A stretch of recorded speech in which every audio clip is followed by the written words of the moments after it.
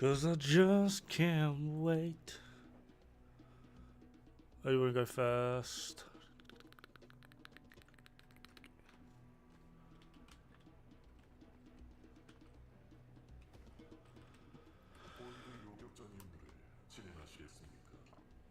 What am I after?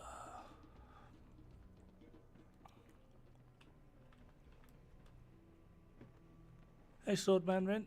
How you going?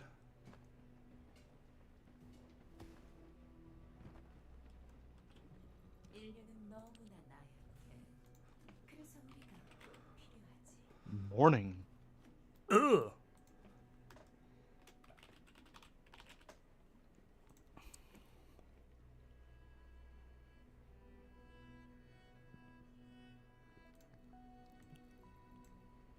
So.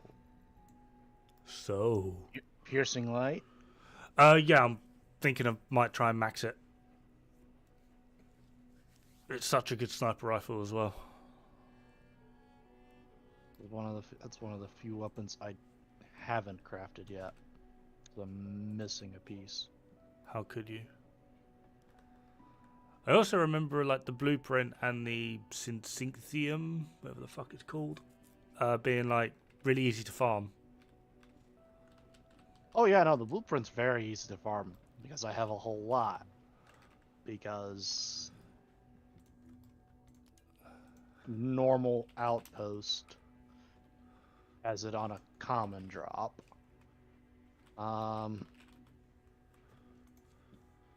Synthetic fiber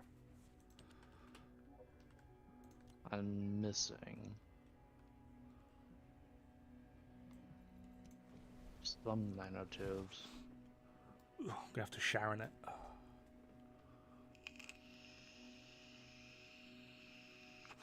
Hey, Magic!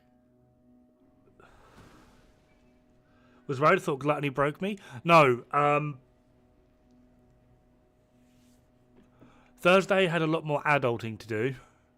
And I just wanted to, after all the adulting, I just wanted to chill. And I played some RimWorld with a few animes on the go. And then I just got stuck watching anime and chilling in RimWorld. And that was basically all day yesterday. I just had like a bunch of animes I wanted to catch up on and like just relax and play some RimWorld. And I got stuck. That's literally it. I have no reason. I have no excuse. I just got stuck watching animes and chilling in RimWorld.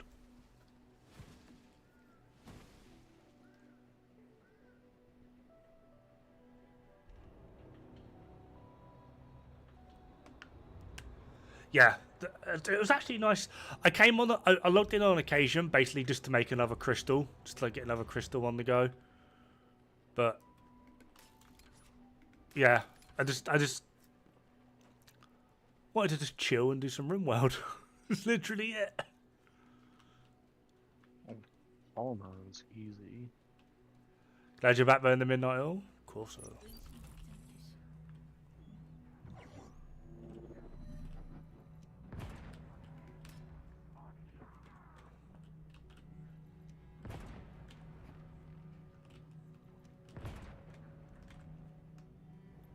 Oh, it's a synthetic fiber, that's the issue.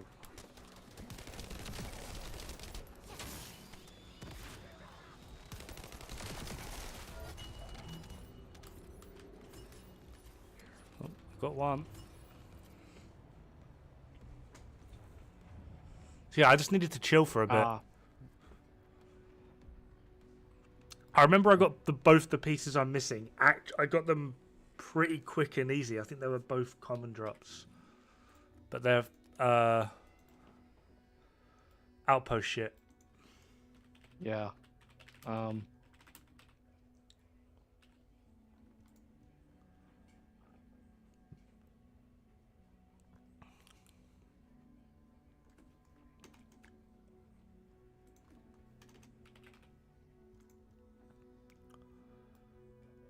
Yeah. I need number 8 and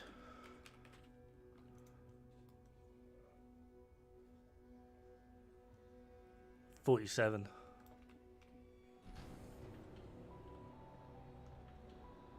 After farming for Valby and Ajax, I'll never farm for a Descendant again. Wow.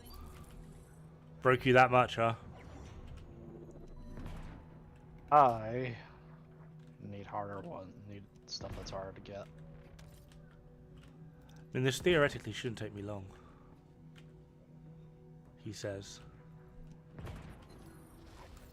Because unfortunately, synthetic fiber is spelled on 91, or I go back to quarantine zone on hard. Which, by the way, Dropping doesn't less? That give seems weird. balanced fusion batteries. So, yay.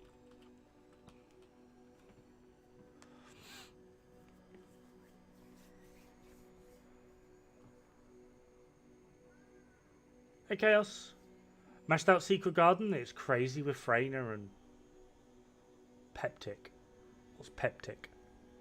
Is that going to be septic? I'm just thinking Freyna.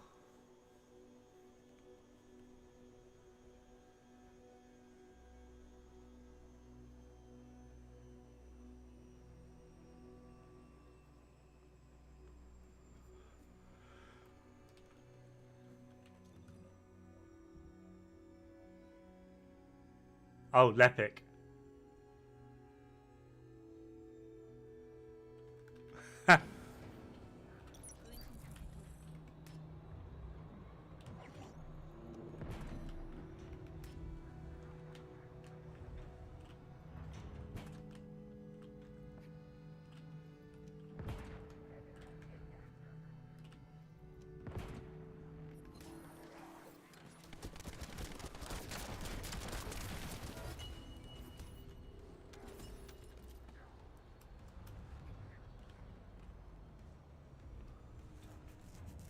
Hey Dubster.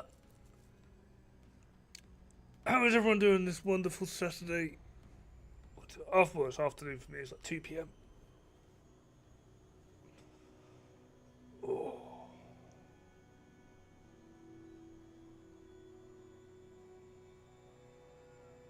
Stabilizer's dropping like candy. Well, I'll give this a few more runs, and if it's still being a ball lake, I'll put it on public. I've gotten one so far, which isn't bad.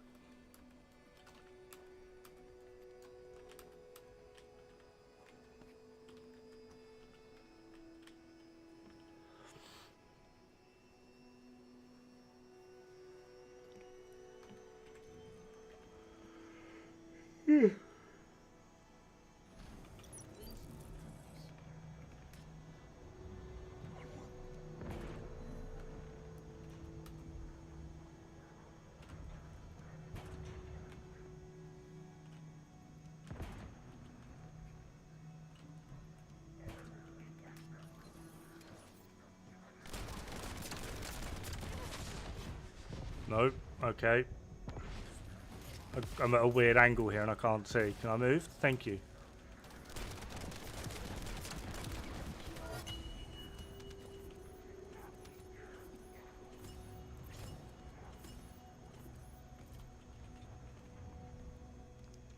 Hey, Darren.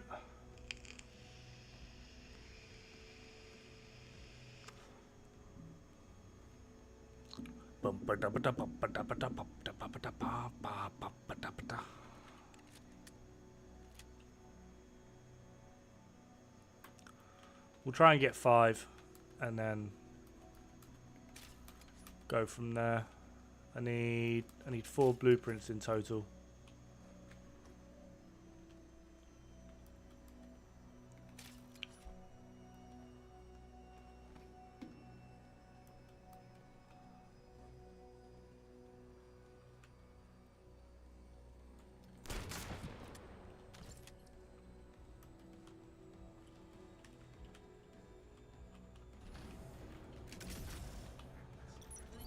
Always press the wrong button.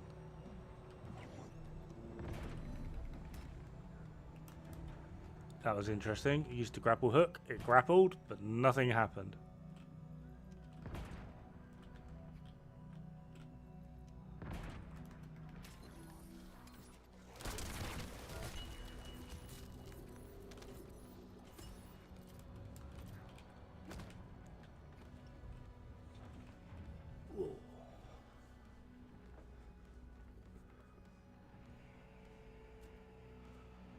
'Cause I just can't wait to be king. This is like some dark atmospheric music going on at the moment. I don't know if you guys can even hear the damn thing. I can just about hear it.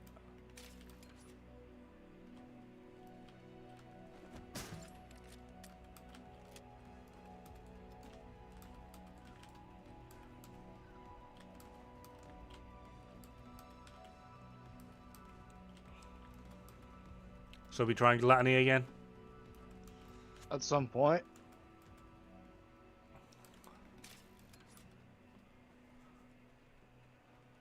Fuck doing that Valby business though. That is not my wheelhouse.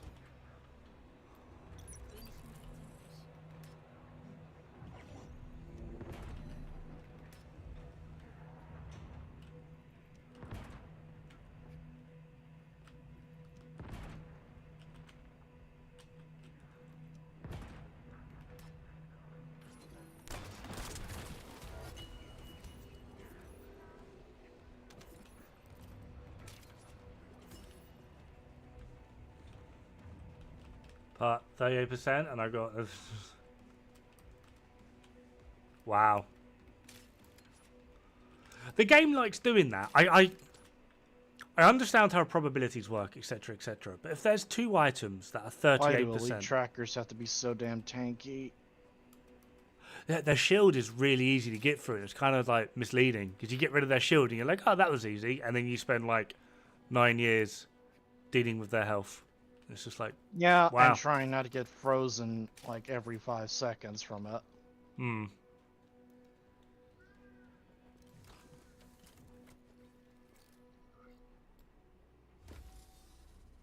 Inaros the Sound God, how you going, buddy?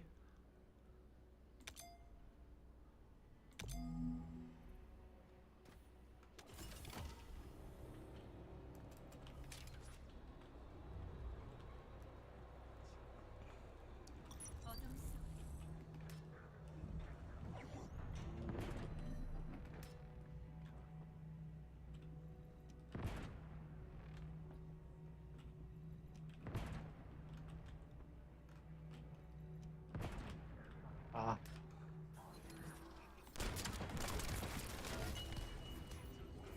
Piercing like synthetic fiber is not a good farm.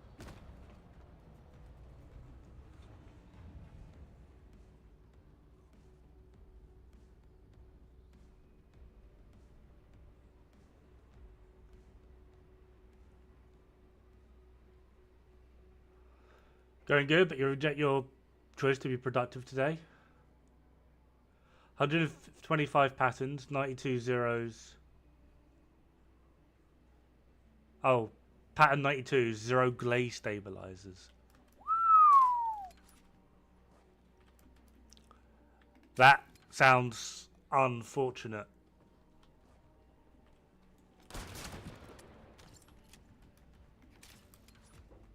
Some horrendous luck. Yeah, that sounds a bit horrendous.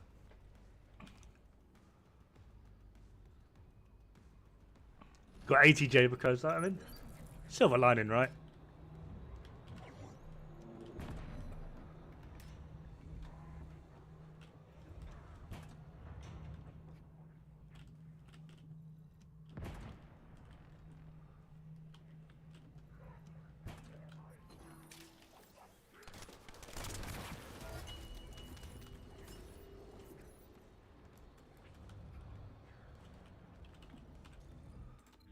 We'll try it on public, see what happens.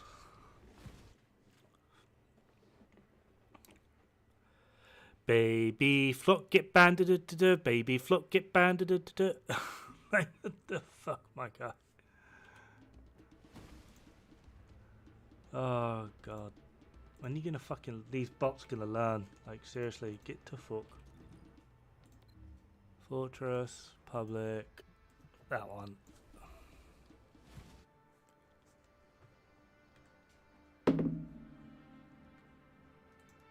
Sorry, had some dude called Baby Flock trying to sell me cheap views, and reading it just put the song Baby Shark in my head, and now unfortunately it's stuck there. Baby flock, do do do do do do. Baby flock, do do do do do do.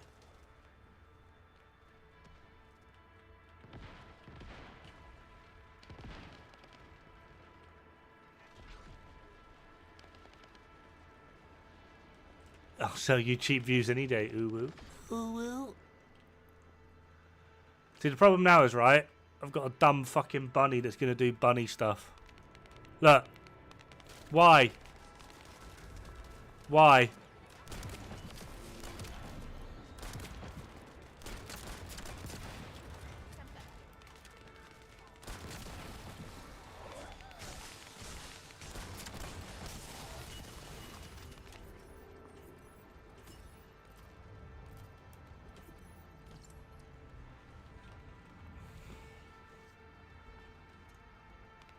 Like, no, I don't see the point.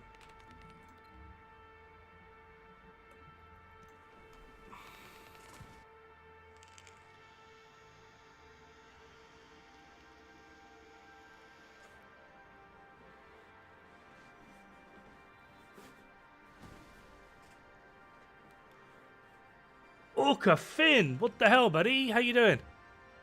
What time is it for you? It's got to be like silly. No. Yeah, it's got to be silly bollocks o'clock in the morning for you, right? Like 6 a.m. Wait, no, 8 a.m. How you doing? Just that loony bunny. 6 a.m. Just finished work. Wow. Night shift life. Fair one. How you doing, bruv? You good? Loving life?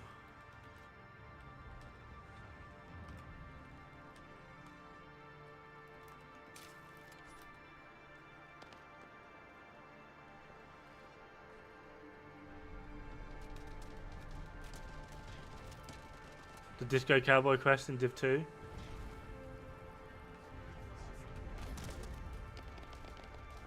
Is this the same crazy bunny? I think this is the same crazy bunny. No. Gotta go private. Change to public when they're there. It takes a bit for people to spawn in. Oh. No, I don't want to join that. Go away.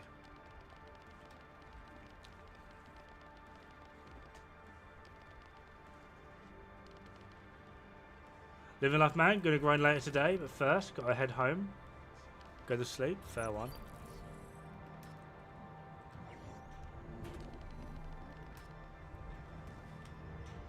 Wait, what? Huh? Oh. Got it. Got it. Fuck me. I really... How do you start on private? Side of the pond. Well, I'm annoyed. I'm annoyed. Apparently the drop rates in solo/private or public are different.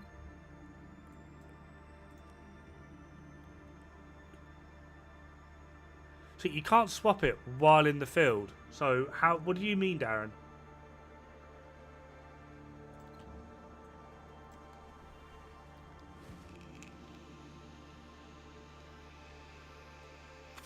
Yeah. But they're saying that once I'm there, I change it from private to public. And people will spawn in.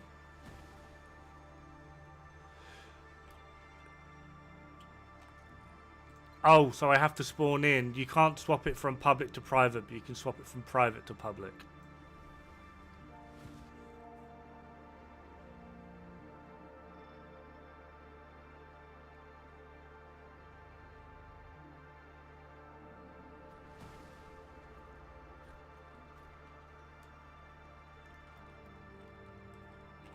And then from here, yeah, so I can't put it from public to private, but I could put it from private to public. That's... I mean, I suppose it would make sense, because then it would have to either disconnect you or disconnect them.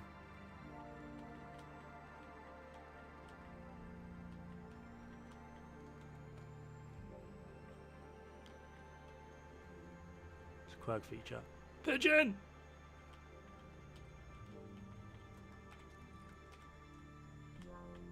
Hello, mod pigeon. Yeah.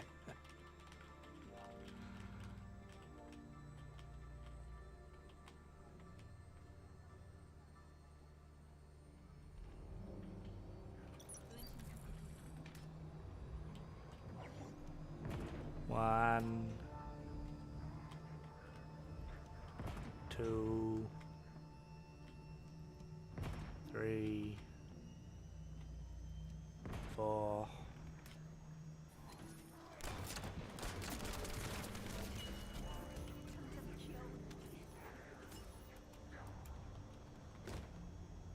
Oh, it didn't drop. I dig this game's looks, but is it better than Warframe? You're kind of asking the wrong question. This game took, I think it was about 5-6 years to develop. And although it is heavily based on Warframe, the influence that you're going to see from Warframe is Warframe 5 or 6 years ago. So obviously, this game's been in development to get the base out. But Warframe has had 5-6 years to grow while being active within the public eye, as well as take on feedback from its audience. So obviously, for me at least, Warframe is going to be the better game. That being said, if you look at them when they both came out, when Warframe first came out, personally, I thought it was god-awful, one of the worst games I've played. They've adapted, taken advice on board, and developed the game continually for like the past 13 years. This game's been out for like just over a month. So for a game that's been out for just over a month, it's probably in one of the best states that I've seen a modern game.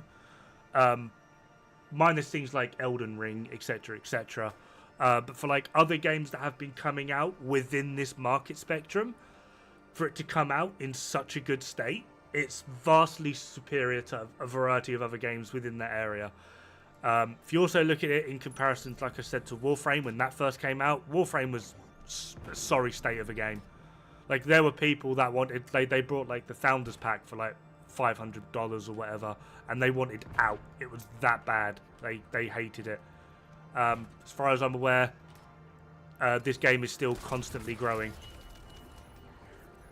I believe it's got one of the highest returning player bases and continual player bases on Steam at the moment, for what that's worth. So yeah, I don't think asking if it's better than Warframe is the right question. It's probably more how can it compare to Warframe in the next few years. That's going to be the question, and that is something that is entirely up to you, the player. I'm good, Pigeon. How are you?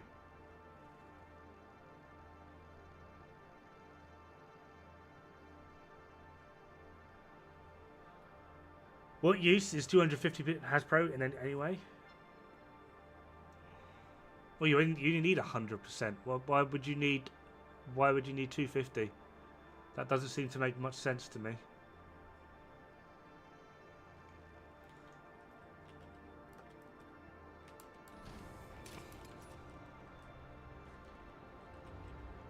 Not bad, not terrible, right in the middle. It's where you should be.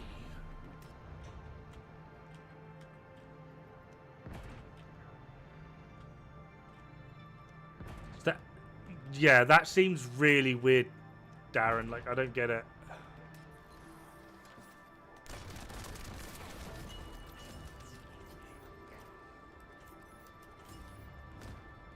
Well, I won't lie, guys. What's that? Third run, and I haven't got one yet. This is waifu frame. This isn't waifu frame. This is Korea frame.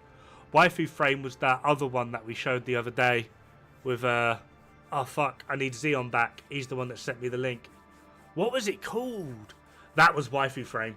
That was full on China waifu frame. That looked amazing.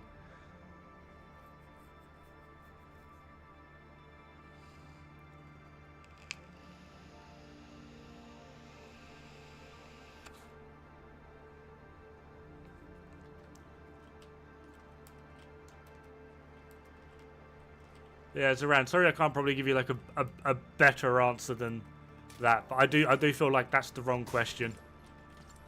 Like it's like I see people compare this game to Destiny as well. I've played this, I've played Destiny, and honestly, the only comparison I can see to Destiny in this game is the tile-based open world.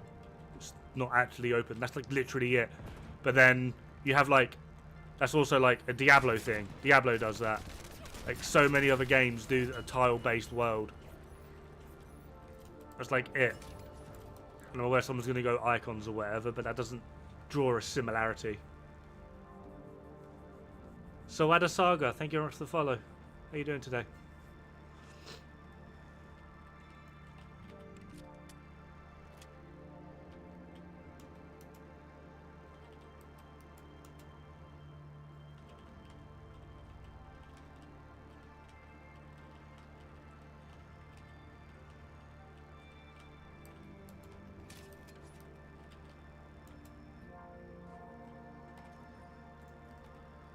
How many have we got?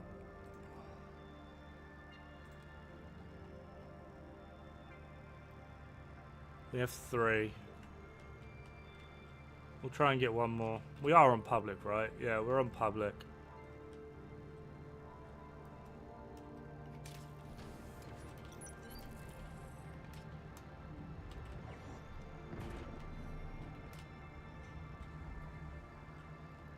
Currently working on my script for my Glay video as well, because I want to script it, because there's a lot I want to go over, and I feel like winging it is going to give it a disservice.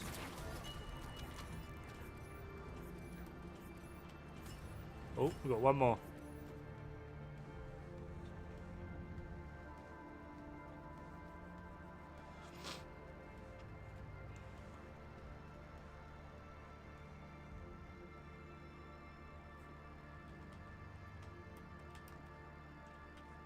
Vi! How you going, buddy? We need this update now. What update?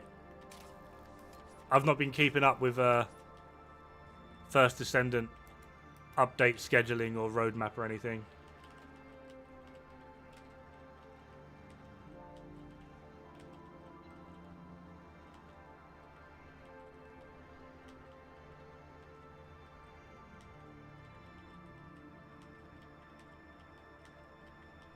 Update on the 13th.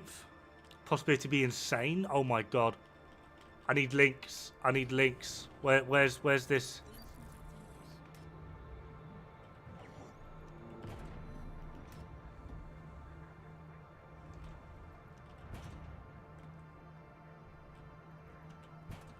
What are they doing?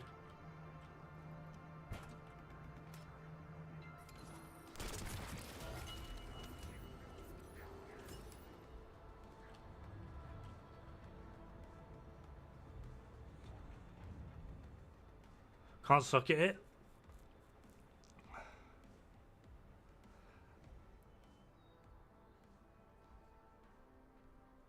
What I've heard, like weapons and characters.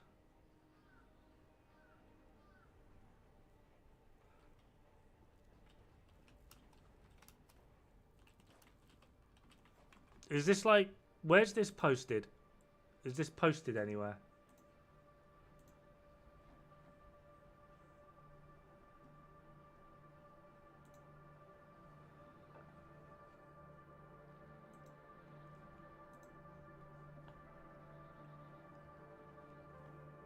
Is this it?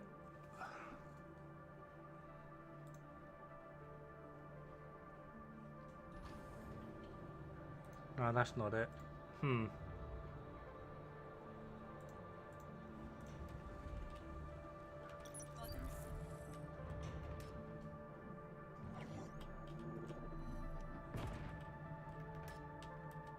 Ah! Well, that's fucked it, I think. Pretty definitely.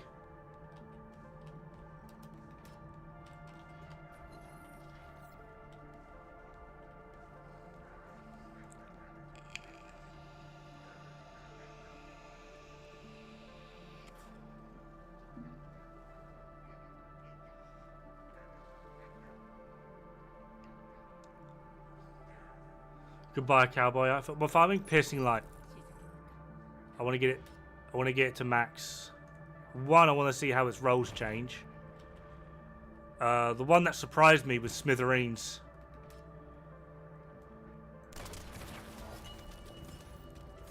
Oh, we got another one.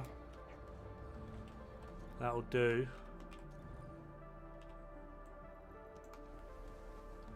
Hey, man.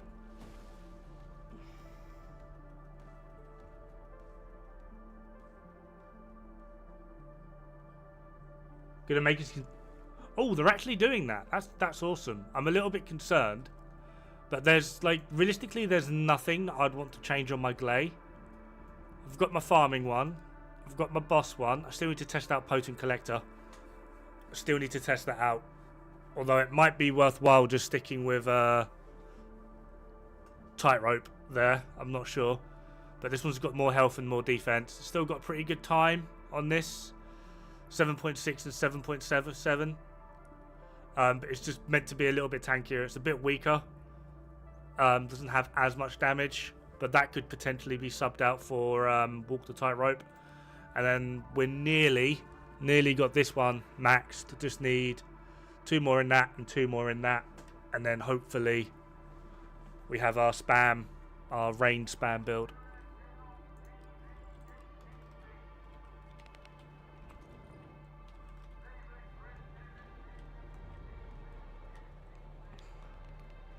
Is Smithereens good? It's weird. Shotguns don't seem to have a decent place in this game.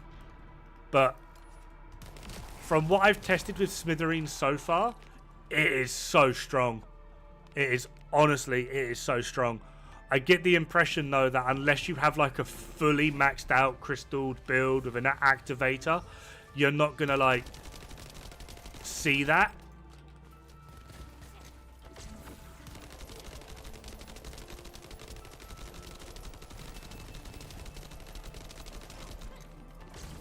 Which unfortunately means people have just tested it on the base level, and because at the base level it's not that great, people have just gone, yeah, shotgun bad, and then they're not touching it.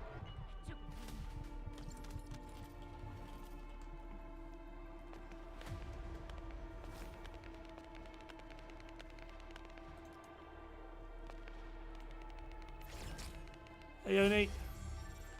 We got one.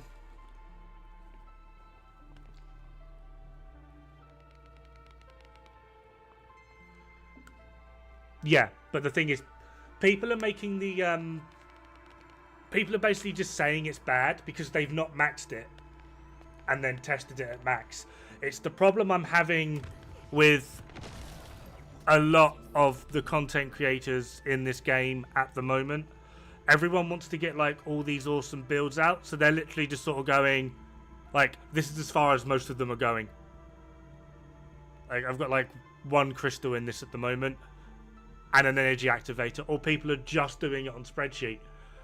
That isn't going to be how a build performs, though. You need to get in there, you need to max it out, you need to actually try things, make a few mistakes, figure out what it is exactly you're wanting to do as you progress. And people just aren't doing it, and then you get absolute numpties being like, oh yeah, look at like how awesome this DPS is on a spreadsheet, and it's just like, well, it's a good thing we don't play spreadsheets then, isn't it? Like, I'm still seeing people recommend Real Life Fighter on things like Thundercage. Mate, you're gonna have no uptime with Real Life Fighter on Thundercage. You're not. You're gonna have like, you're gonna get a stack and then lose 2. Like, it's just not gonna happen.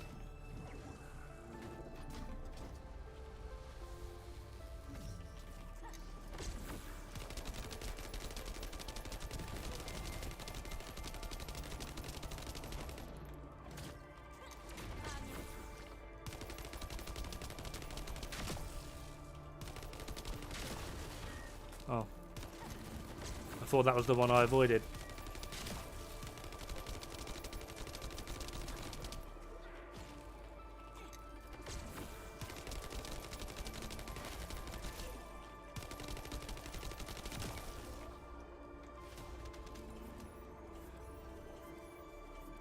That is the range of shotguns that hurts. Oh, yeah, all shotguns like that need to be worked on. Yeah.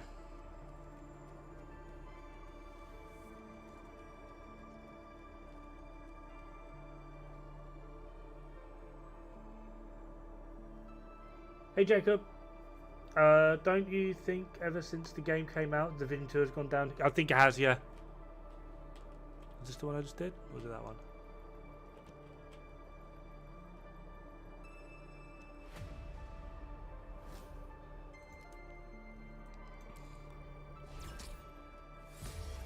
No, we got a glay piece. Of course we got a glay piece. Yep.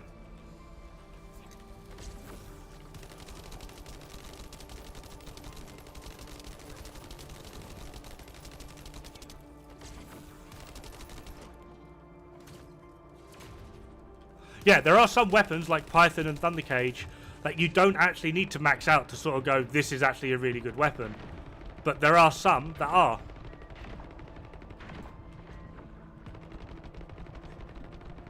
I'm probably going to die here, but we'll give it a go. Nope, we got it. We nailed it. It's like from the math I have done and the testing I have done so far, Divine Punishment at max with all of its stacks active beats every other AR. Not by much, but it does beat them.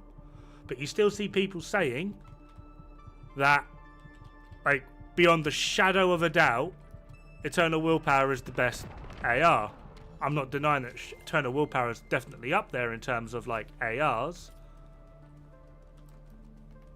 But no one has maxed, as far as I've seen anyway, where someone probably has, some of you probably have, but no one's made a video on a fully maxed out Divine Punishment. And I mean, like, the full talent. I've got mine to, like, +1 at the moment. And, like, these stacks have gone up to 10, which means they're going to go to 25. They have a 30-second duration. 0.4 times 25. That's a 10% increase in damage. This theoretically will be surprisingly very strong. It's then just going to depend on how you want to build it. It's going to be a little bit more complex to build, but on the right character, it should outperform Eternal Willpower.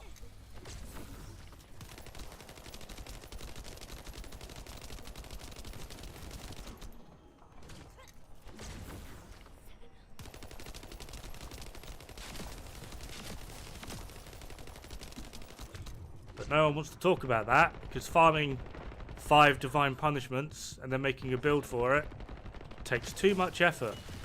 And they need their video out now. Jockey! Yeah, that's the other thing, right? I don't think there's anything such as a bad weapon in this game. I think you could make decent builds and clear the content that we have in the game with basically any weapon.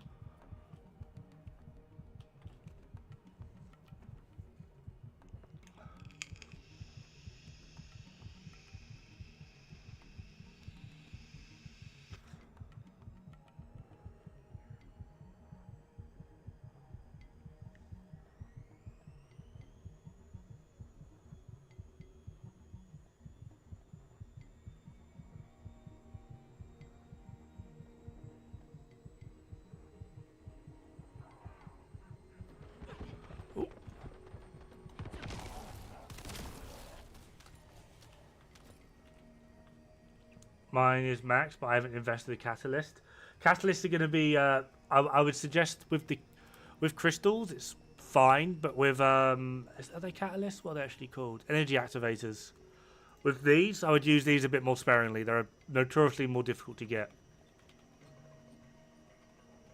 He did, and I'm leaving my. What? He did. Who's he? And he did what?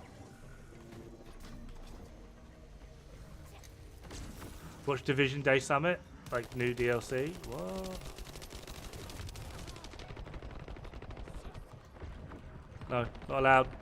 Not allowed. Not allowed. Denied.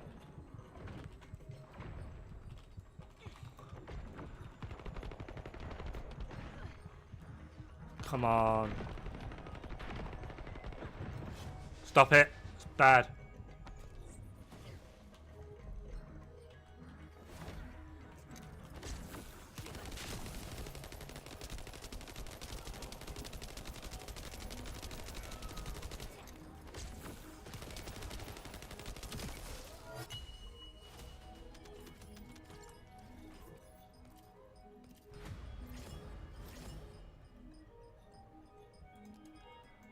That's the other thing as well, like just how weapons feel. Like if a weapon feels good to you, use it.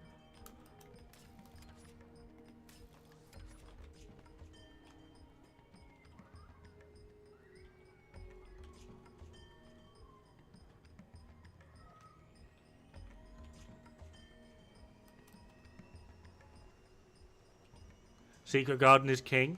Everyone's saying this, right? And I don't have it, so I'm not gonna like say it isn't. However, the main thing you want is going to be pest control, right? Which means it's only really going to be king on weapons that have a spammable, maybe not spammable, but like every 5 seconds you have to press the tech skill. That's not a lot of characters. Like Freyna. That's all I can really think of, to be honest.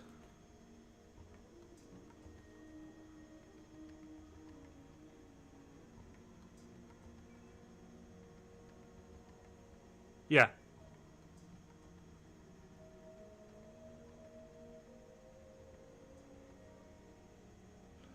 Like, its stats are really good, especially 50% critical hit rate and then 2.2 critical hit damage.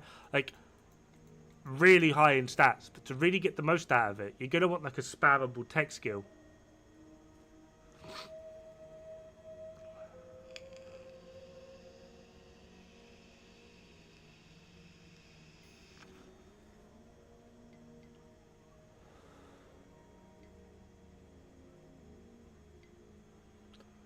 I'm aware it's going to be strong without the buff, but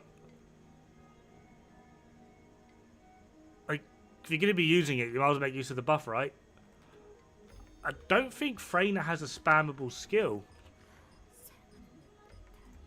Not Freyna, Viessa. Fusion, fusion, fusion. Yeah, there's no way you're getting this down to a 5-second cooldown. No way. So Viessa's out. Glay. Singular, singular, dimensions to glaze out.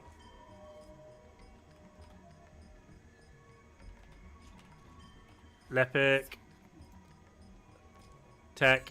Singular, singular, tech. Maybe with that. That's 6 seconds. You can maybe get that down to, yeah, like, it's only really going to be completely usable on those characters.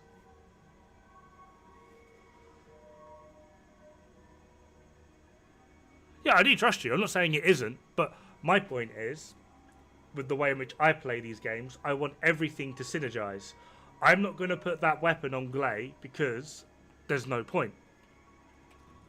For me, at least, there's no point. Like, oh yes, it's a strong weapon, but I don't care for the dimension thing to generate custom resource. I mean, maybe that could be worthwhile with running demonic modification. Spam her skill. Maybe if, I don't know how high this goes. I don't know how high this goes. Has someone got this maxed?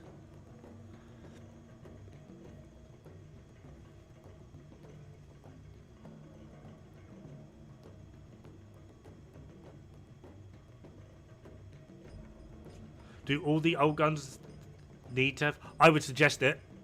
I would absolutely suggest it, Arkham.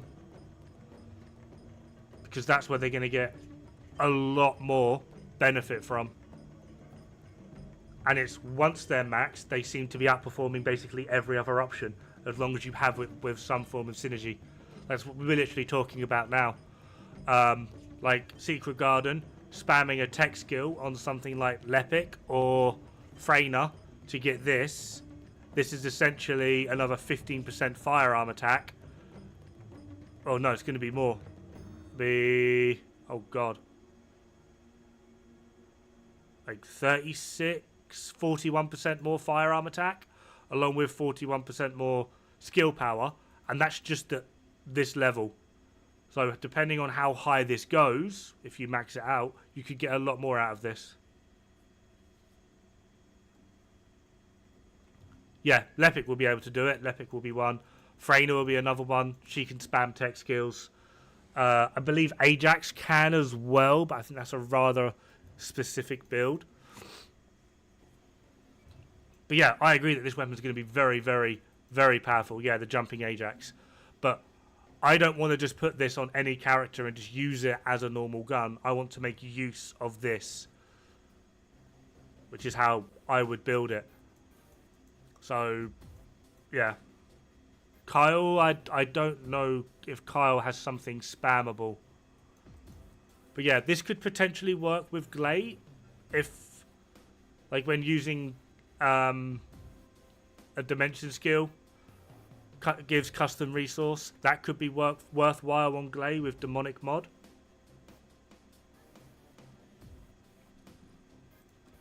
Because it only needs one, so I just needed to activate once. This only needs one of Glay's custom resource. It just needs one.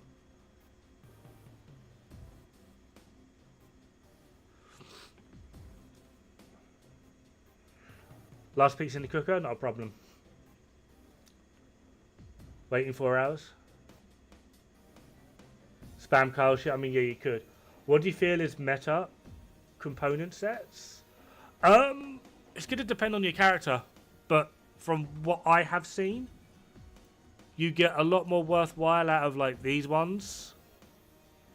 Like running Slayer set on Valby has saved my ass so many times, where I spam her 4th ability, and just getting that MP recovery because it's per enemy you kill. So if you get a lot of enemies in a group, and then you just hit them with like an explosive or something and kill all of them, yeah, you can actually generate a lot of MP for yourself through this. Annihilation on Glay is really, really strong.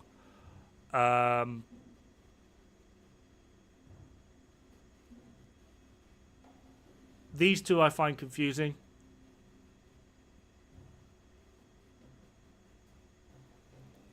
I feel like this one's better because this one dictates weapons. I'm not a big fan of the ones that dictate weapons. Bravery sounds very interesting, especially if you used it in conjunction with Albion Cavalry Gun, which is actually quite fun. You can basically negate cooldowns just by stunning things. It's quite funny. Venom on Freyna is really, really strong. And it's actually one of the things that makes, maybe not now comparative to Secret Garden, but is what makes Fallen Hope really strong on Freyna. Volcanic seems a bit weird. Supernova on both Bunny and Sharon is really strong. It can also trigger itself. I'm not sure if people have noticed that. It can trigger itself.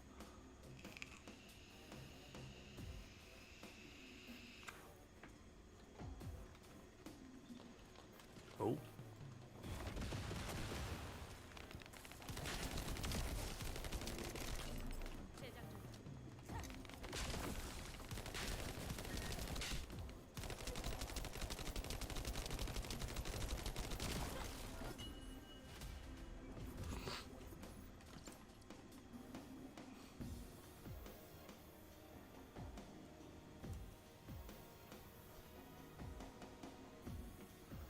It does, but it will also work really well on Ajax because of the stun.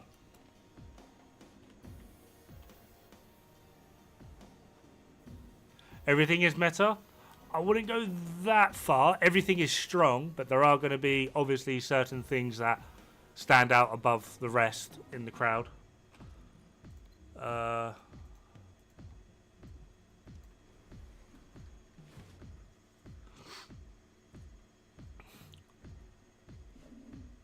Like, meta is essentially a mathematical equation for efficiency.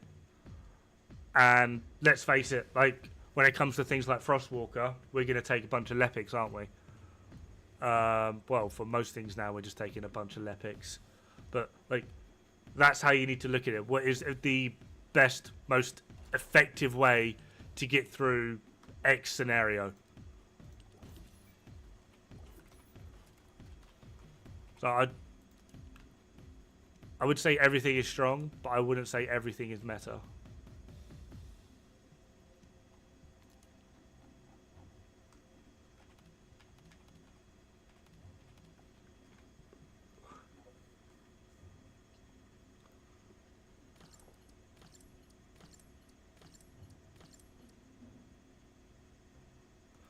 What about the new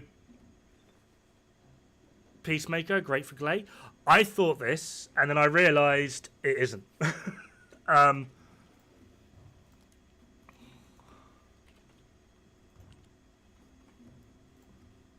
So, using a dimension skill grants bloody bloody blah, right? So we'd need to make use of a dimension skill. Singular. We have that. And that. This one isn't, right?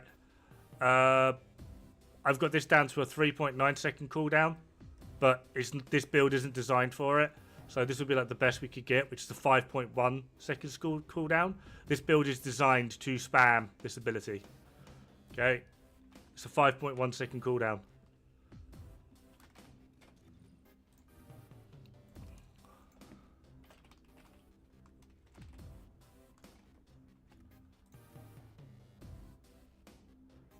Durations last for 15 seconds, so it is viable.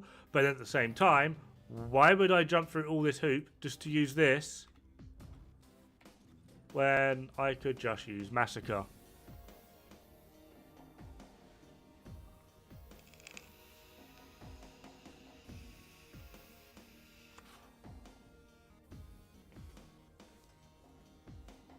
How to acquire Noamorph? No, you have to go through Gluttony.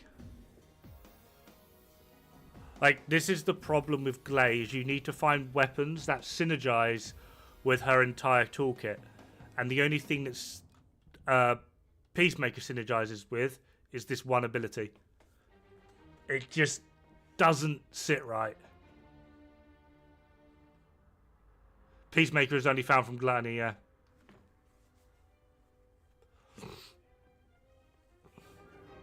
AoE farm? Yeah, but why? You're not using a weapon for that. You're just spamming this skill. And even then, if something survives, why would I jump through all the little hoops that Peacemaker can offer when I can just one-shot them with this?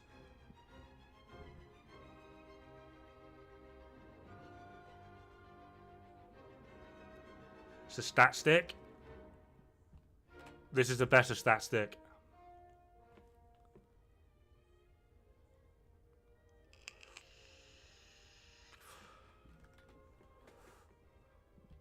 This is a better stat stick. Like, I get where you're going with this, but like, at no point would I prefer to use Peacemaker over Thundercage for going DPS Massacre, or if I was to do Demonic Modification for the damage, there's no reason I would pick Peacemaker over Piercing Light. And then from there, I've got debuff and everything I need from Nazestra's Devotion. The only character I can see that actually makes full potential use out of Peacemaker is Luna. Luna is Peacemaker is very, very much designed to use Peacemaker. Hey, Pelin! It can be used on Glay, but I kind of feel like you're removing better options.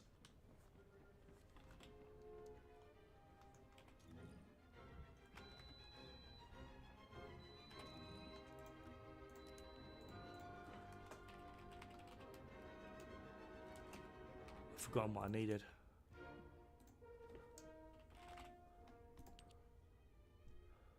So I've got my 4 blueprints. I now need the polymer thing.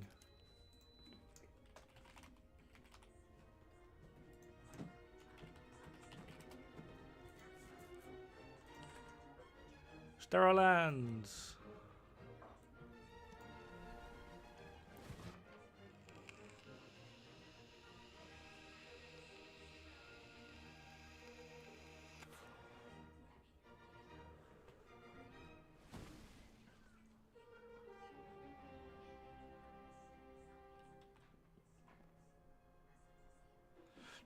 Gluttony drops all of it for Peacemaker.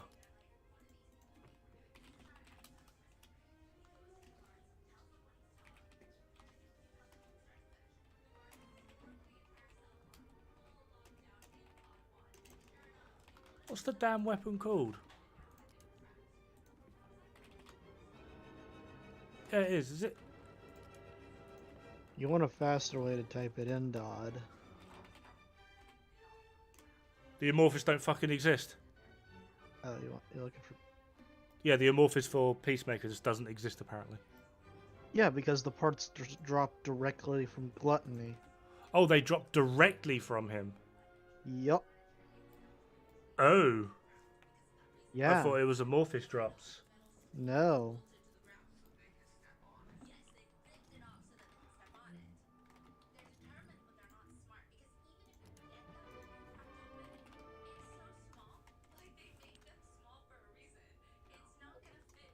Yeah. Oh dear God. Hey,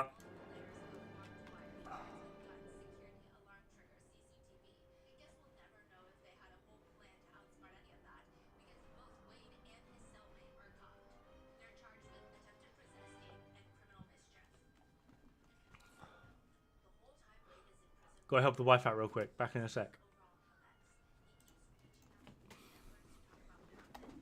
Ooh.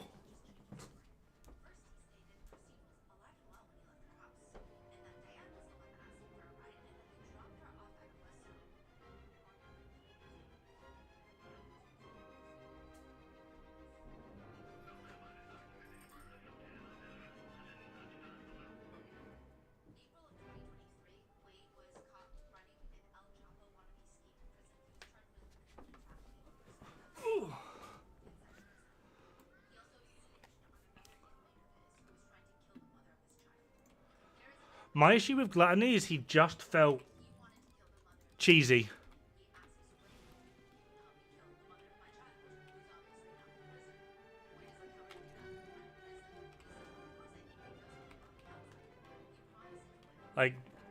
Like he's got a really dull and annoying mechanic. And he just one-shots you. Like, it is just... He just feels like he's there to punish the player. Like, he doesn't feel interesting or engaging whatsoever. He just feels like he's there to punish you as the player. I was discovered, but how?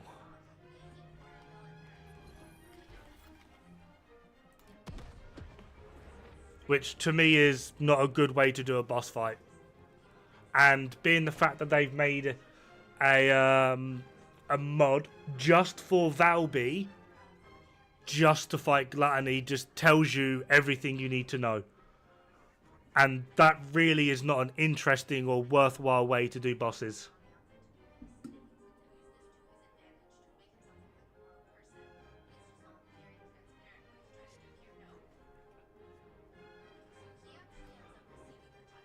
I don't think it will be. I think hard mode Hangman would actually be quite interesting. The downside being purely the fact of he's more of an accuracy check than anything else. I'm not doing this. Am I?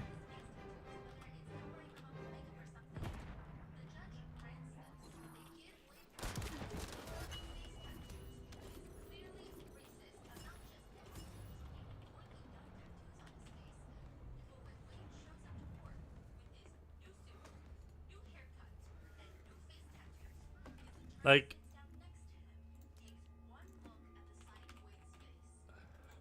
this should not be a thing. Like, bubbles no longer bounce off the ground, but are now projectiles fired forward. That is where it should end. There should be no attract Gluttony's impurities on there.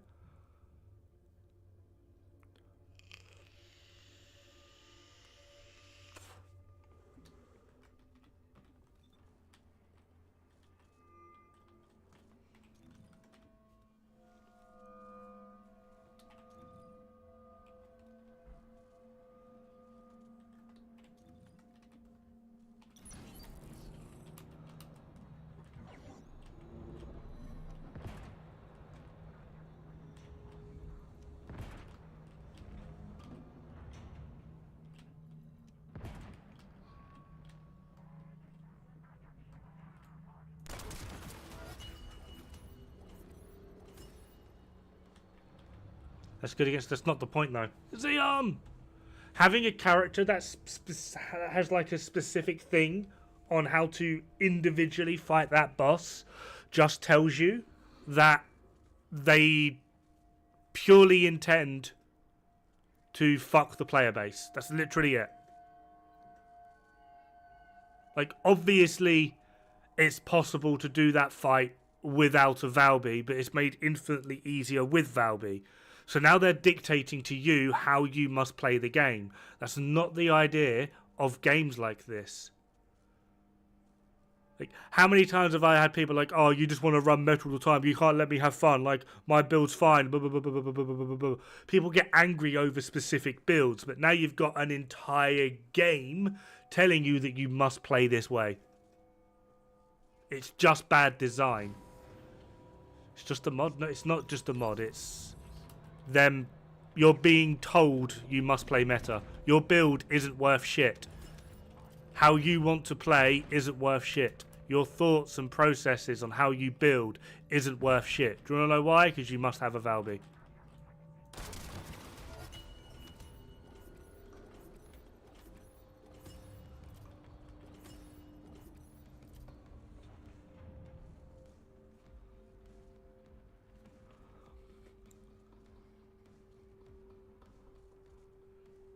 You don't need a Valby to cool him down, though. I've seen teams do him in like a minute flat without a Valby. You don't need a Valby, but the game is trying to dictate to you how you must play.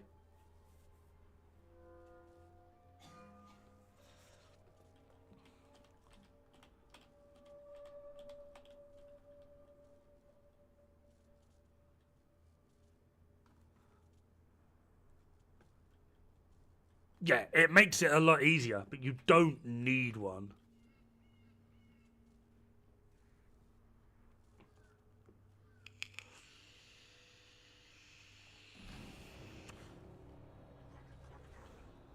Isn't it the point we have different descendants? But now you're being told that your different descendants don't matter. Get a Valby.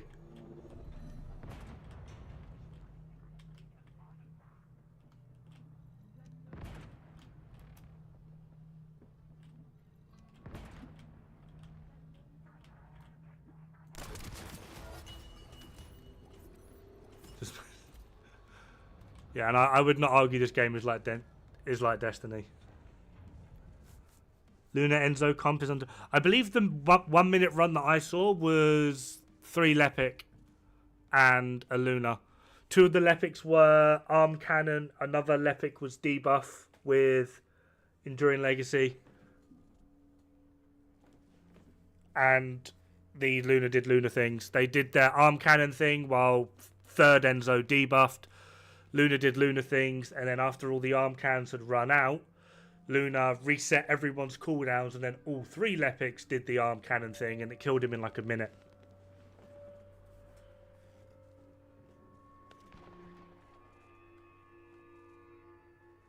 Yep, that's another one. Like you're matchmaking on just like public matchmaking to do Gluttony. You go in and you don't see a Valby, everyone's just going to leave. To me, it's just really bad design. They should not be doing that. All they need to do is keep the mechanic the same, tone back his damage a tiny bit. Like I heard from somewhere, he does like 6 times more damage than any other Colossi. Make it 3 times. Tone it back a little bit, but keep the mechanic the same and remove that fucking mod. Let people play the way they want to play.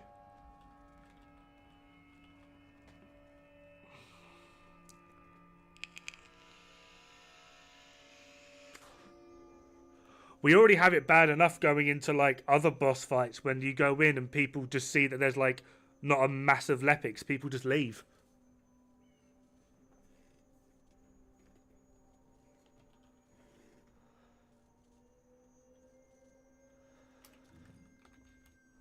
Yeah, on Valby's mod, you just need to remove the attracts gluttony's impurities part. It is just lazy design because now because of this, when the next one comes out, it's going to be like, I don't know, when he goes into like immune phase or something, you can knock him out of it if you have a particular mod with Sharon or something. So now you're only going to see people needing or wanting Sharon in X, Y, Z fight. And there's also people being like, oh, in order to play like the Valby build on Gluttony, you need like this specific build on Valby to utilize the mechanic properly to get the cooldown low enough so you can spam her Q without costing too much. Bloody blah. Like, you just need survivability and the ability to spam her Q. But once you've crystalled all the way into that, at the moment at least... Alright, man. At the moment at least, if that's not the way I want to play or utilize Valby, my Valby is now useless in that fight.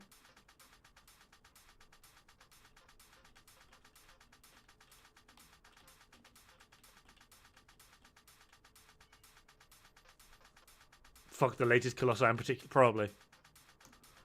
I just don't find that way of playing engaging.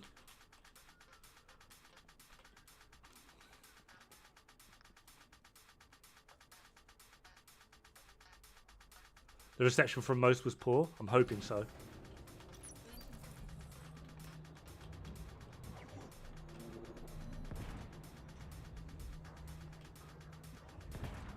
At the same time, though, it's Korean dev team. Most of the time, they don't seem to give a fuck. What are you doing?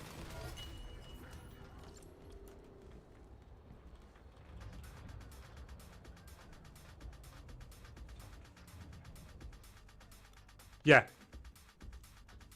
But now imagine, we're like with the Dark Hours meta builds. Now imagine if there was no other way to conceivably do Dark Hours unless you ran those builds. What is this music? I have no idea.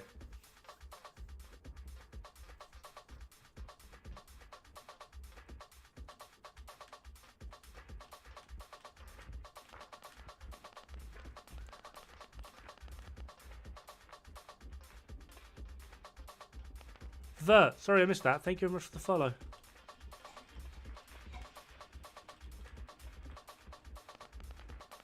Yeah, just body blocking away.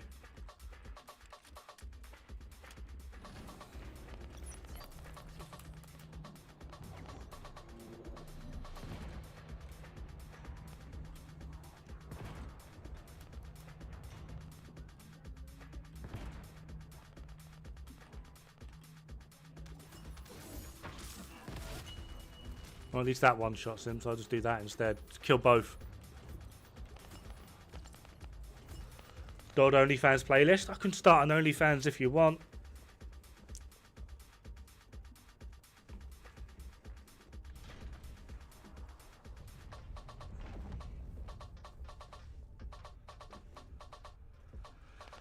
All I hear is ringing and heart palpitations. It's a good day.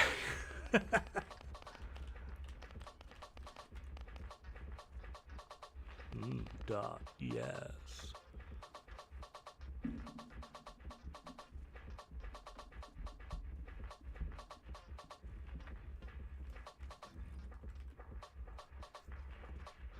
No offense, but you're not my type.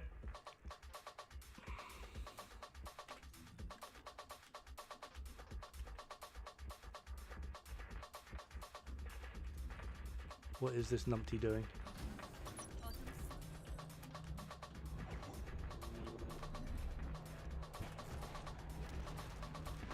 What is wrong with you?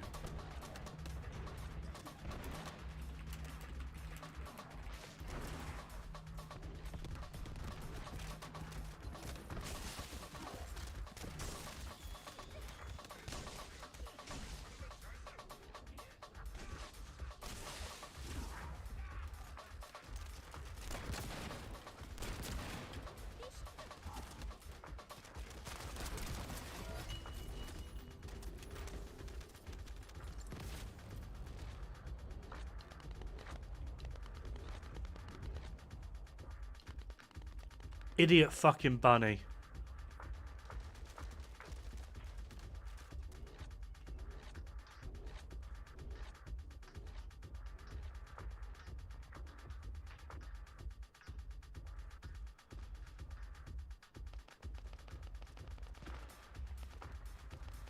Does my fucking head in. There needs to be a get the fuck out of my server button.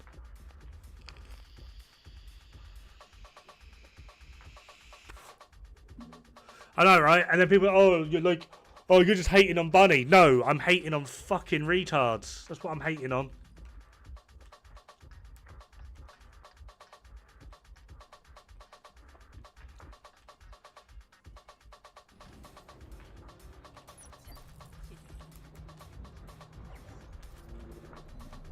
No, because the drop rates on private are scuffed, apparently.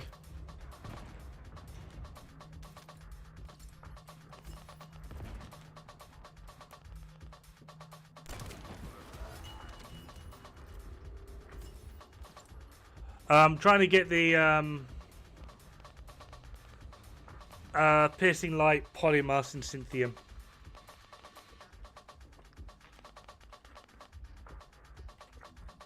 Don't actually know how many I've got.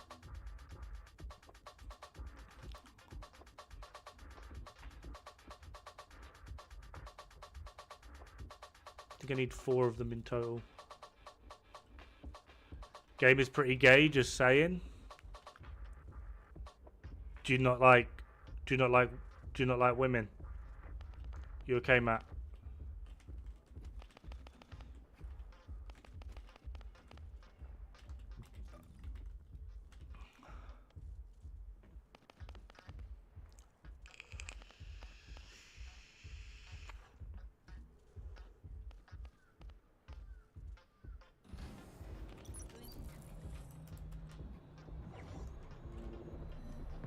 To be fair, that's like what most Brits do. like if something's just casually annoying or just irritating enough to be like problematic, like we just go oh, gay. like, what's the best farm right now for void shards? I don't know. I don't pay attention to things like that, I'm afraid. Because they're the most boring fucking things in the world.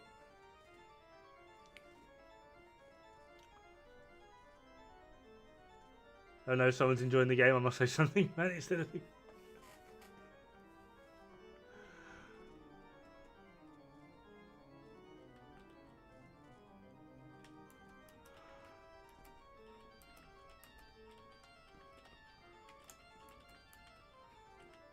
I still love that. Like, I still regularly get comments on the Division 2 videos I've done of people being like, "Hurt, dead game," and I'm like, and you're the fucking retard here watching a video on it.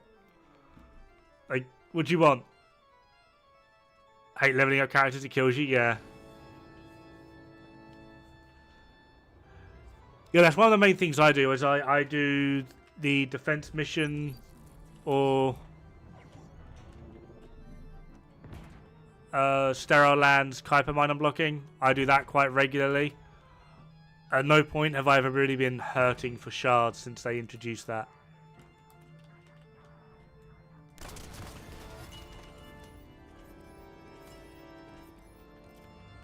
Yeah, go away with the video then, mate. Because they're on the internet and no one's ever punched them in the mouth for speaking too much before. The internet has given people way too much anonymity.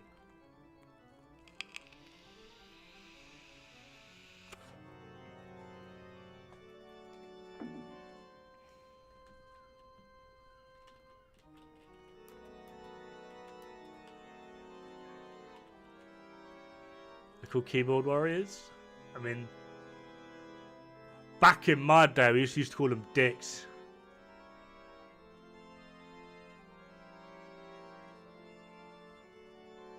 I don't think I've got quite that much.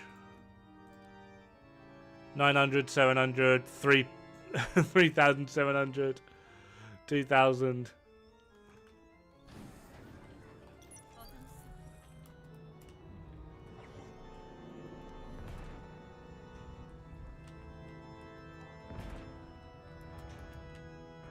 It's like...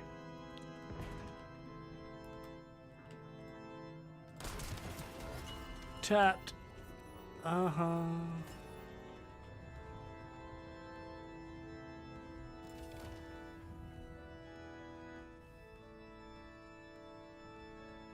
out on the streets right now, you'd probably get hit by traffic.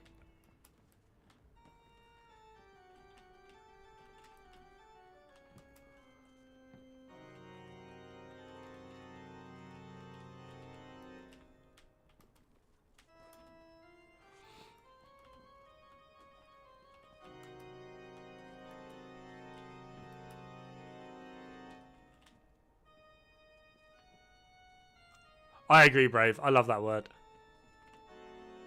I like that people get so upset by it.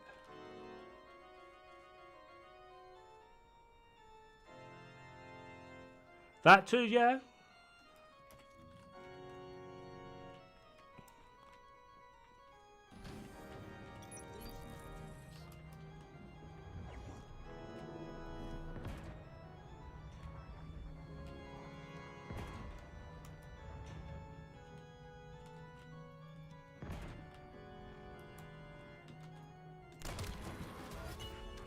Completely missed the weak point, but still got a one shot.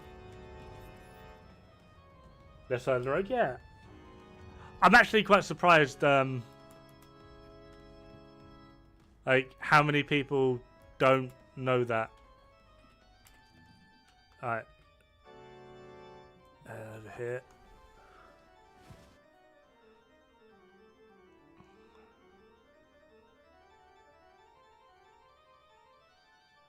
Think about a left-hand drive kind of makes sense. I don't go near vehicle. I've got a driving license, and even though I passed my driving test, I will safely and happily say that I am probably the worst driver you have ever come across in your entire life. So I do everyone else the favour by staying off the road.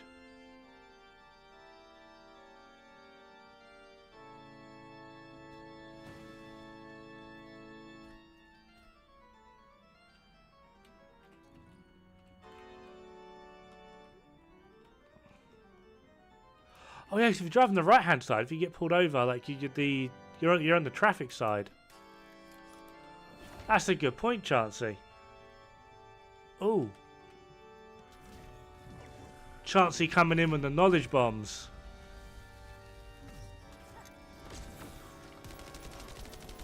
Oh, that was quick.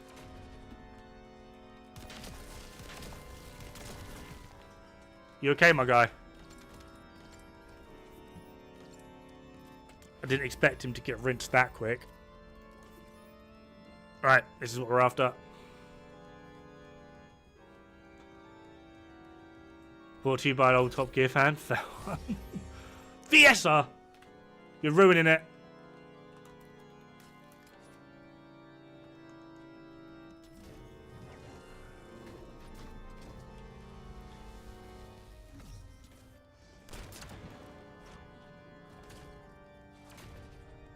Where'd you go?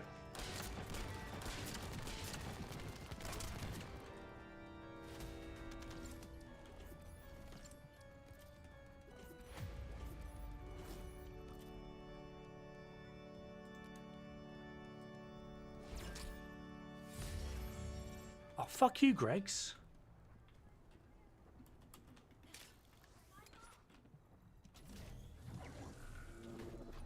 Dacia Sandero. I have no idea what that is.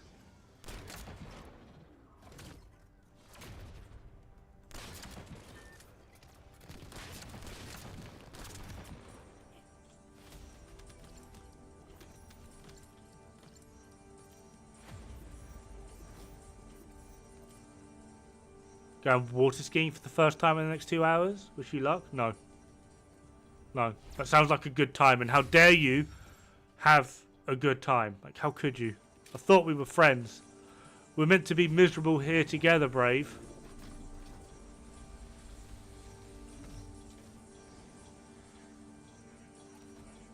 It's basically just grinding all over again, Sammy. Where'd you go?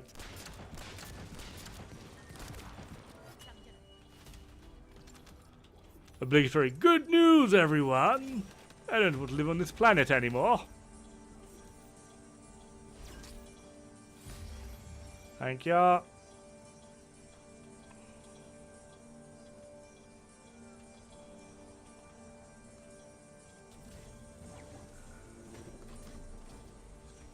I have to focus on one character at a time for my brain's sake.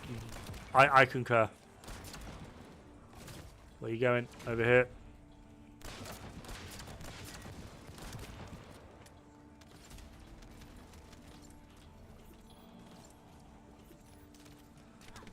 Oh, it's a car. Yeah, I have no idea. The only thing I know about cars is they got 5 wheels and they go brum brum.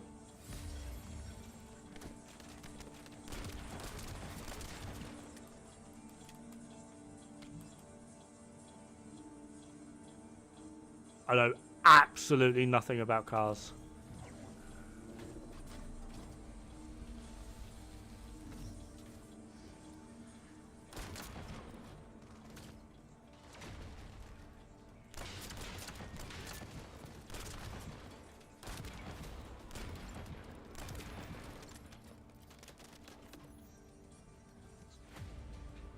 Pigeon's lucky? Oh, because he's a pigeon. Viessa, you're ruining it for me.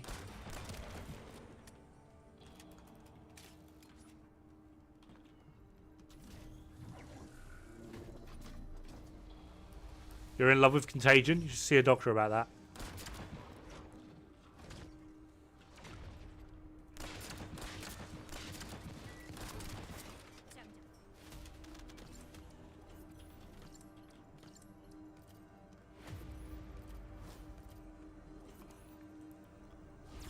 Piercing light. Knew it. Knew it.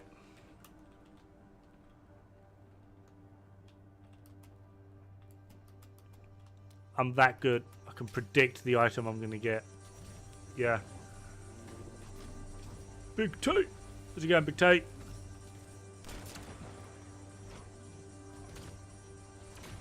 Oh, over here this time, are we? That's nice. Oi. Where you at? It's going to be another piercing light. It's going to be. 100%. Fuck you, Viessa.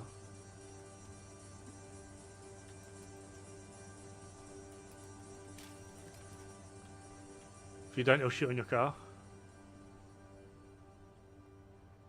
Yes, it should. I believe it. Yeah, it does. Although I'm not sure if you're asking a question there.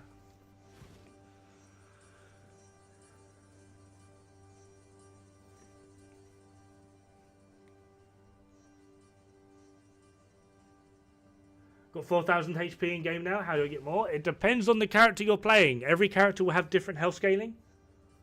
Well, the scaling will be the same, but the value changes. Just to show, we'll show. So at max, Viessa, not Viessa, Glay, has 1,651 HP. Lepic has 1,402. Freyna has 841. Sharon has 810. Enzo has 841. Ultimate Vabi has 1,402. Ultimate Bunny has 810. Like, they all have different amounts of health. So depending on what you put on there, the scaling will be the same, but the value will be different because the starting point is different. So if you've got, like, it's like saying, like increasing a value by 150%. But if one value is 100 and another value is 50, you're going to get massively different results. So it's all going to be dependent on the character that you have picked. As for HP mods, Battle of Stamina is pretty nice. First thing you'd want to do though is increase HP as well as increase defense. You want to max these two out and put them on. They're basically going to be like your starter mods for every character.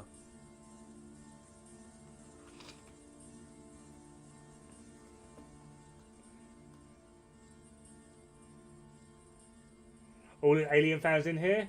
I went to a pre-release of the Alien Romulus yesterday. The movie is I Hate You. I actually hate you. Got Facehugger, Xenomorph, Chestburster, and then across my chest I've got the Engineer. I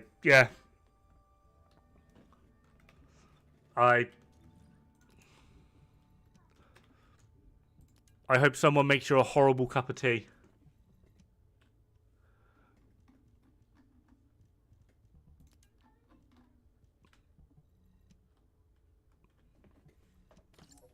Be honest with it, that's an alien movie. There is no such thing as a bad alien movie, and I'll fight anyone that disagrees.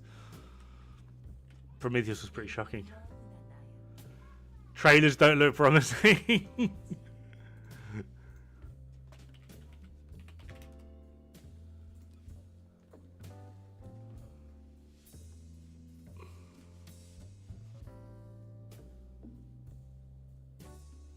Like the Giga aesthetic. Yeah, Giga aesthetic is really good.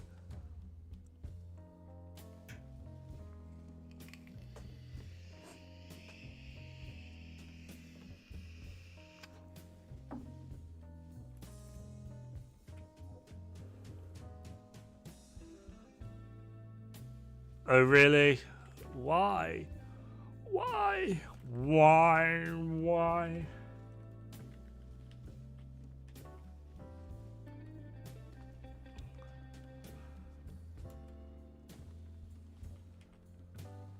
Chancey, you insulted my favourite franchise.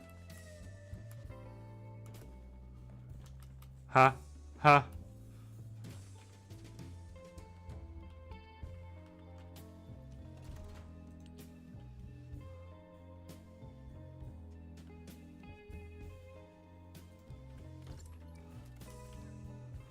Is it done by Ridley Scott still? I kind of feel like the man just needs to give it up. I won't lie.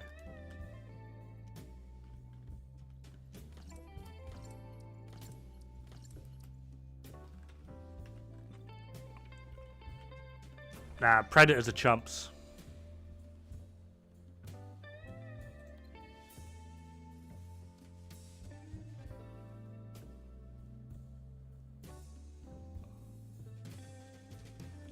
Predators are chumps.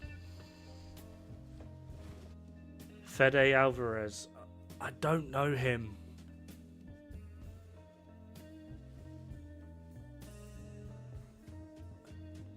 Did you take a camcorder in though, Tay? Like, you should have taken a camcorder in. For you know. Legal reasons.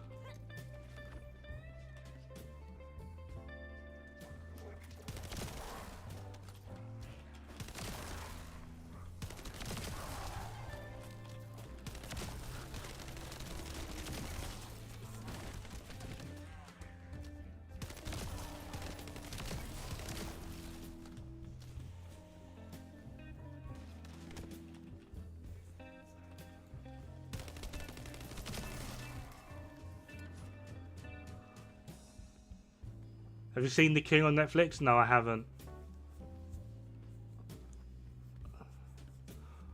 What do I can put skill module? Oh, those. They are transient mods. Transcendent mods. I don't know if you'll have any yet. But they'll be specific to each character. And you can farm these directly. If you go to this screen, so you've got your social, your quest, your map.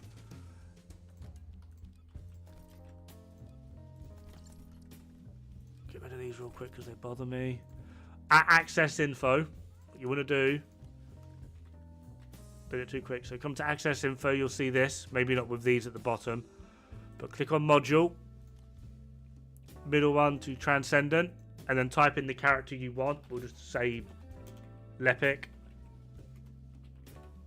If I can spell Lepic, it will show you all of his mods. And when you highlight them, you can press F for acquisition info and it will tell you where you get them.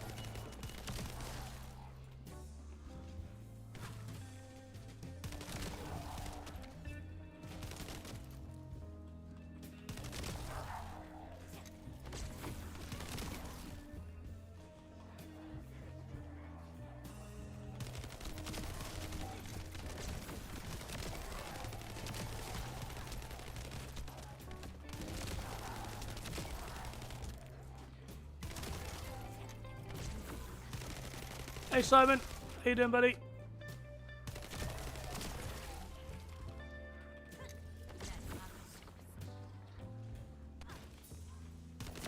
Who invited you?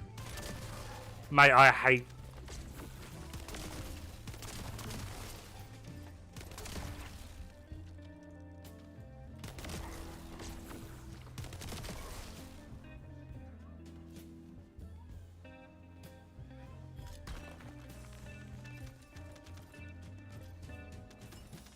No, that wasn't one of the ones I was after.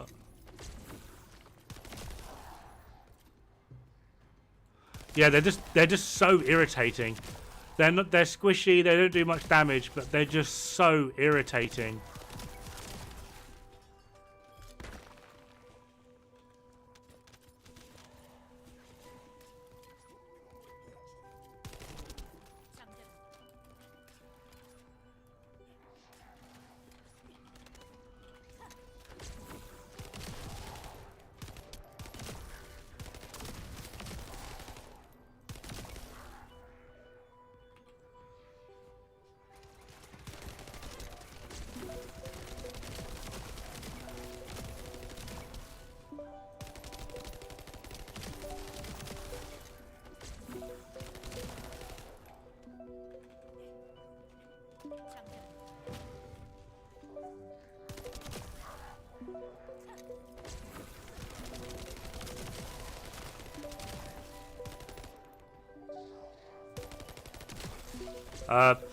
I've not seen that. Oh, fuck off!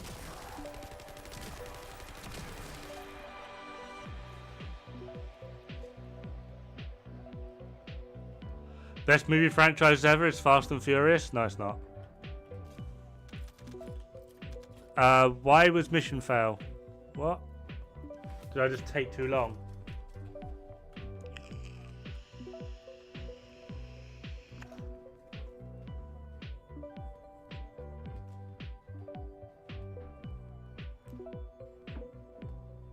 I think Fast and Furious is pretty friggin' horrible, to be honest.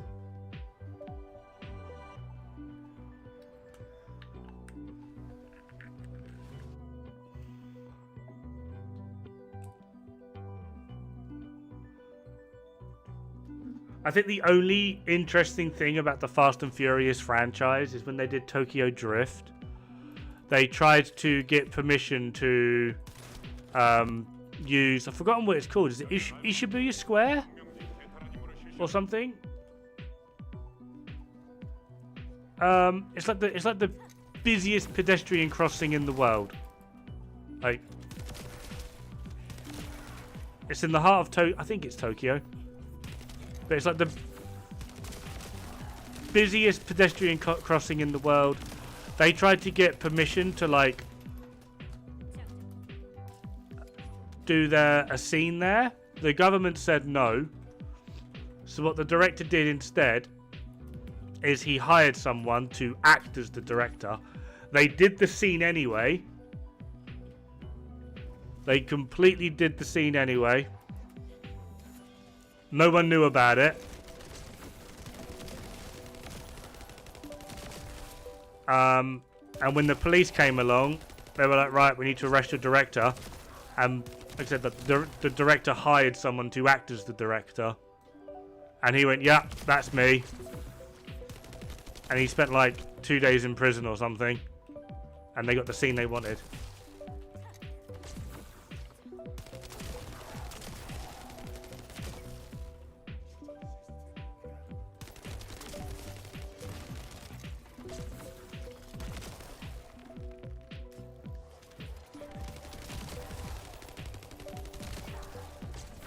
Oh, go away.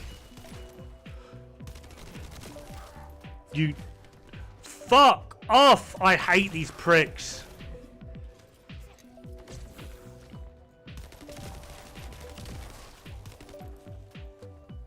I didn't like any of them. I thought they were all pretty bad. Mate, I'm gonna lose my mind.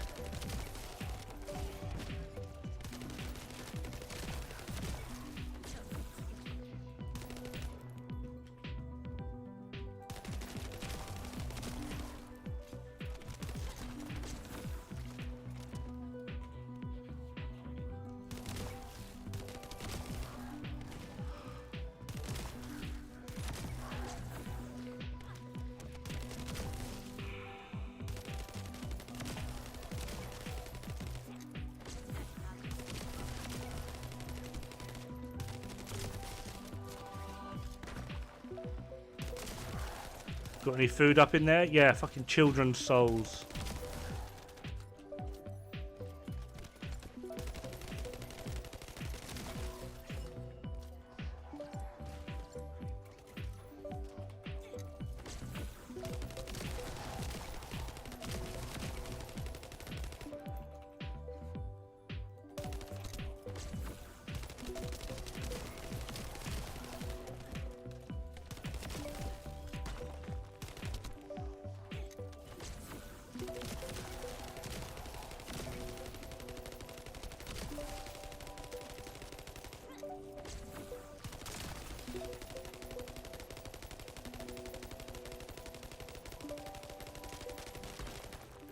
Oh, we actually fucking done, finally.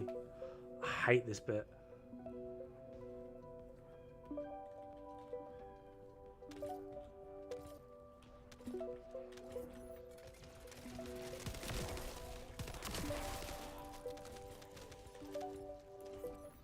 I mean, I'm gonna go see it. I just don't have my hopes up.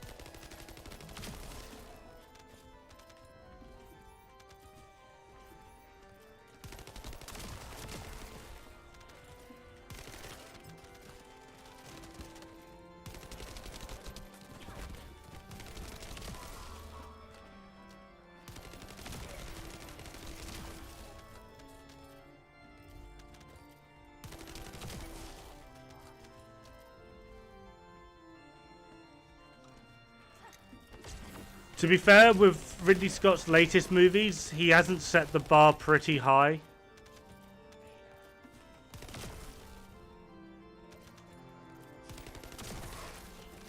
So I don't think it takes much to make him look bad at the moment. Minimal storytelling will basically just cover that.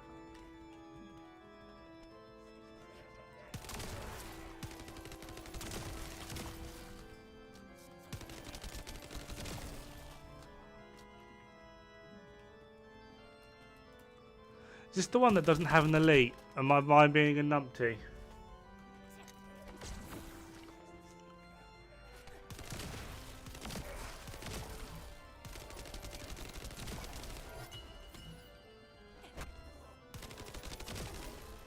I'm pretty sure I'm being a numpty. It's the other one.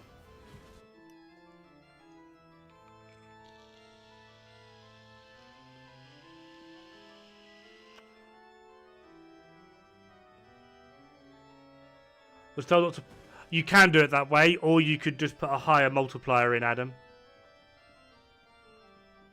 Hey, Mr. Postal, how's it going?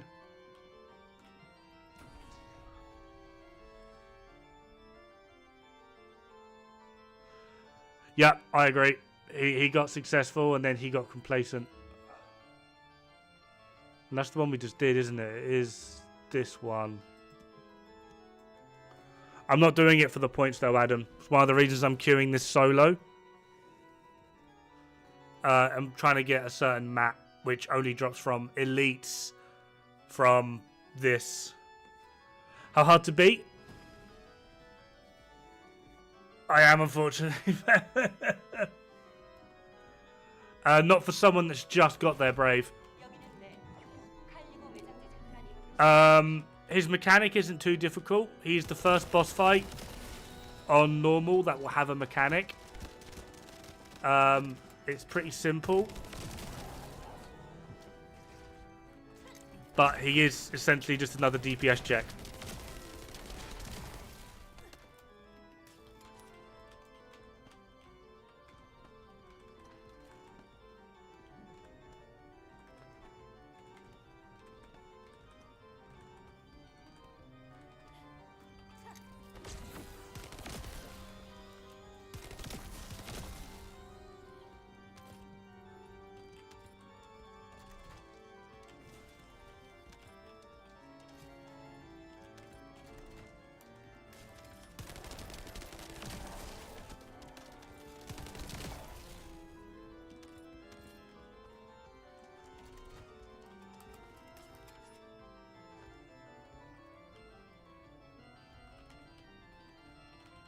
said, fuck it, why not? Fair enough. Well, I tried to show how horrible I am at the game in full force.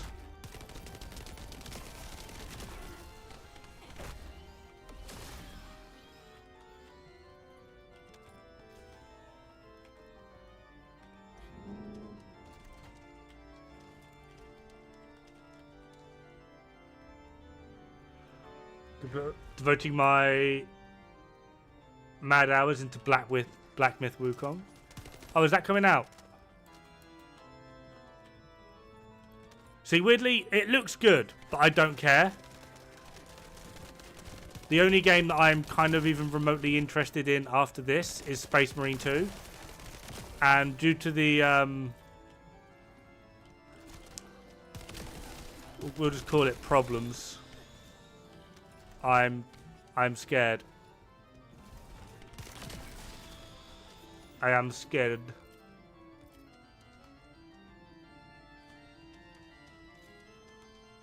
It does look good, but I'm scared. Yeah. That's kind of why I wouldn't mind playing it, but it's not really on my list of things to play because I know it's going to be good, but it's just another Souls-like. Whereas Space Marine 2 is the era of like Halo and Gears of War and whatnot, with that style of play coming back. So if that's actually good, that's going to be huge. Like, actually huge. Along with it will probably be like the first fully decent Warhammer 40k game in God knows how long.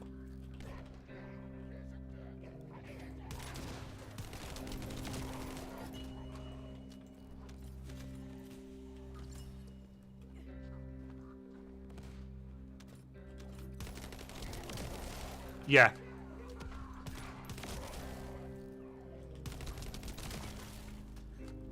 It's not so. No, it's in the Souls-like category. Like, the devs confirmed it. It's in the Souls-like category.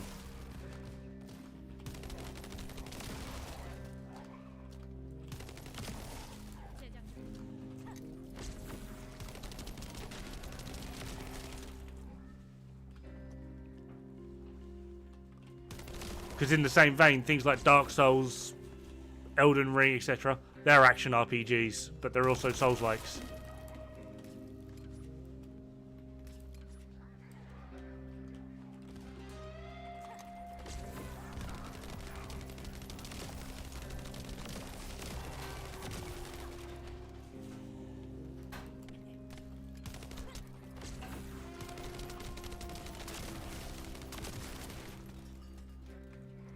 I very much doubt I'll have it.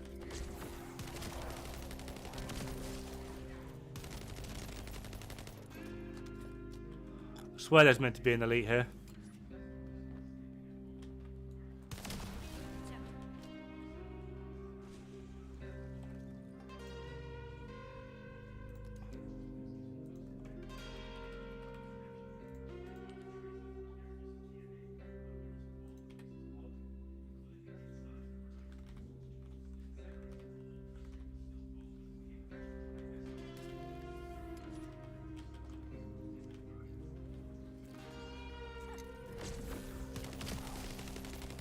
Or is it one of those ones I have to get both of them started?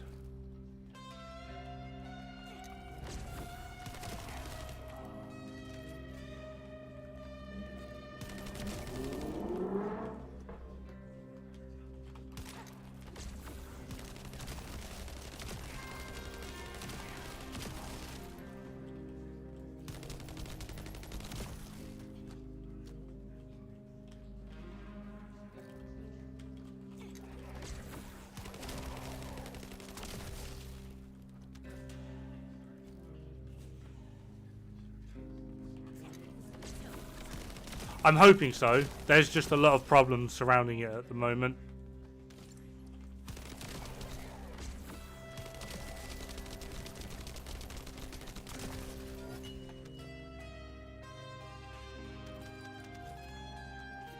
All that just to get 5 of them.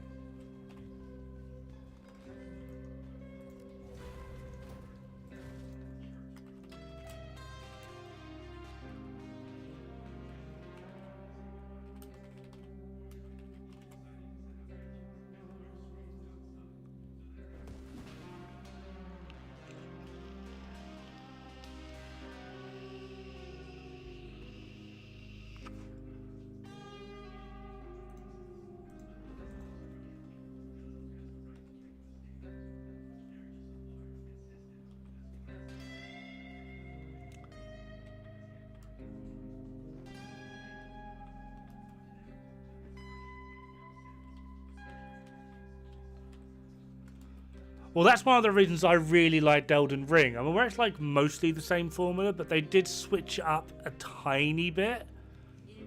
Yeah,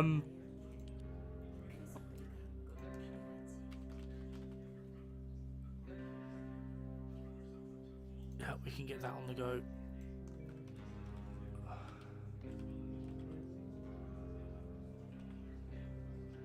Cyberpunk only 2 years after release.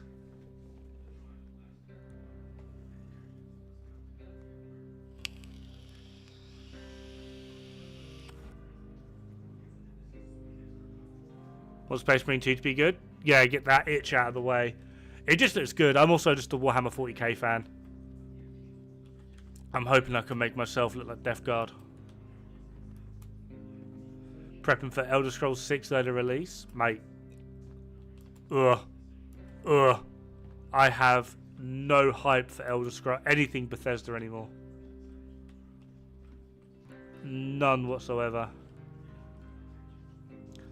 Ajax with a made out of what there is. I've decided that when I finally am able to get Ultimate Ajax, I am 100% making him like bright pink. Big pink dude.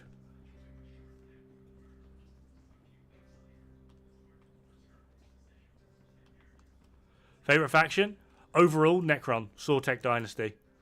However, from like the Space Marines, including Chaos, Death Guard. And if I had to pick a loyalist, I'd probably go Space Wolves, probably. I quite like the Black Templars, but they're a little bit too fanatical for me.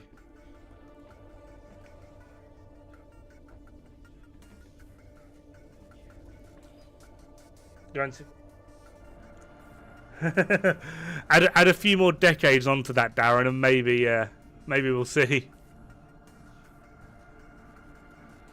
Army of Two. Oh my god, I haven't heard that game in ages.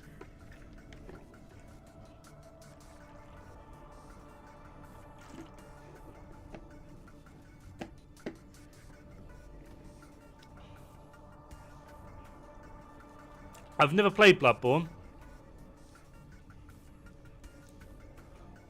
I've honestly, I know sacrilege, right? But I've never played Bloodborne.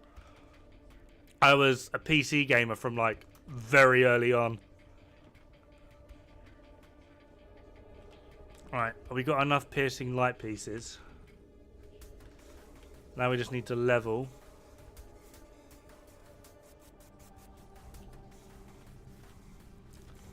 That is true. Yeah. Salamanders are probably about as close as we're actually going to be able to get to the good guys. 40, 25, 40, 34. Let's get...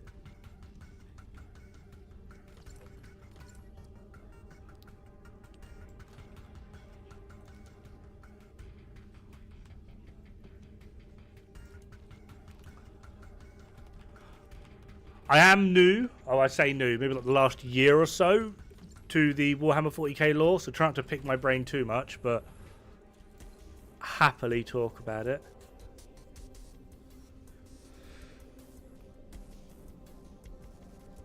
Yeah, salamanders are good. I do like salamanders. I don't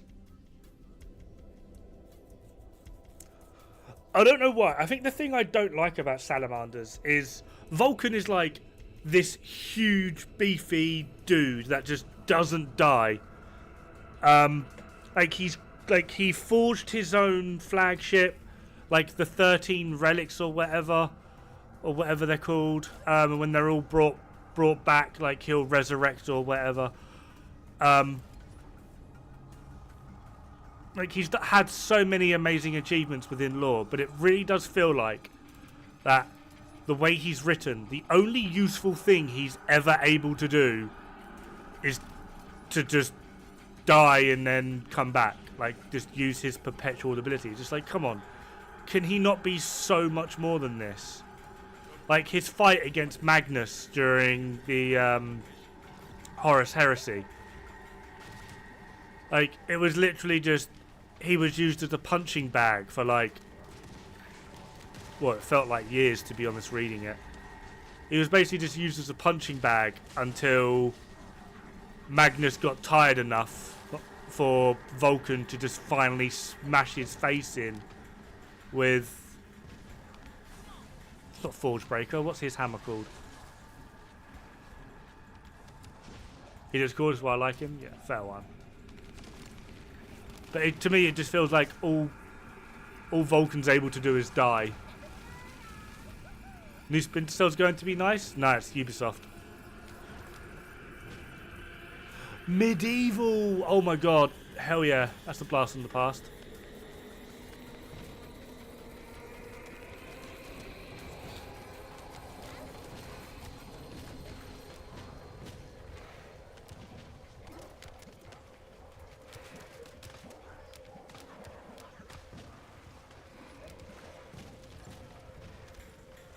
Power Stone. I never had a Dreamcast.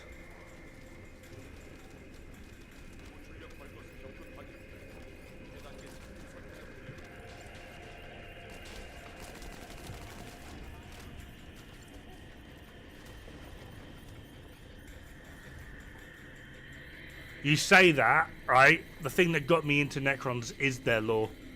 Like, how far it all spans back.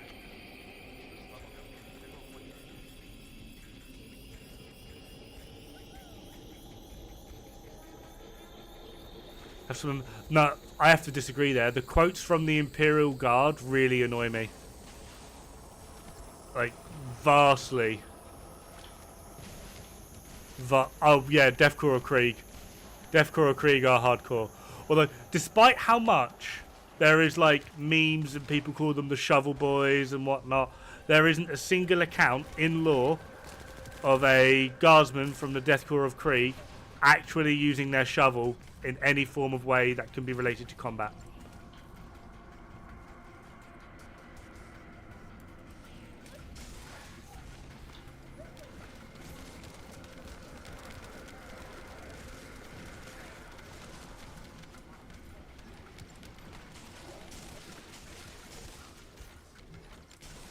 I've watched too many lore videos that track this sort of shit.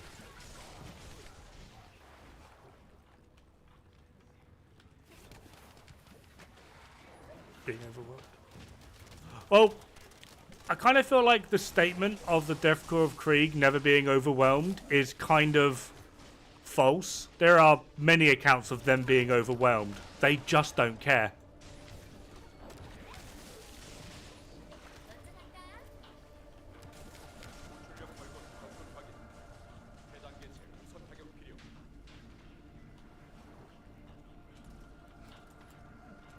No, Necrons are badass. Necrons are the best.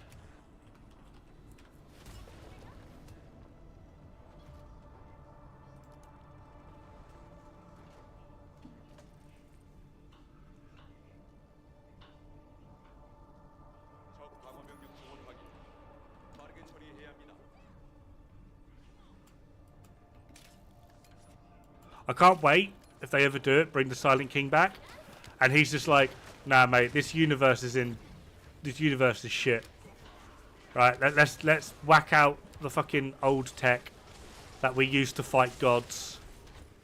Let's whack that out and then just put everything to rest because like this is gone. This is dead now. No point. Just get rid. Alien Romulus easily give. Really? That high? Oh god, I don't think I'd ever give. Like even like my favourite movie of all time is Aliens, and even I'd only still give that like an 8.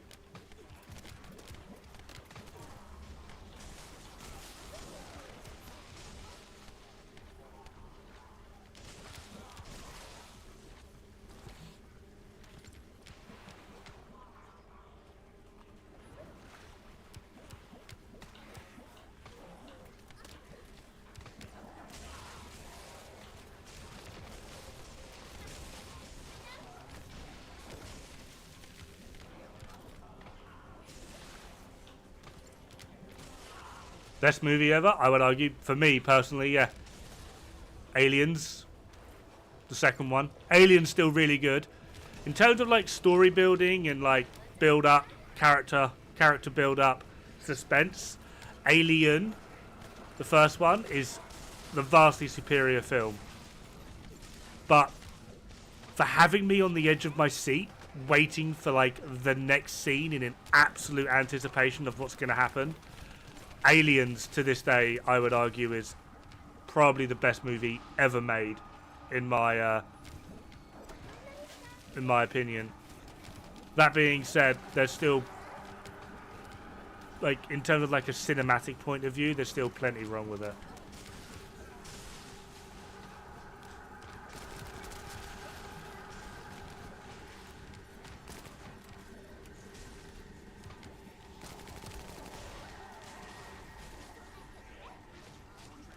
Follows the timeline. Have you read all the books?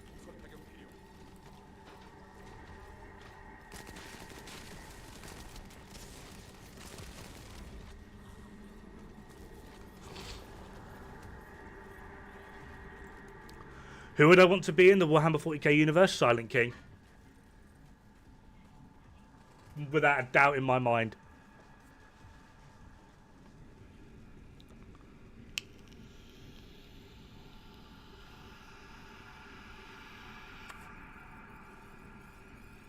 I reckon he is straight up the most powerful being, like physical being in the universe. Straight up.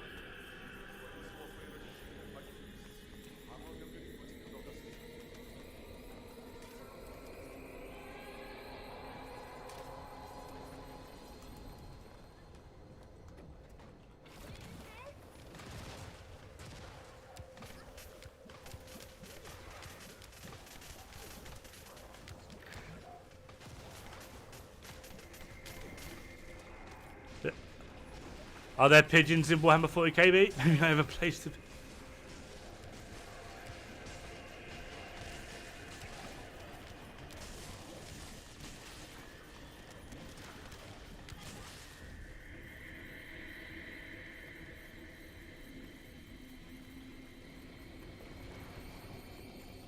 Why do they come this way? Mate, no. Let's not get into that debate again. Fucking trying to Goku versus Warhammer 40k. There's so many things in the Warhammer 40k universe that would torment Goku in so many different ways. You would never get him back again. Like, he'd get fucked up so hard, even the animator would die. Like, Jesus Christ.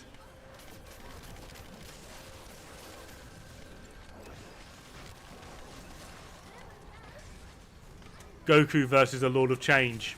I wonder how many different forms Goku will take before he dies.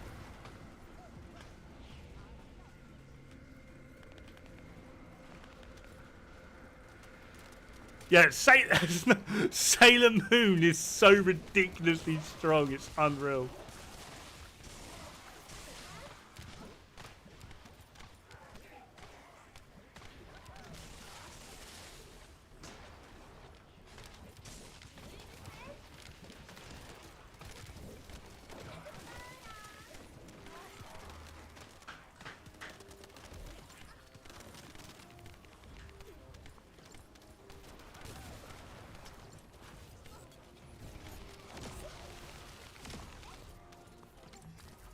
Nurgle wouldn't even have to fucking lift a finger. Nurgle would just take a deep breath and Goku would catch every disease in the universe.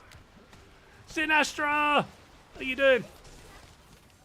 It's okay, I'm sober today. So far.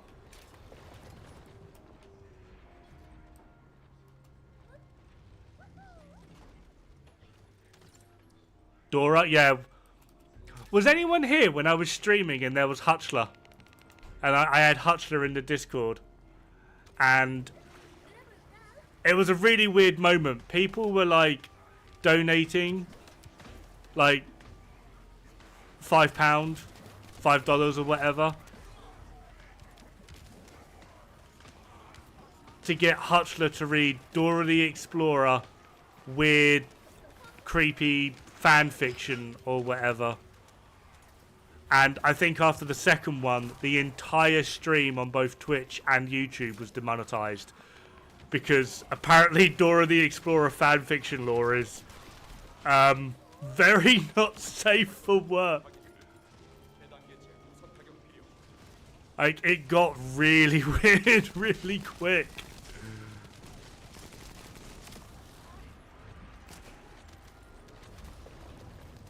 Yeah, like, Boots being, like, some sort of weird, like, drug-dealing rape monkey and whatnot. It was so weird. But people were, like, sending Hutchler weird fan fiction from Dora, and then they would donate, like, $5 for him to read it. And, yeah, it was weird. Mate, honestly, if you ever want some nightmare fuel, and I'm being completely serious, if you ever want some really weird nightmare fuel, look up some of, like, Dora the Explorer's fanfic. It's absolutely nuts.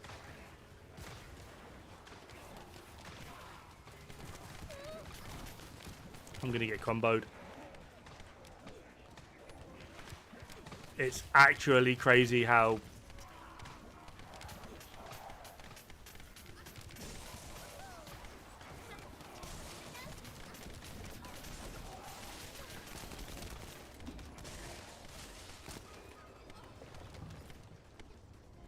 Yeah, I'm not too bad, Sinastra. Just had a few days off and chill. Watched a bunch of anime. Relaxed with the wife.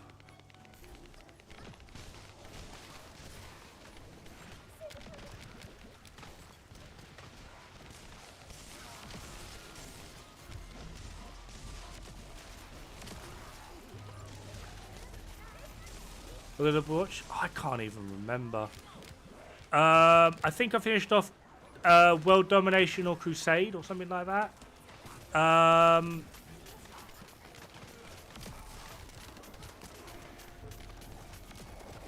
Black Butler.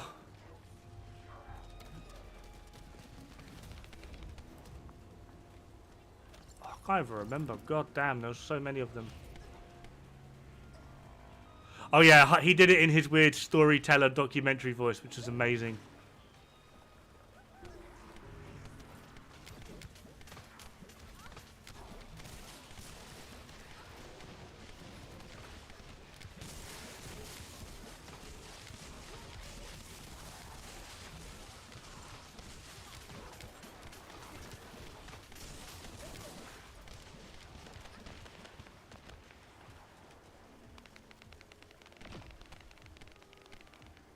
Monster. What, RE Monster.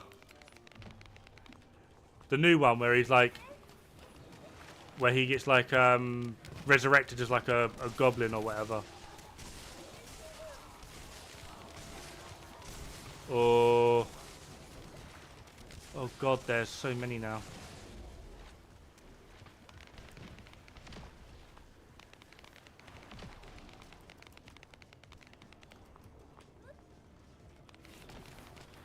I haven't even updated Division in like a month. I haven't touched Division since this game came out. The one with the doc. Oh no, that's I haven't watched that one.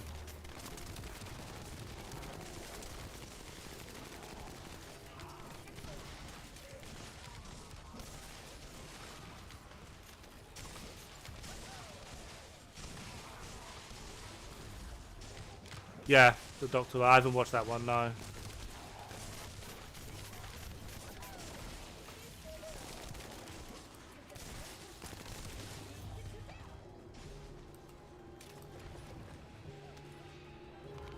I'm in a weird place with anime at the moment. And it's weird. Like 100% being completely honest, I literally just read the blurbs for the anime. I don't look at like the tags, like whether they're fantasy, adventure, bloody blah. I literally just read the blurb, and if it sounds interesting, I watch it. There was one I watched a few days ago. It was called Dragnar Riders, and it's literally just about a bunch of dragon tamers and with like a weird little love story thrown in the middle. It sounded interesting. It sounded quite like fantasy and fun, bloody blah, right? The story was really good. I just had one huge concern. Why was every female in the anime basically naked the entire time? Like, why? It served no purpose for the entire story. Like, I just didn't get it. Like, oh look, random female character number 712 in this anime, naked. Why? Why? Like, God damn. It's starting to really annoy me.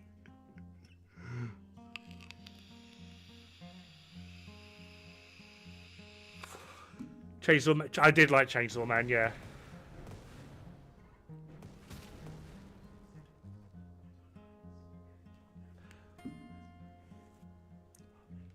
I'll have a look in. Hold on. I'll hold on. Is it literally just called Monster?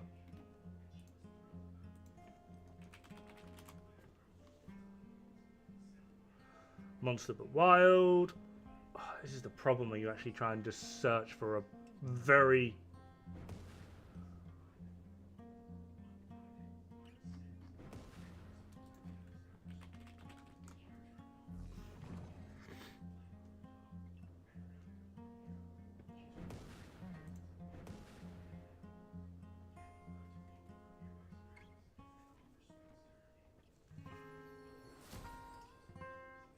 Fucking Godzilla's on the list.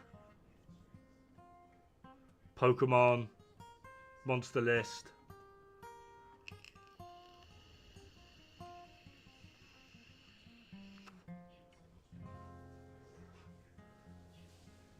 Monster. Kenzu. Kenzu Tenma. An elite neurosurgeon. That the one? 74 episodes?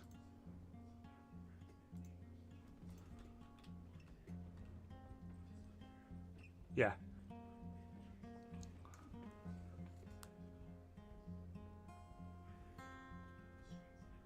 Hey, demands. Not too bad. Getting there on the old... Eight. No, we want... How many have I got? 3. Was it... No, it was a triangle.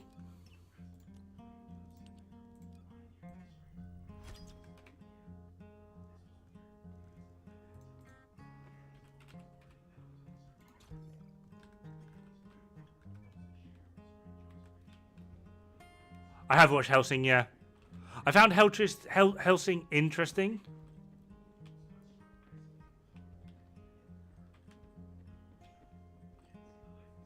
Sentinel weapons. Sterile Lance. It's pretty good gold, pretty good levels. It's also kind of entertaining. I literally just do this. Kuiper Mine unblocked into Sterile Lance. Best villain in fiction, in my opinion. Oh.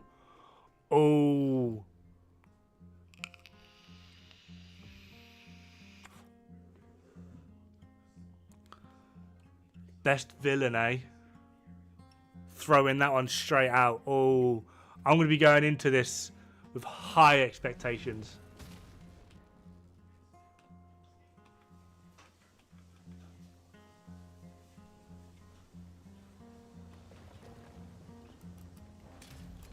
Mate, zombie films like that really, really bother me. Like, do you actually know how a zombie apocalypse in, like, today's day and age would go?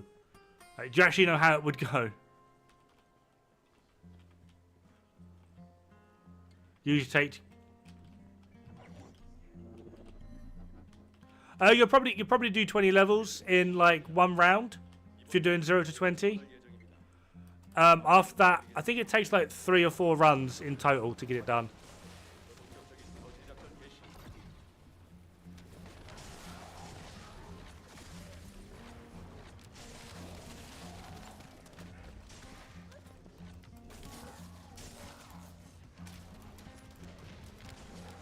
Yeah, like if you think about it, right? All the zombies, they basically work off of like a base level instinct, right? Which means the first thing they're going to do is go play with traffic. That's literally how every zombie apocalypse is going to end. The first thing that's going to happen is you're going to see, there'll be like 3 or 4 of them, and they'll go play with traffic. Would you like to know what happens to a decomposed body that's hit by a ton and a half, maybe 2-ton vehicle moving at 40 miles an hour?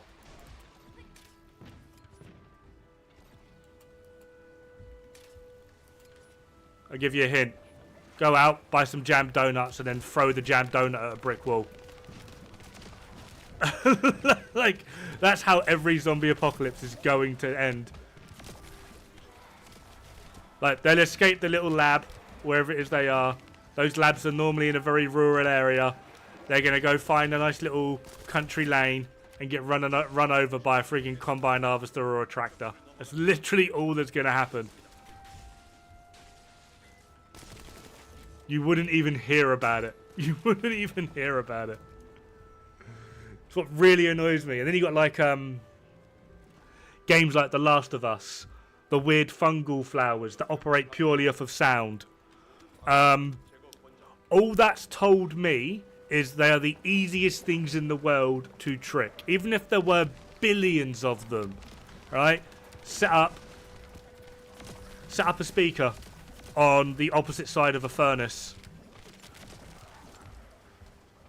Just have them all walk through a very, very fiery path to get towards the speaker.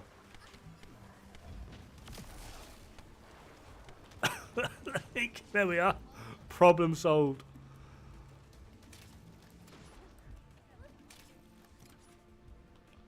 What's like the latest one with like sound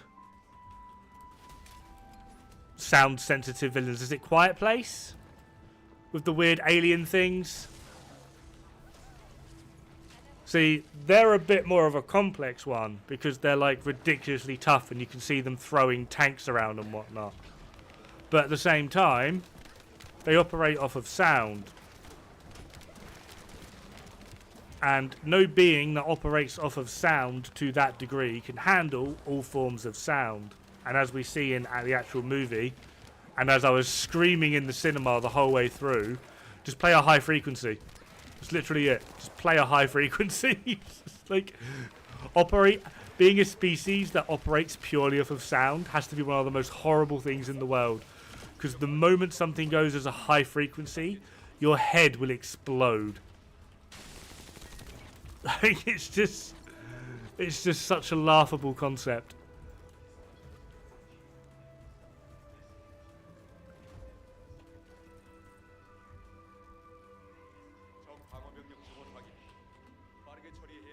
Last of Us zombies are brutal, clickers and bloaters. Yeah, but they operate off of sound. Sound is like going to be the easiest thing in the world to trick.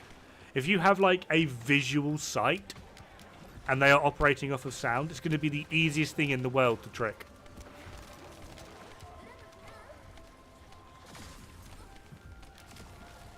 Yeah. Just set a car running. Just literally just turn on a vehicle. Just turn on a vehicle. There you are, problem solved. You're going to watch all these clickers and bloaters just try and eat a metal car. It's not going to be a fight.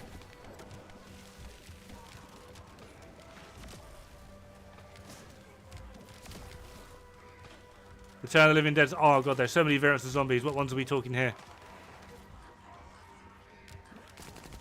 I think the only zombies that would genuinely give the populace a bit of a problem, if they got some form of head start, would be the 28-day later ones.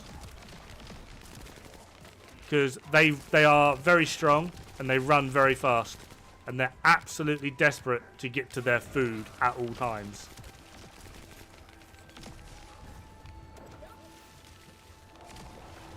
Zombie Justice League.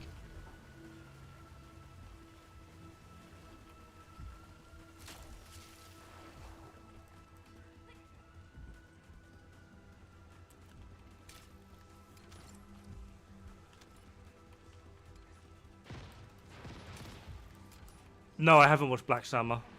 I'll have to put that on my list of things to watch at some point as well. Thing is, strength and speed, although can be a problem, right? Because I'm not saying it wouldn't be. Are they strong enough to survive a 50 cal to the face? Because most things aren't.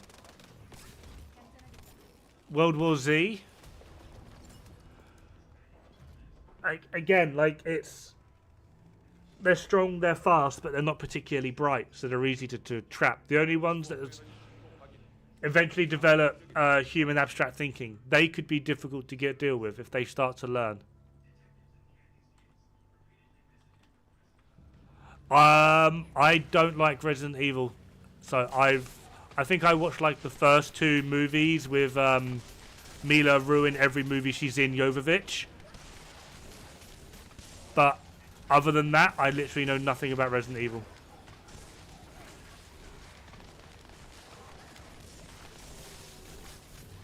Like, one of my favourite franchises in like video games is Monster Hunter. The moment I found out fucking it was done by that fucking Andrews guy. Yeah, I've not played the games. I've not read the books. I couldn't care less about Resident Evil. I think it's one of the most overdone franchises ever. I just don't give a fuck.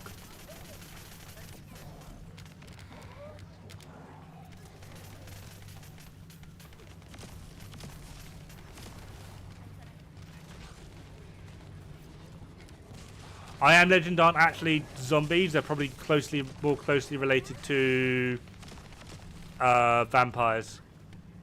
But yeah, ever since I found out Mila Jovovich and her husband, something Andrews, was doing Monster Hunter, I haven't even watched that yet. Monster Hunter's amazing. Got 400 hours in World.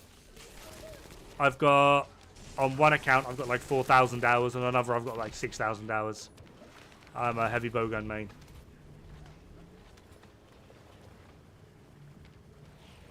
Dragon Ball live action, mate.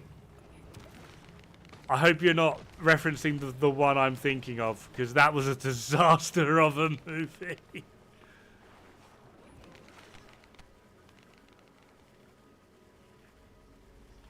Insect glaive and switch axe. If I had to pick a melee weapon, it would be switch axe. The swag axe was strong.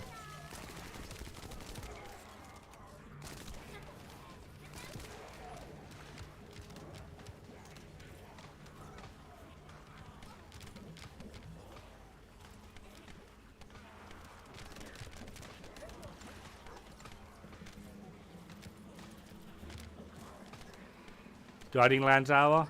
I don't think I've got the game installed anymore. And I might need to find one of my sexy armor mod packs again for my non-pro account.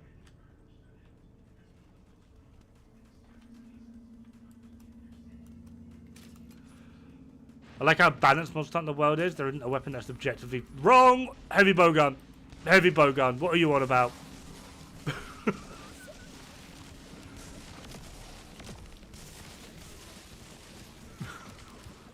Sorry, I am a huge heavy bowgun fanboy. Like, when I first started getting like into Monster Hunter back in Monster Hunter Tri days, people would be like, "Oh, what weapon do you play?" And I'm like, "Wait, there's other weapons other than heavy bowgun?"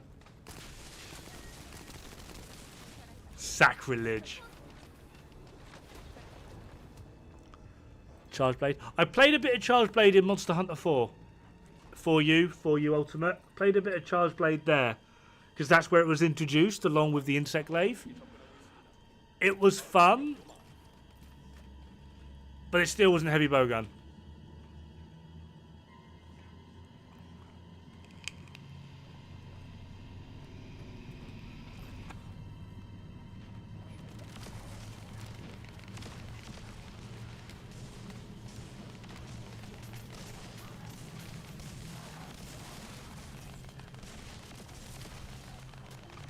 New hunting horn for wilds looks very fun. I'm just hoping they tone it down again. Hunting horn in Rise was silly.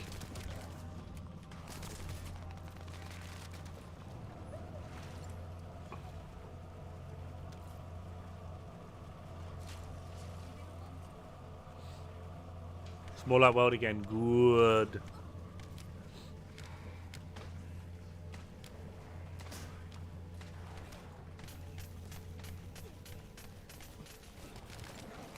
I did notice that with Rise, they didn't open up Capcom World Cup again.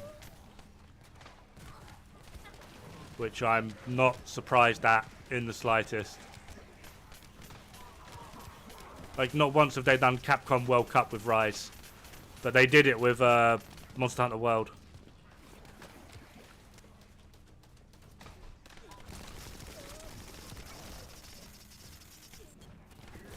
Hey, Keith. Oh, I'm getting bullied.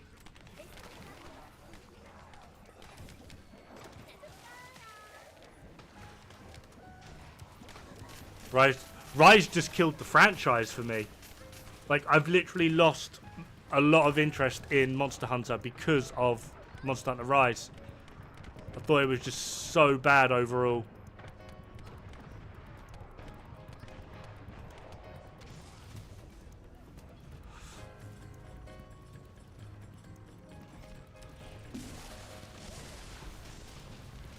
Well, they do have like the lowest drop rate.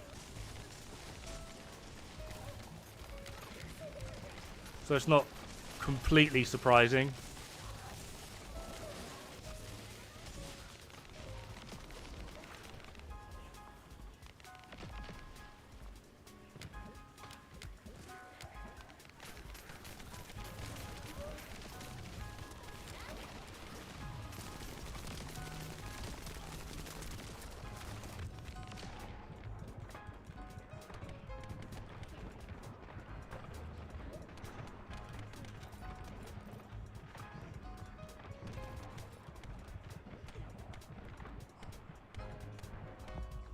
Oh.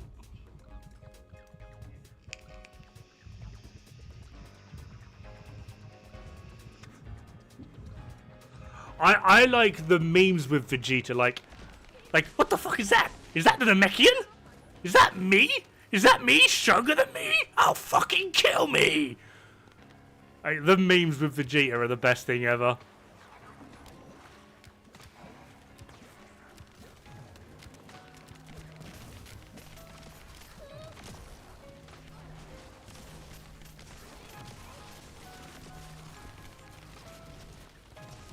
Rise is winner. I don't like anything about Rise. I think Rise was awful.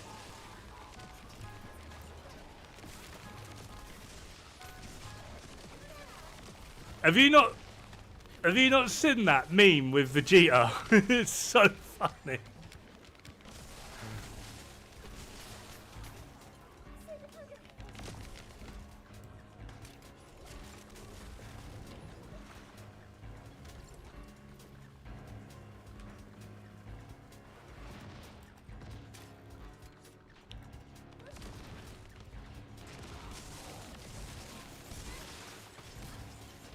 Yeah, the abridged Dragon Ball is absolutely amazing.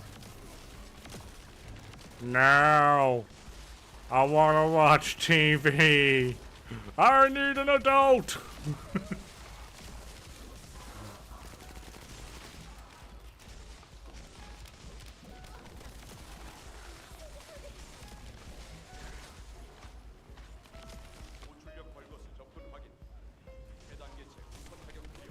Didn't Gohan just stop his training though?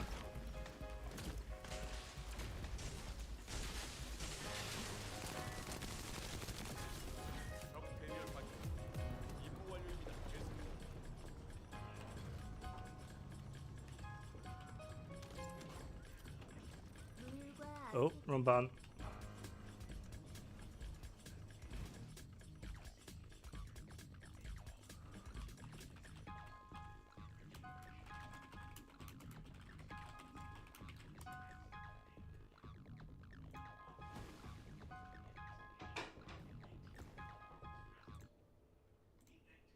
Is this the right one? Oh god, it's TikTok. Why is that TikTok? Okay, what the hell am I sensing? Is that the Namekian? Is that me? Is that me stronger than me? I'll fucking kill me! I fucking love it. It's the funniest thing ever.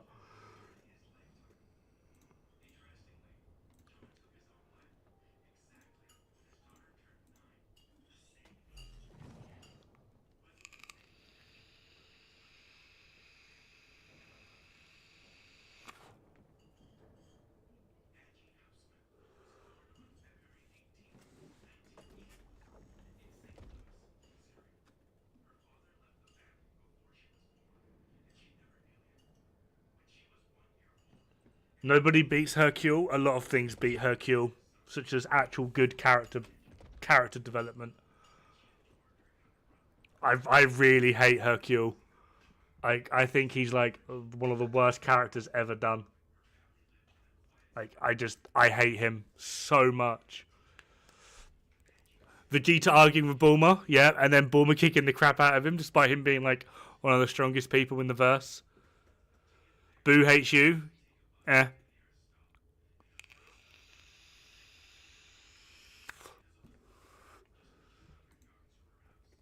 I'm still surprised there wasn't a Disney lawsuit. I'm still absolutely gobsmacked that there wasn't a Disney lawsuit.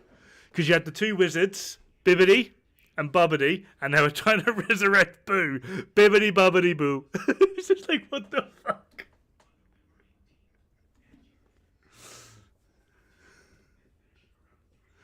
He's not... I just hate him. I really hate him. And does anyone else just look at Krillin and Android 18 and just go, how? Like, I'm trying to do the logistics here, but the math ain't mathing. I'm sorry, my guy. Like, what the fuck?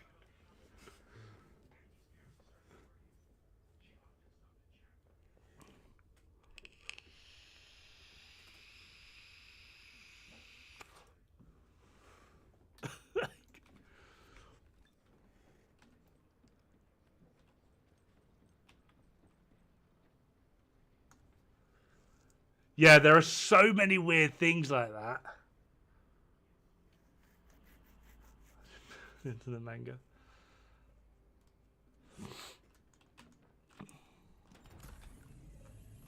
Right, she's 60.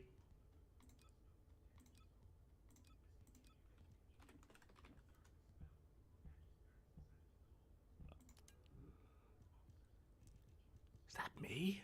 Is that me stronger than me? I'll fucking kill me.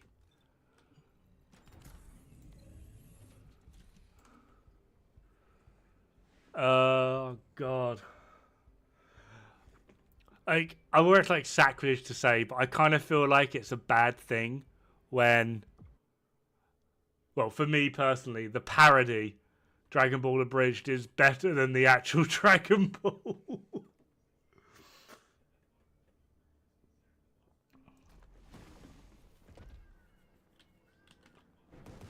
Although I think that the main anime that I just dislike the most is One Piece. I can't stand One Piece.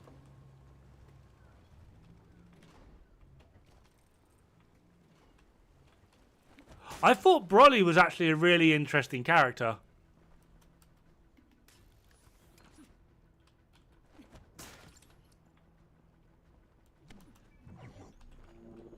Oh, Broly. It's not Broly, is it?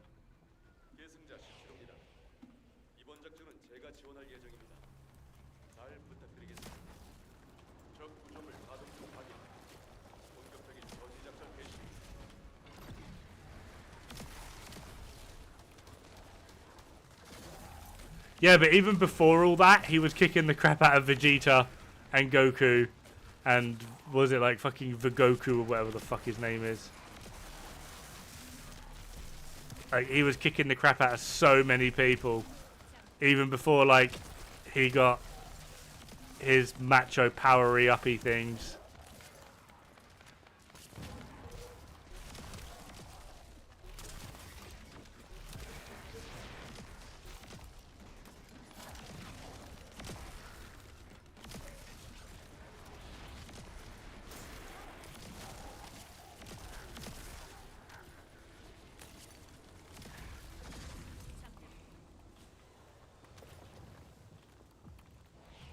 What's in those Dragon Ball episodes? Got to catch up, mate. I have no idea. I didn't like Naruto either. My wife has tried so many times to get me to watch Naruto. I think I get like halfway through an episode and I fall asleep.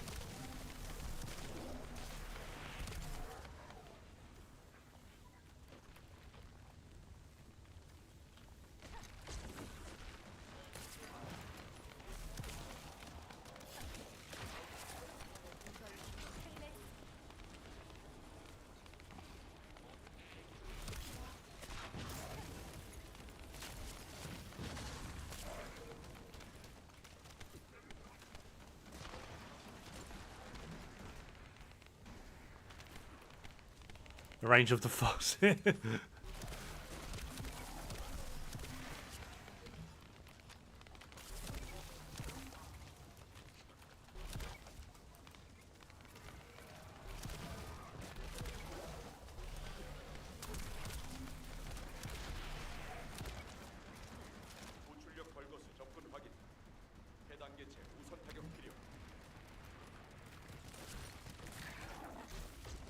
Nothing beats Dragon Ball fights? Mate, have you ever watched something from the Fate series?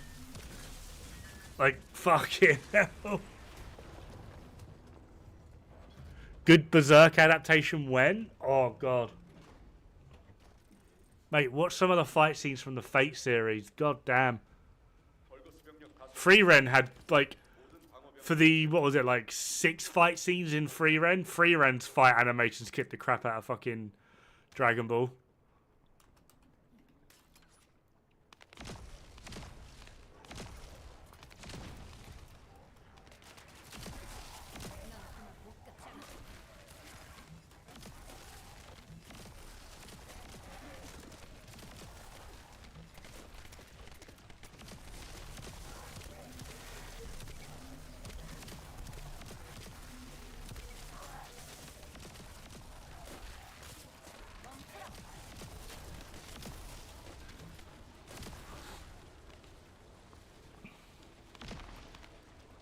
It's the best anime, hands down. Oh, I don't know about that. It's weird. I don't like... I like the things that most people don't. Berserk, yeah, Berserk is really good. Like, 100% agree on that.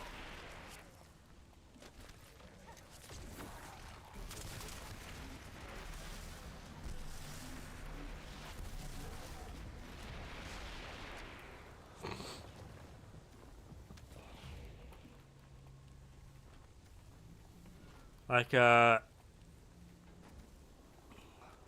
really enjoyed Eminence in Shadow. I thought that was really good.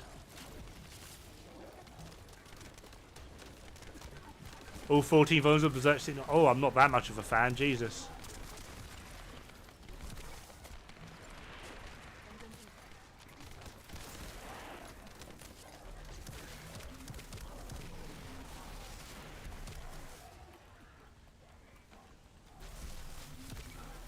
The problem with anime nowadays, though, is like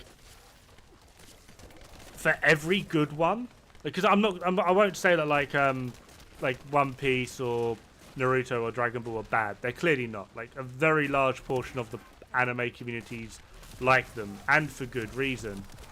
I just kind of feel like with storytelling and animations and how things have developed nowadays, there are animes out there that really do just overall outperform them.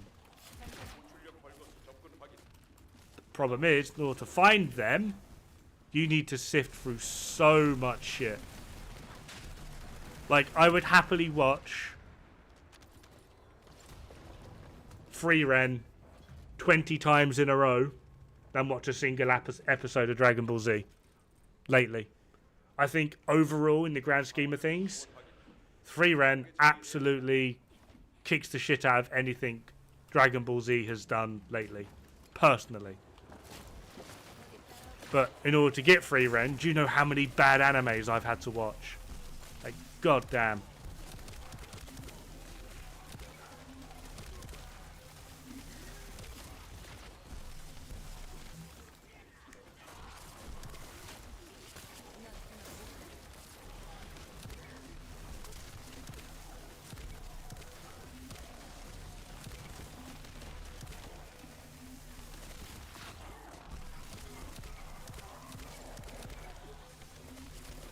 I'm a firing my laser!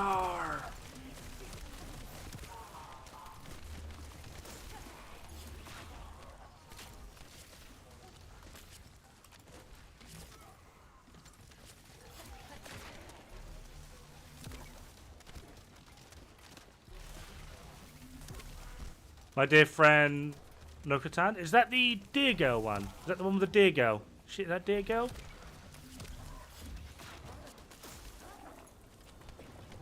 Chainsaw Man was your shit? I really like Power. I really like Power. I think Power is probably one of the best and most interesting female characters written in like modern anime. I think she's so funny.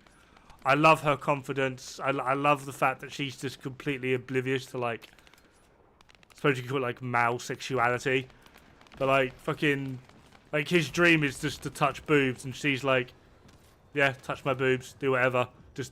Just like, you annoy me though, I'm gonna kill you. It's just like, it's so funny. The animation of Chainsaw Man was a bit weird. Oh yeah, I agree there.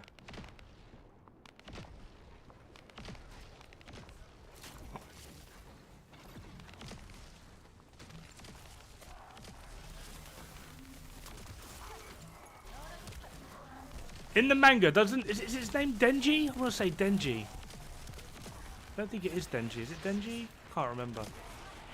But Chainsaw Man, doesn't like Power and Denji, like, then they end up being like some sort of like couple and have kids or something in the actual manga.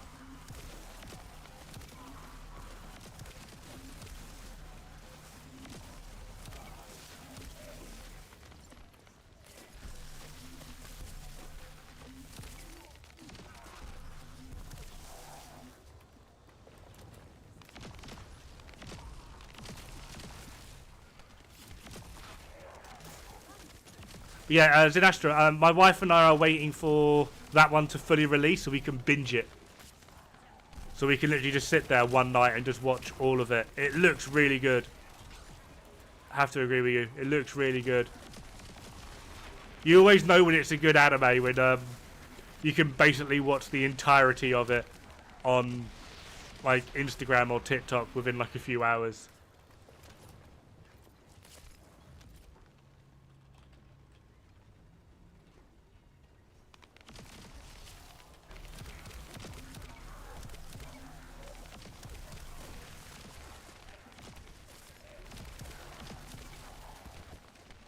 Definitely recommend. Outstanding. Well, I'll move it up on my list a little bit more.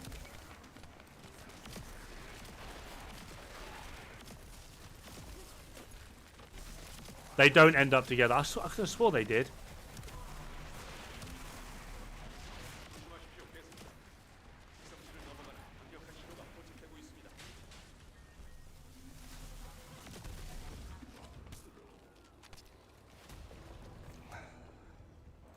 I'm waiting for season 3 or potentially season 2 part 2 of Eminence in Shadow. Really enjoyed that.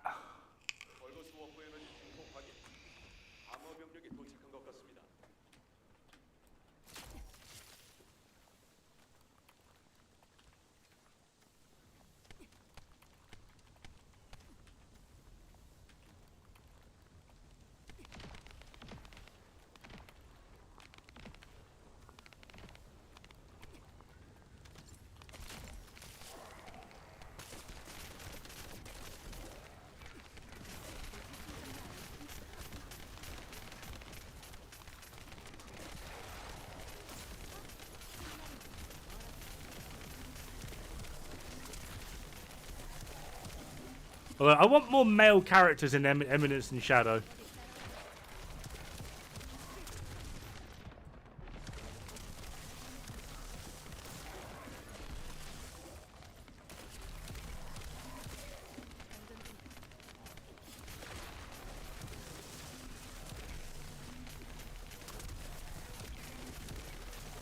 Like, I quite like the dumb trio, but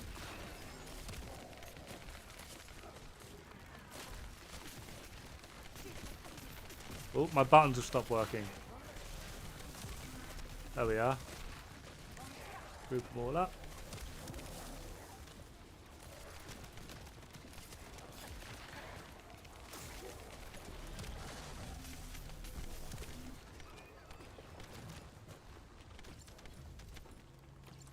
Kishibe? I've not heard of that. Endless the writer is already making a continuation, which I thought was a plan, fair one.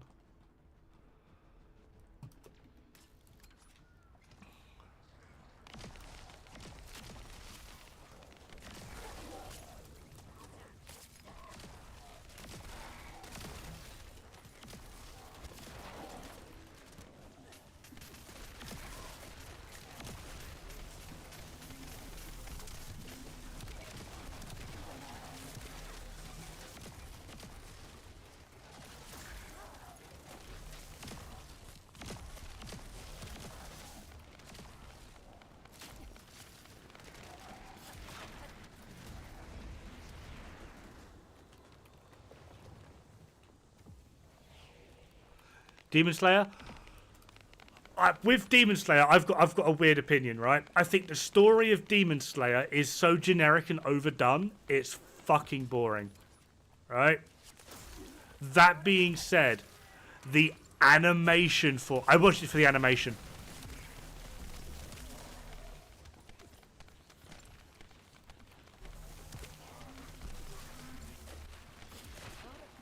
Like, its animation is absolutely fucking... Oh my god, yes. Like, especially the, like, has everyone seen the last season? Season 3. Hashira training arc. Everyone's seen it, right?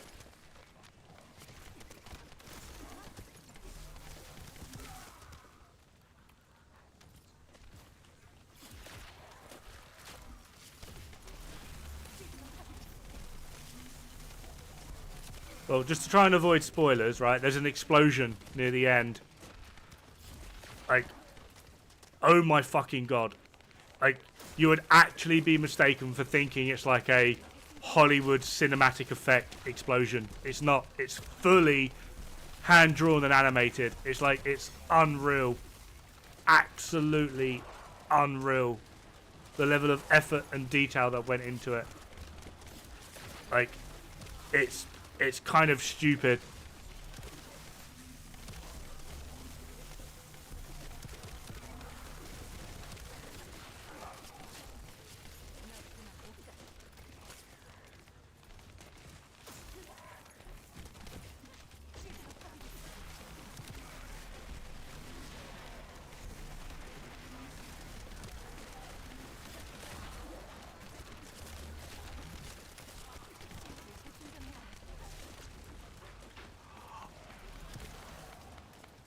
Final episode was... I actually disagree, right? It's done the very stereotypical anime thing that has really annoyed me, right? They've built it up and built it up and built it up. I went through, like, 6 episodes of story building, character development, bloody bloody blah. We finally get to the good stuff, and they fucking end of season. Right, the build-up was amazing. It was very well done for a trope storyline. It was, admittedly, it was very well done. It had me hooked. I knew something was coming, and then they finally get to it.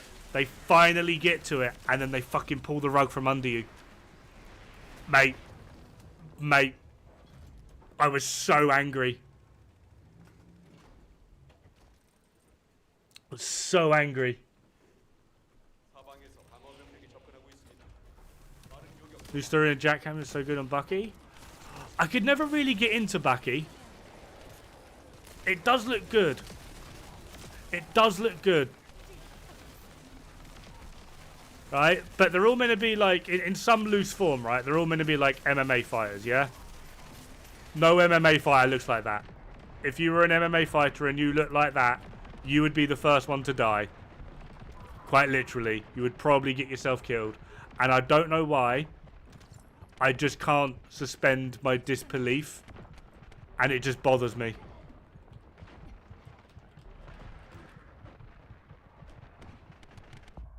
Oh. Same studio that did Fate? What, for the Explode World?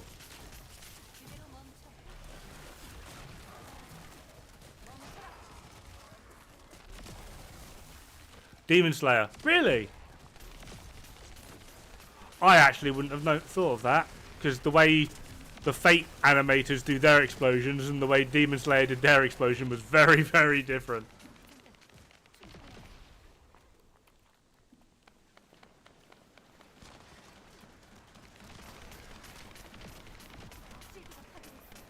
Last Ronin? Oh, see, you guys are way, way more into the anime knowledge with than I am. I literally just sit there and scour anime sites and just if something looks good. I also follow some guy on Instagram called like The Last Weeb God or something his name is. Who posts like exciting anime news.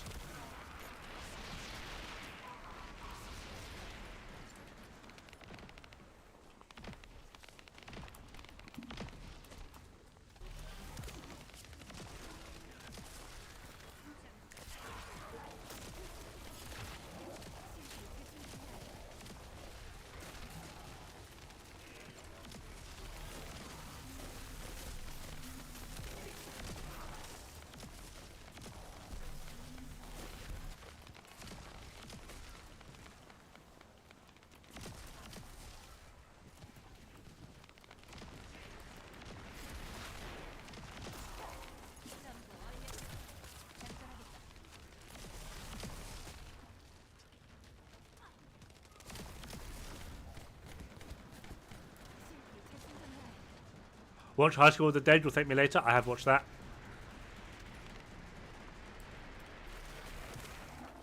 It's another. It's a good anime. I like it. It's not completely indecent, but it is just another anime that's just, hey, look at these animated tits for the sake of having animated tits. I don't know. I don't mind if there's tits there for like an actual plot point. It's one of the reasons why, spicy take, I think High School DxD is actually a really good, entertaining anime. It doesn't take itself seriously. There are tits, but it uses the tits as an actual plot point because there's a character that gets more powerful the more he gets to play with tits. Right? Spicy, but they're an actual plot point rather than, hey, look, tits. Bad story, but tits. I don't know. I'm weird.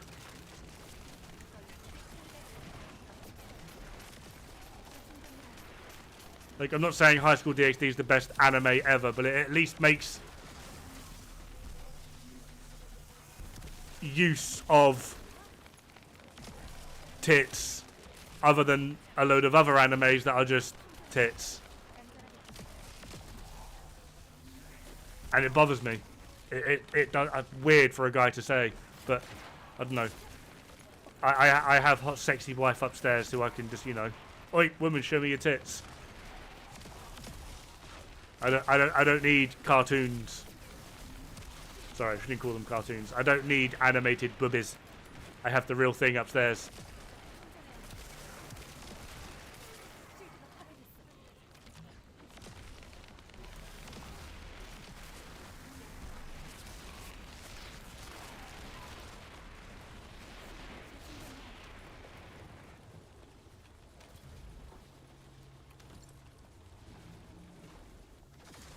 But, Warcat, thank you very much for the follow. How you doing today? Interesting time to follow after we're talking about anime tits. But yeah, yeah, if it's a plot point, then fine. I mean, I'd prefer if it wasn't, but at least if it's getting used as a plot point, I can understand as to why. But tits for the sake of tits just doesn't interest me in the slightest.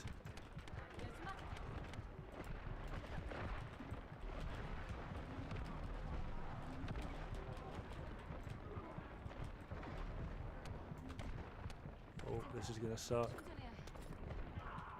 Any health orbs around? We'll pay for health orb.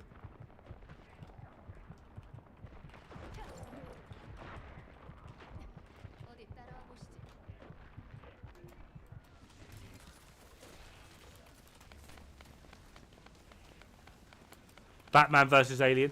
I really hated those types of comics. Really hated. Like, seriously, you think Batman could beat aliens? Seriously?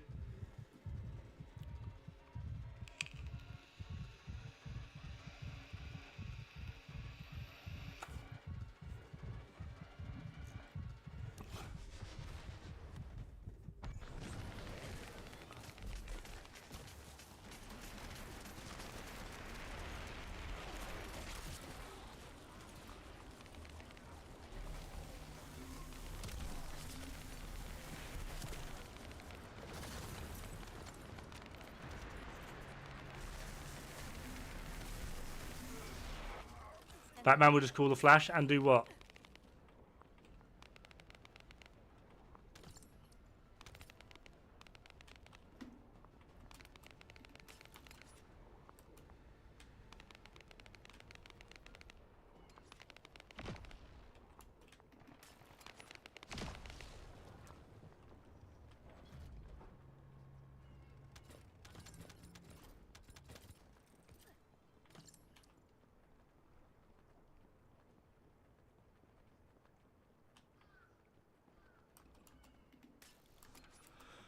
Right, it's been explained through the xenomorph lore that the molecular acid that is their blood system basically dissolves everything. Everything. There's nothing that's resistant or can be resistant to it. It's some stupid, other than obviously the xenomorph's own skin. Or exoskeleton, I suppose you could say. So, we now have a creature that is basically impossible to contain and is more dangerous dead than alive.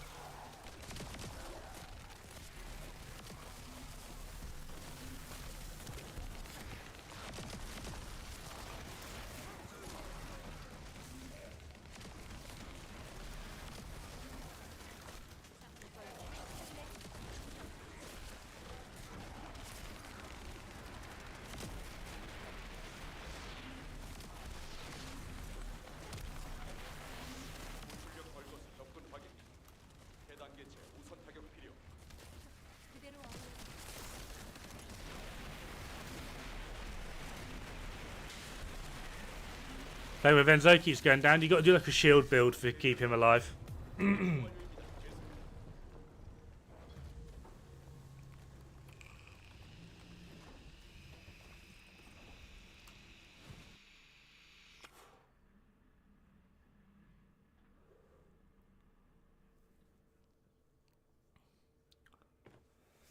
Like, the xenomorph lore is like fucking crazy. Like, their exoskeleton can support stupid amounts of pressure. Like, it's not indestructible, as we've seen, but they can support stupid amounts of pressure, whether that be like the bottom of the ocean or within the vacuum of space, or I suppose you could lack of pressure. Their limbs basically work off like a hydraulic system.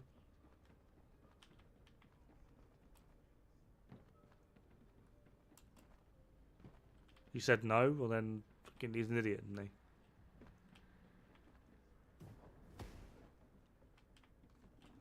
Yeah, the evolution rate in which they hold, like, is just they're like it's hinted at throughout all of the books, all of the light novels, as well as effectively the films, as like them being the perfect organism. And I've forgotten what book it is where they actually go into it. It's not Hunter's Planet. It's not Prey.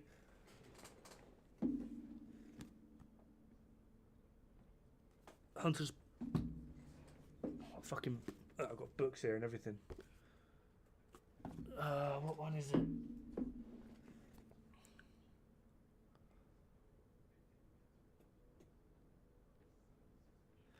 It's the one after this. This is Female War and Genocide. It's the one after this where they actually go to the Xenomorph homeworld, and because you've got like the bases like the drones, the warriors, the queen. You then have like the queen mother, and then you have like something else, like the empress or something.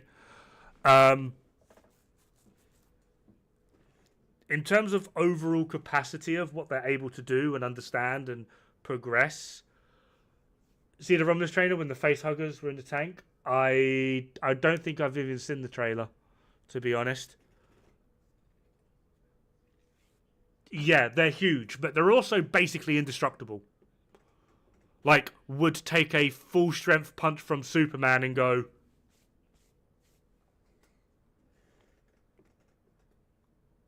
I'm not saying they could beat Superman, but I don't think Superman could beat them either. Like, they're basically indestructible.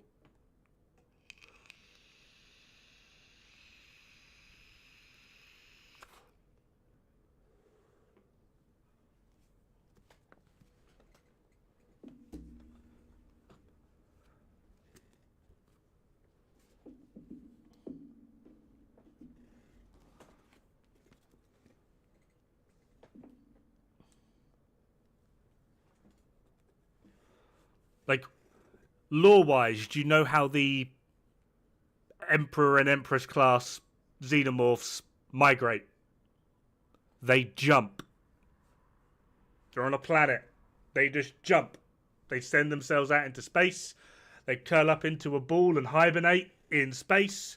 And then they will crash land as a fucking meteor onto another planet. And that's where they populate.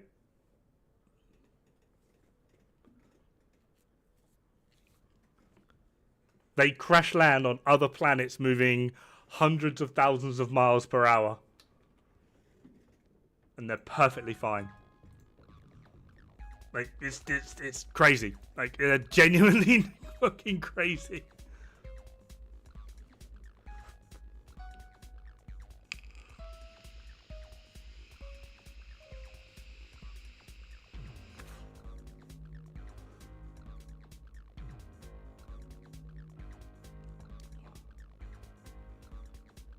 So you could call it, yeah, but essentially.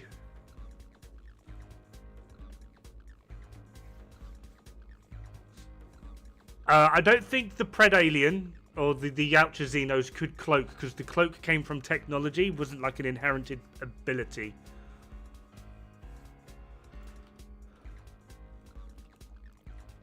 But if you read the book Prey and Hunter's Planet, which is this one,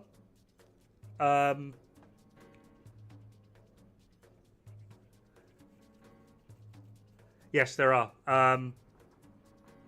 But that's down to life cycle mostly. Like, what made the egg? The cloak comes from predators.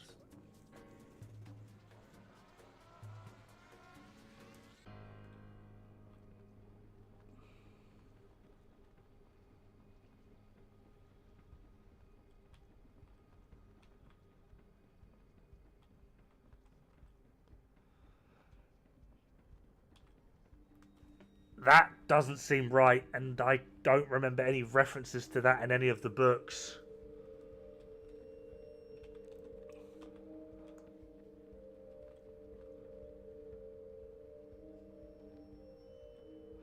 No, that film is a retcon of the original storytelling of the books, which is why everyone hated. Well, one of the main reasons a lot of the hardcore fans hated it. David, from the storyline of the books, actually had nothing to do with the creation of the xenomorph. The xenomorph already exists. It is a... Excuse me. From the books, the xenomorph is a already occurring, naturally bred species. They just already existed. They weren't bioengineered. From the books. They are just one of the oldest species in the universe. And incredibly dangerous.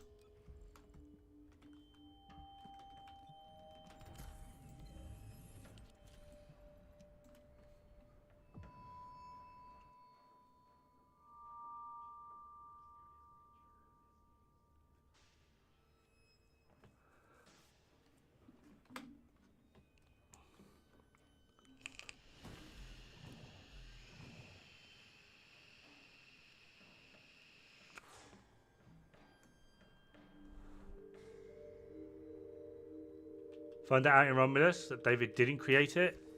Yeah.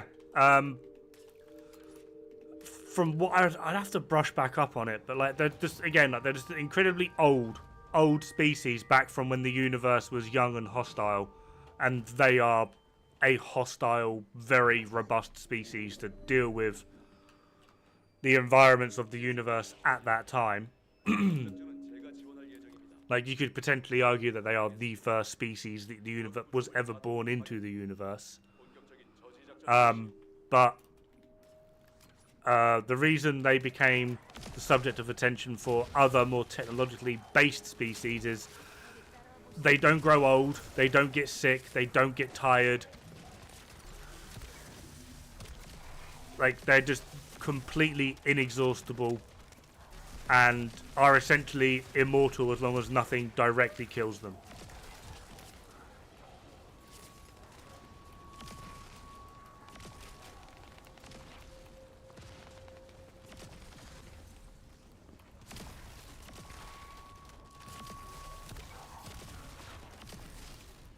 And the reason in the books, the reason the engineers took a very profound interest in them was because their species was dying out. So they were trying to adapt xenomorph DNA to basically kickstart their own species so that they could live on. Problem is, trying to contain a species that all it wants to do is kill and eat you.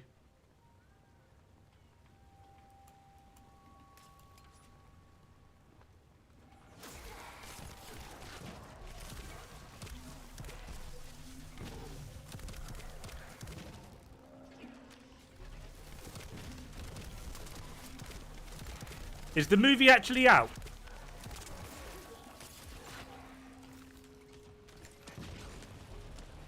I'll have to see if it aligns with the books.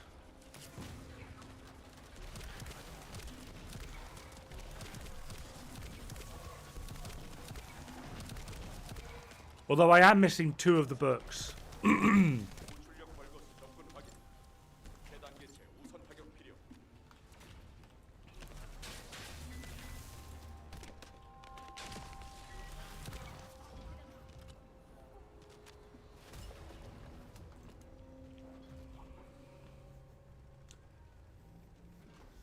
Got the tickets from Job? Fair one.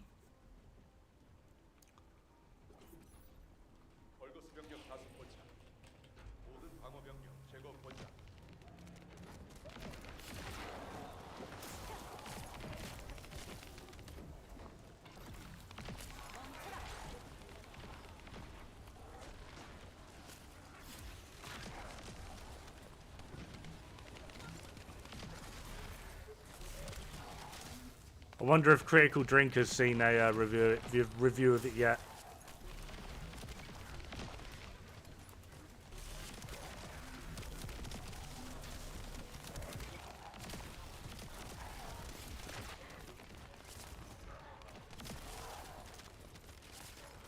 Comes out 16th in the UK. Ooh.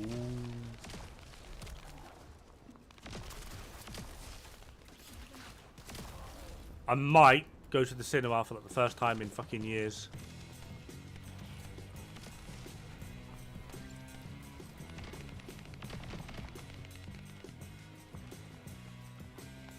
Wait, what?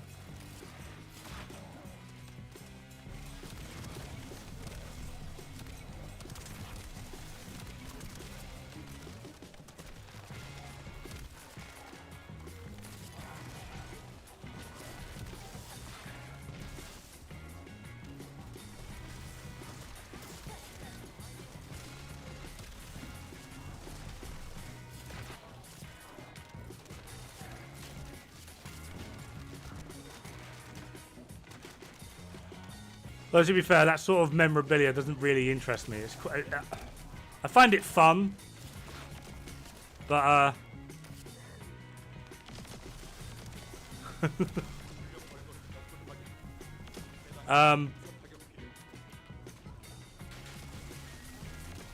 but I've got, they don't fit me anymore because I got fat. Sadness, but I've got a bunch of Nostromo memorabilia. I've got a hat that still fits. I've worn it a few times. I've got a few Nostromo t-shirts, your Colonial Marine Corps t-shirts, Colonial Marine Corps jumpsuit, which just about fits.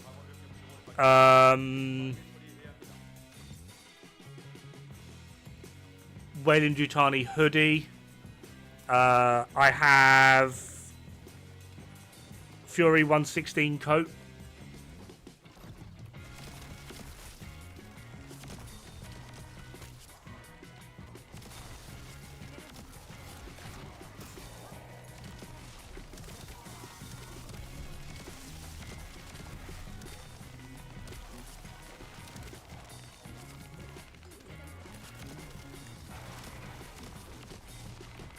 Love the honesty.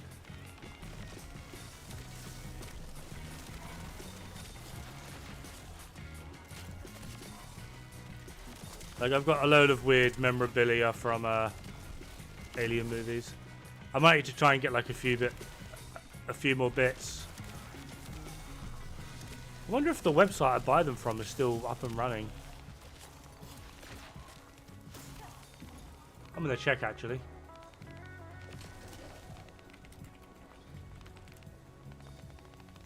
Oh, it is.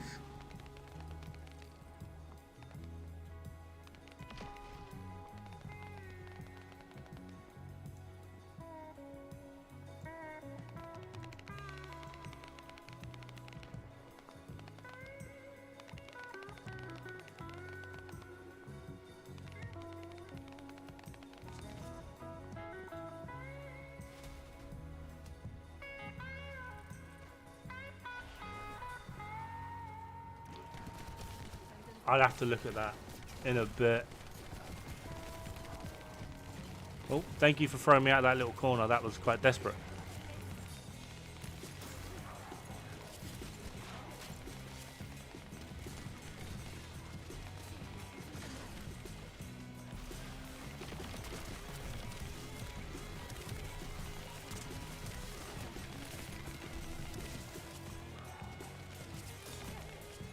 Whoa, what is going on?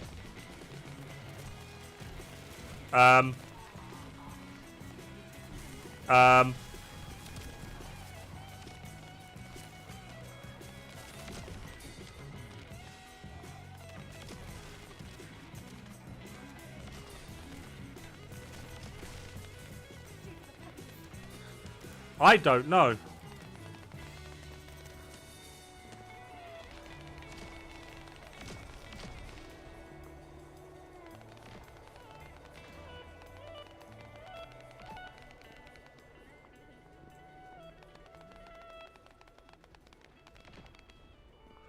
It's a bug that's been happening to people on PC since the Lunar and Valby update.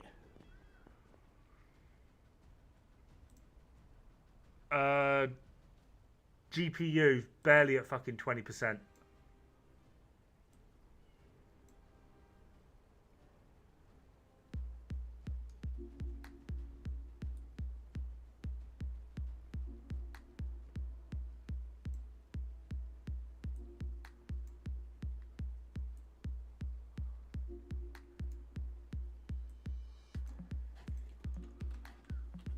Apparently it's a bug since the Lunar update. I've just never seen it before. That really freaked me out. And then you saying, is that a GPU dying? I was like, it fucking better not be. PC's barely a year old at this point.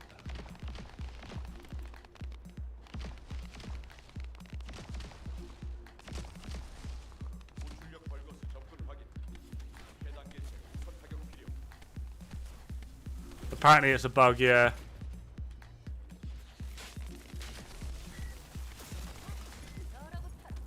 Scared the crap out of me though. Little bit of Wii came out and everything.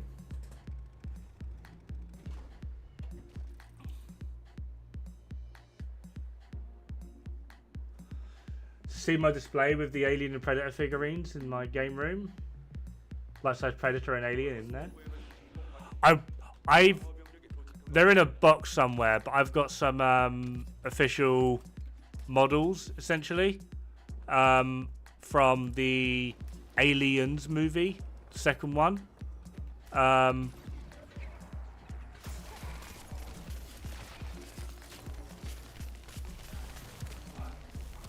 I've got the Queen,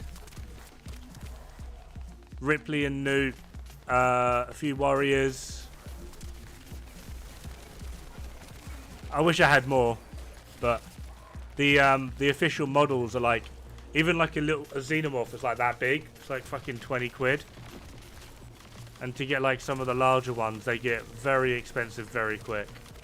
I want to get like a xenomorph bust.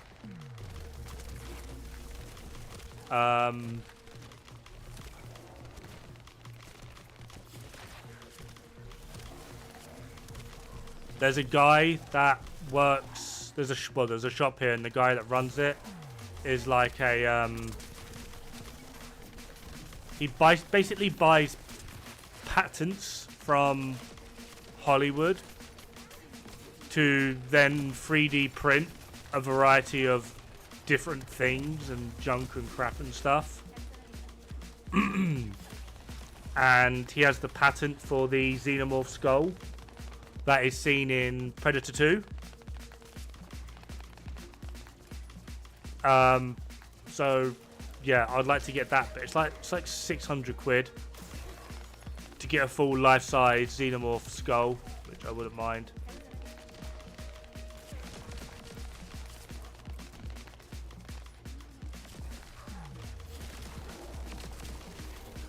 You have the combi stick. It's called a combi stick.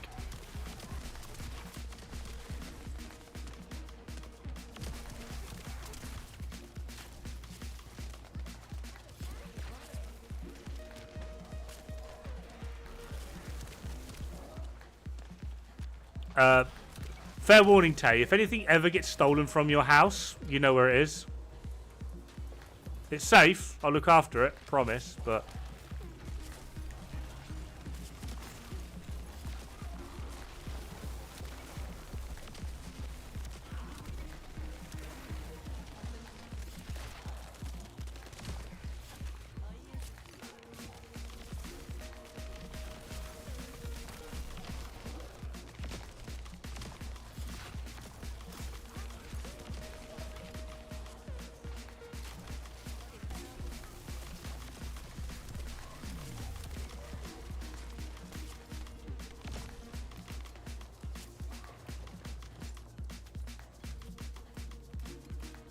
It's always more of an Alien fan. So, I would try and go to like original source if I can.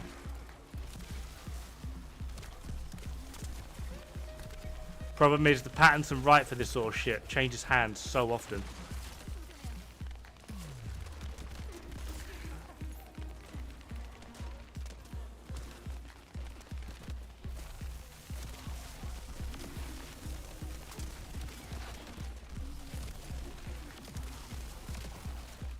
It's also just money I don't have at the moment. I've still got to get one of those weird things. I forgot what they're called again. Oh yeah, job.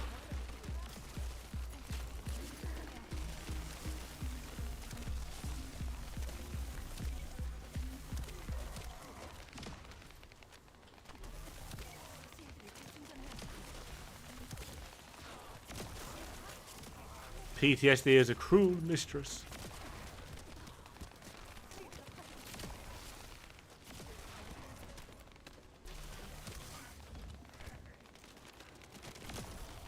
Overrated? Yeah, but I also wouldn't... I would really like the ability to, like, I don't know, afford food.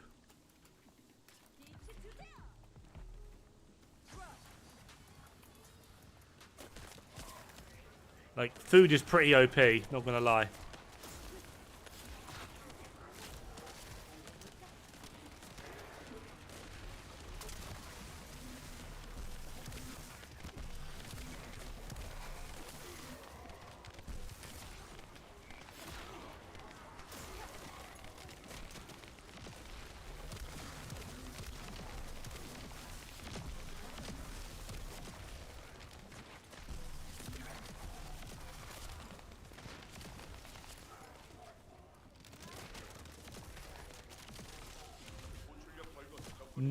Oh my god, Ninja Turtles.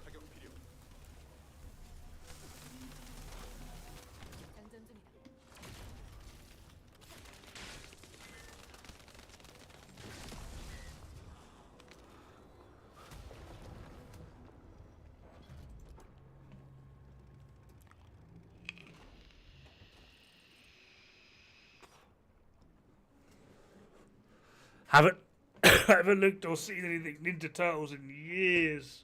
Well, I say years. Was it Michael Bay that did like a rendition of Ninja Turtles? I thought that was alright. Although it was Michael Bay, so I didn't really expect much.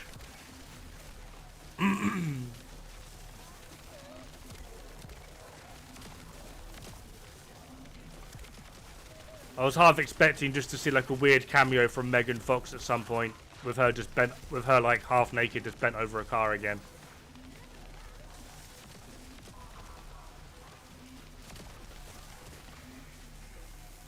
Toku and Razor, oh my god.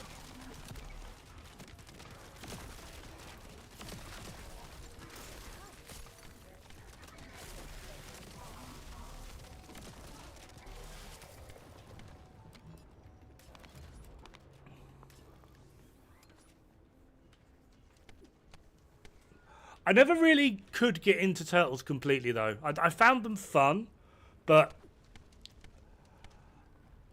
Raphael's attitude grated on me after like 2 minutes. Leonardo has to be like one of the worst leaders in animation history. Michelangelo, I don't know how many times this guy can fuck up, and everyone just goes, "Oh, it's all right. It's Michelangelo." Like, no, punch the cunt. Like, what the fuck? Like, the only one to me that ever had anything interesting and fun to do or say was Donatello. Like, the more I watched them, the more I ended up despising their overall characters, though.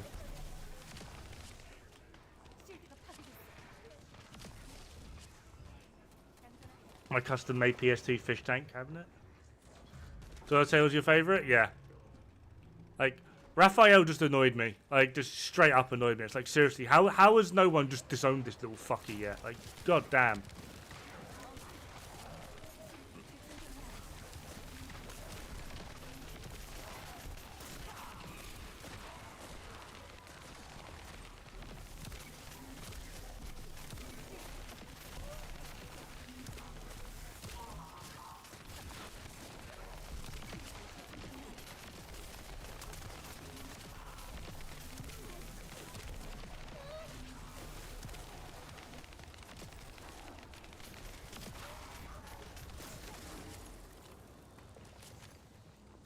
And like Michelangelo's antics just always were just sort of like, seriously, I get it, you're meant to be the fun-loving one, but literally, this problem could have been solved in like 6 seconds if he just put his hands in his pockets and shut the fuck up. But no, Michelangelo had to do something to make it 9 million times worse, because that's what he always does. And it just got boring after a while. And like, I swear every other episode, literally every other episode, it's simple problem. Michelangelo does something stupid and fucks it up for everyone. Raphael and Leonardo get into an argument at best how to solve it. Neither of them are fucking right because they're both idiots and can't set aside their pride for more than 2 seconds to actually work on a proper solution. And then in comes Donatello to fucking solve the whole problem. Like, that was literally every episode. It was just sort of like, oh my god. Just fucking pack it in.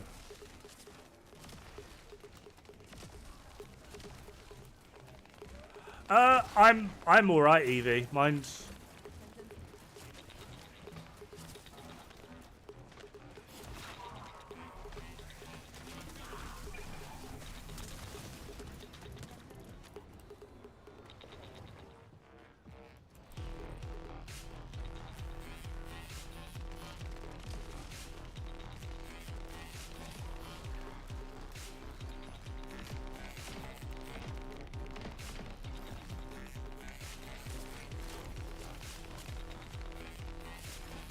They could work... No.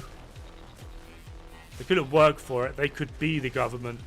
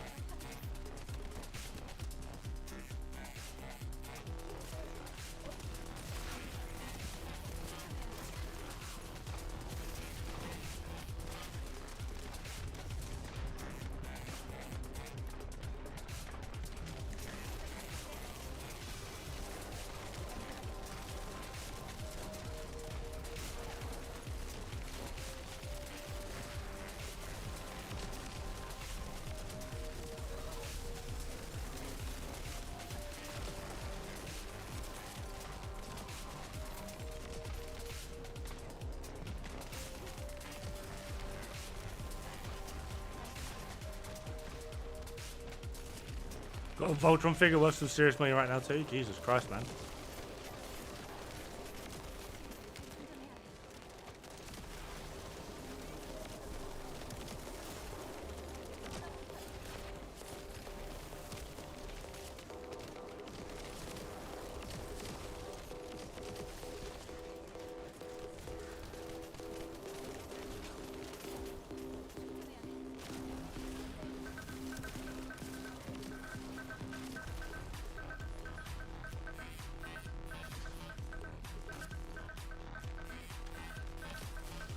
Boris is the fun-loving one. What? Are we getting political up in here again, are we? Mate, Corbyn needed to be shot. That's what I'll say.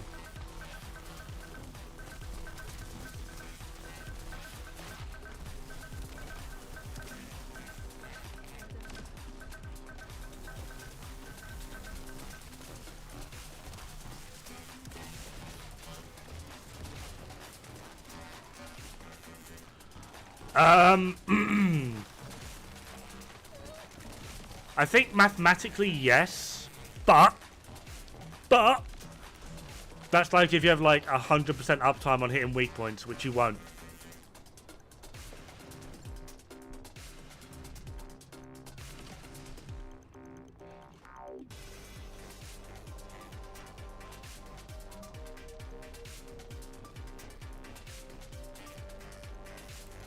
Can't wait for pets. I kind of feel like as soon as we get pets, and if they do pick up gold, we will find the gold farm so much easier.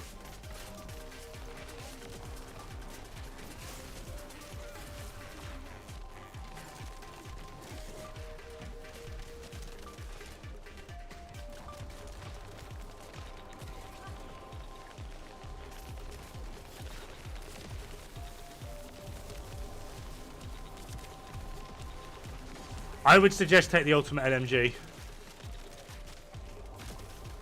It's still really strong. Like, it is definitely up there. But it's less reliant on you having to be goddamn accurate all the damn time.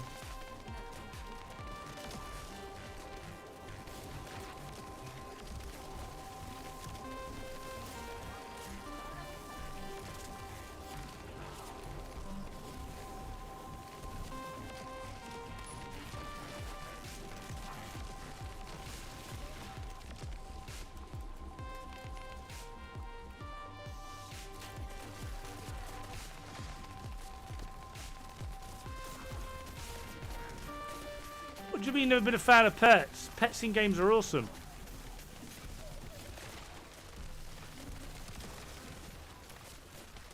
Duck out. Come back across.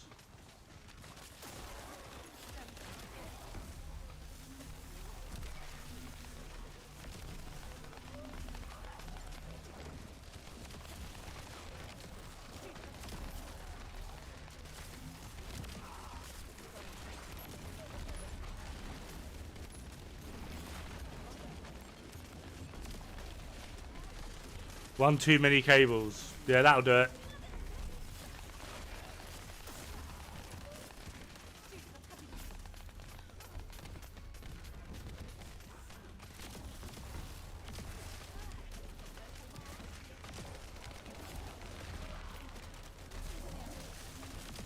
What are we doing today? Just casually grinding out some bits and bobs.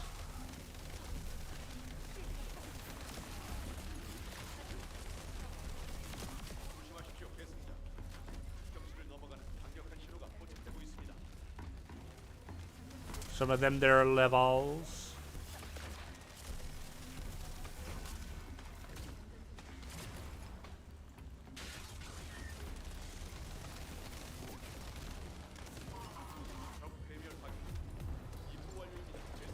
That is clairvoyance, yes.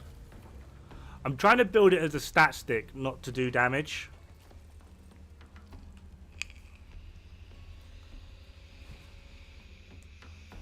Apart from dog meat.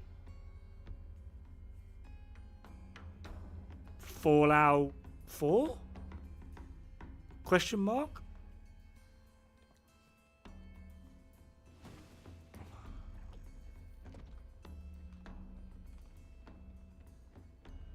Oh, it's just for VSer.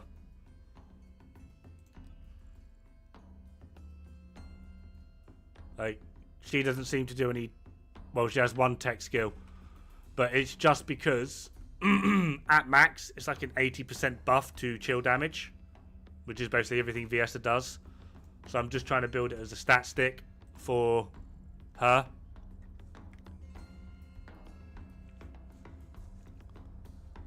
I mean, I'd like it to do some damage, but it's mostly just going to be to debuff the enemy, because the debuff lasts for like 2 seconds. 2 seconds? 2 seconds, which is more than enough. And then that also allows her to... You can basically shoot, cast her one ability and her third ability, and then go back to shooting and have the debuff remain active. It's just her 2 and 4 that will stop it from working, but yeah.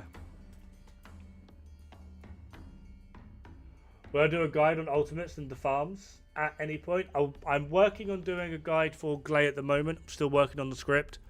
That will be going up, but I will be doing them at some point, yes. I won't be doing it for the farms on like where to farm them, because I imagine as things rotate and more things get added, they would be changing.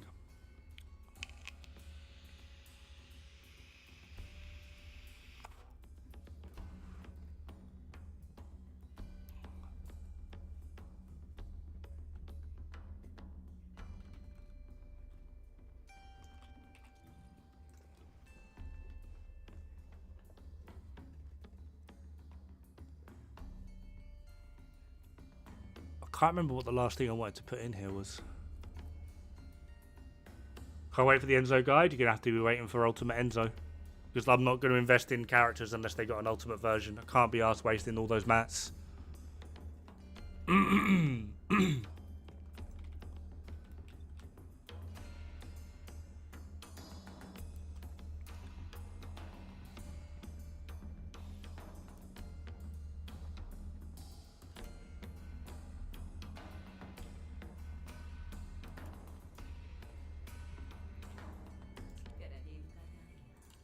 Oh, we have an energy activator up and running, do we? Interesting. What do we need? Oh my god.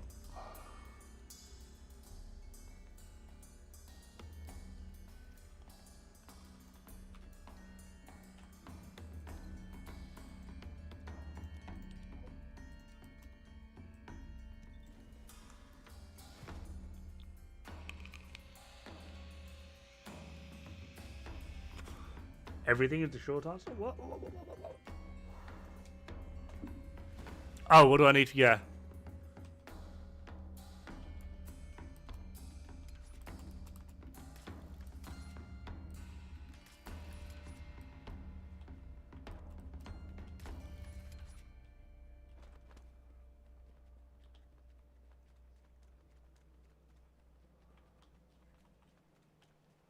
Just got King's Blueprint. No, I haven't used it. It seems really strong for mobbing. From what I've seen, it's utterly useless in a Colossus fight, but it does seem really good for mobbing.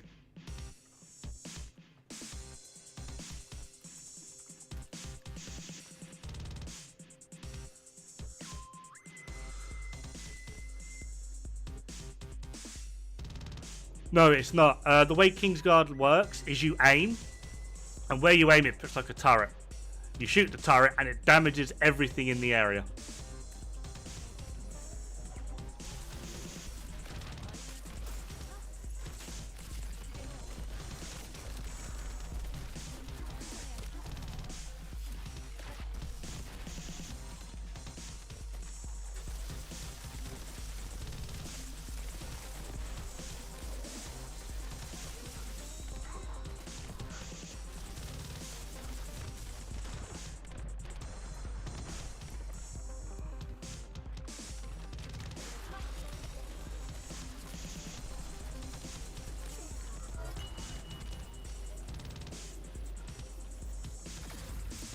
It is a bit weird, yeah.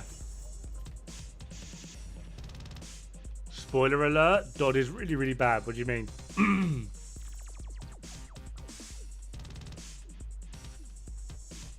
What? Kingsguard Lance?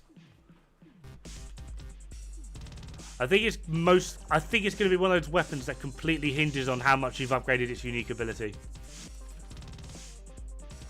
Like, I think if you've only upgraded it once, it's terrible. I think if you got it maxed out, especially if you can increase the radius of the turrets.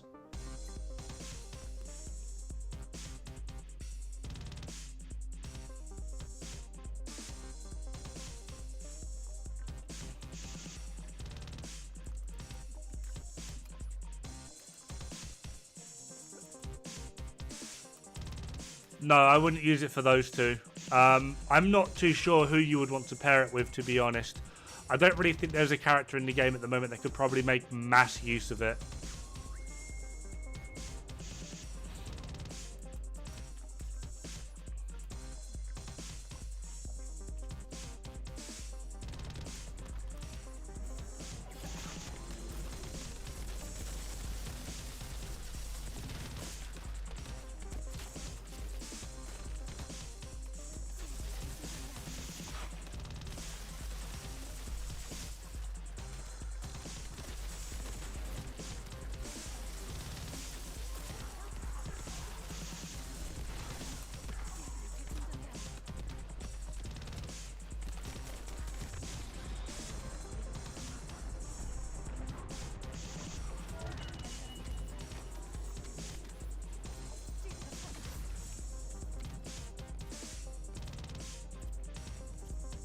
Maybe maybe. It's actually not a bad shout, actually, putting it on J-Bar. There's a few vivs on fully upgraded Kingsguard Lance, is there? Wow, people have actually been upgrading it? Wow. I'm surprised.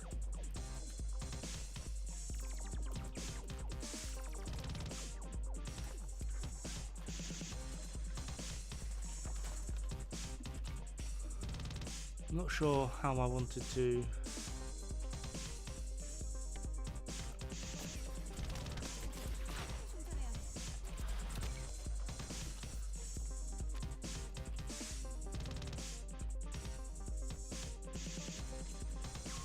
Aha.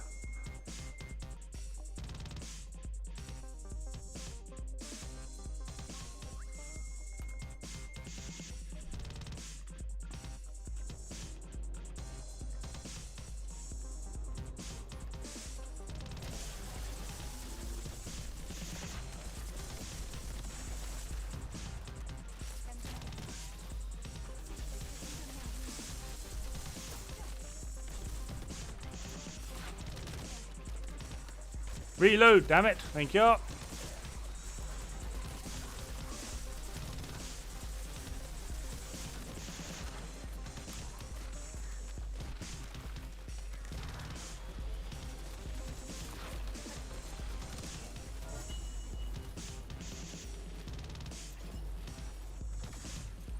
Mats?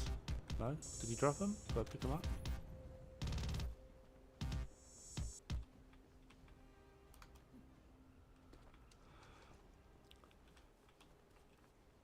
On those videos, Obi, do they show the stats of it? Like its unique ability fully maxed out? Like, do you get more than one turret? Or does the turret AoE increase or whatever?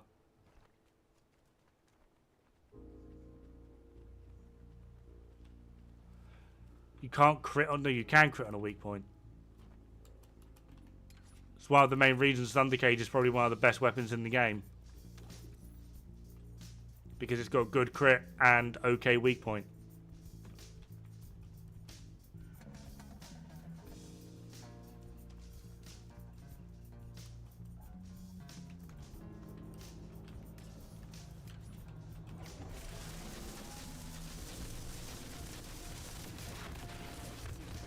Oh wow, okay.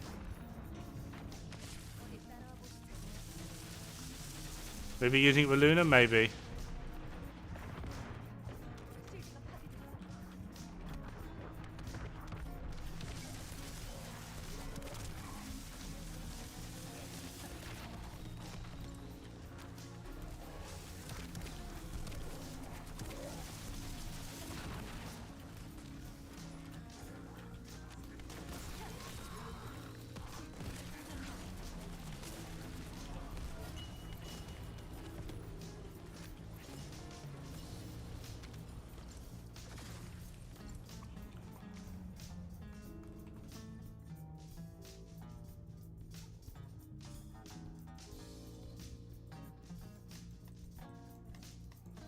Nice. Is it Vespers? Yeah, Vespers.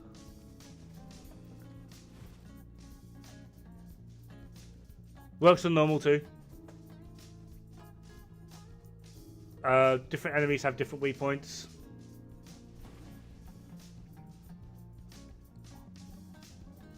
The head being like the most obvious one.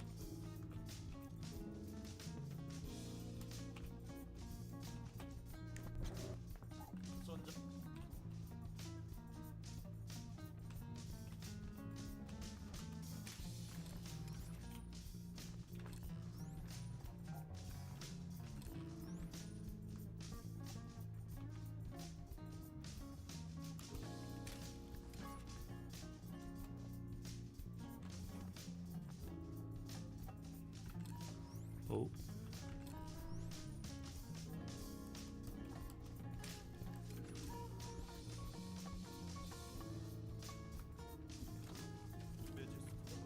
I'm finding a lot of precisions lately.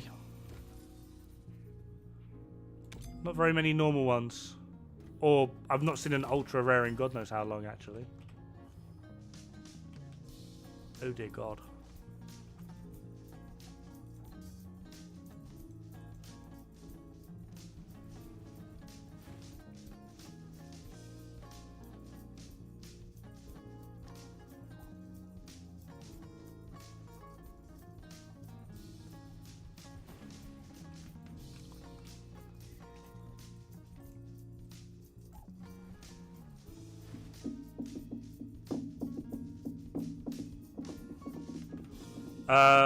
Metal conductive foil. Try and get another activator on the old Kookaroony. Hanging out for a ultra. No, Enzo, what are you doing?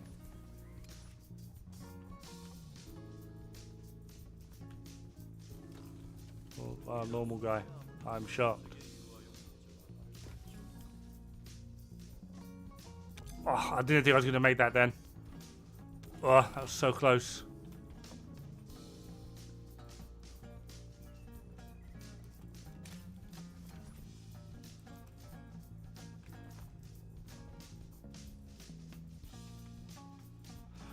Enzo has a buff to them.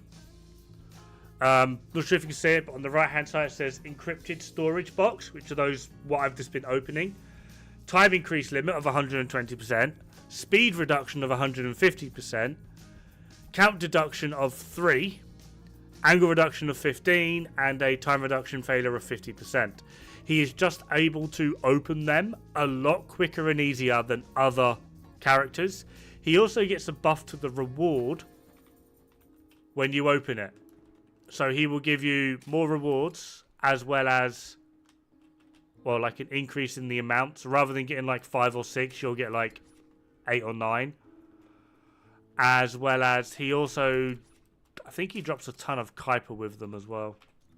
I'm not sure if that's a universal thing or whether that's just a thing for him now. Yeah.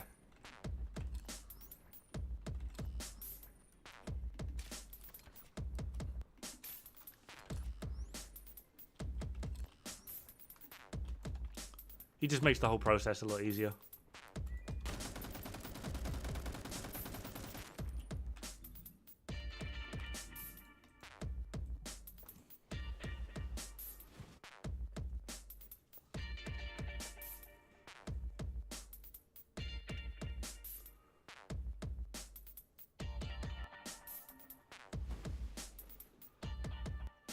Like hopefully if we can find an ultra precise, you'll see the difference. Like before Enzo, I don't think I opened up a single ultra precise and I hated doing them, like actively hated doing them. But now I actively want them because they're easy. Oh. We're going to be an ultra precise. Go on. No.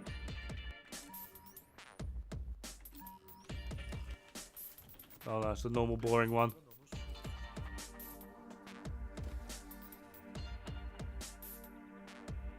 Oh, I missed it. I was reading. Oh, that was close. Yeah, 70k Kuiper roughly on opening ultra precise. Between 70 and 80, I think, isn't it? Because I think at one point I got like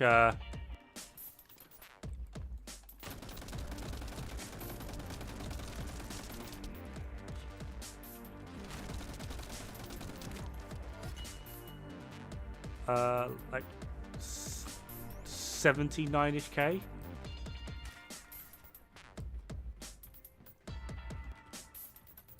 There we are, ultra precise.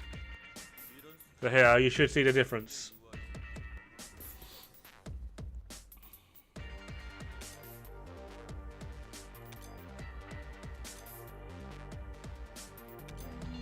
Yeah, that easy.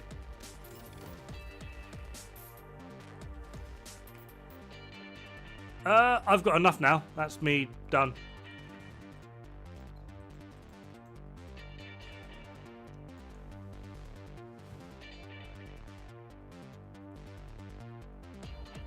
Amount goes up.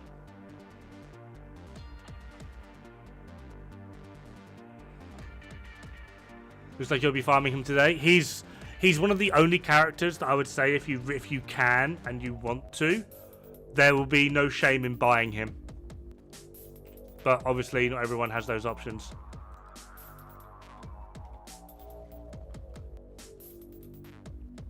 I think it goes up in party. I don't think it does.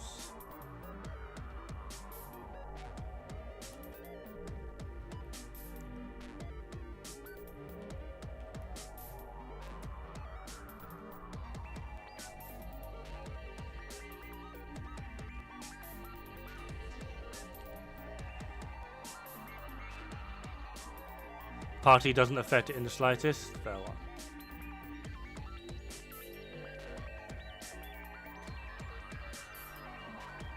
Already built 1-2 pieces yesterday for fun, so I'll just grind, no problem.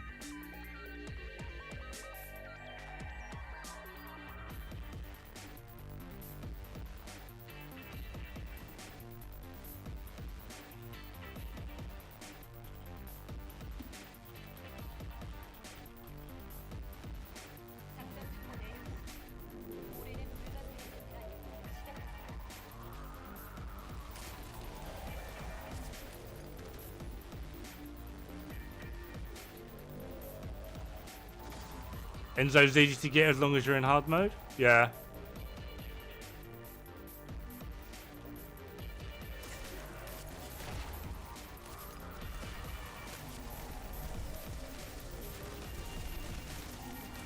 I didn't have any particular trouble getting him.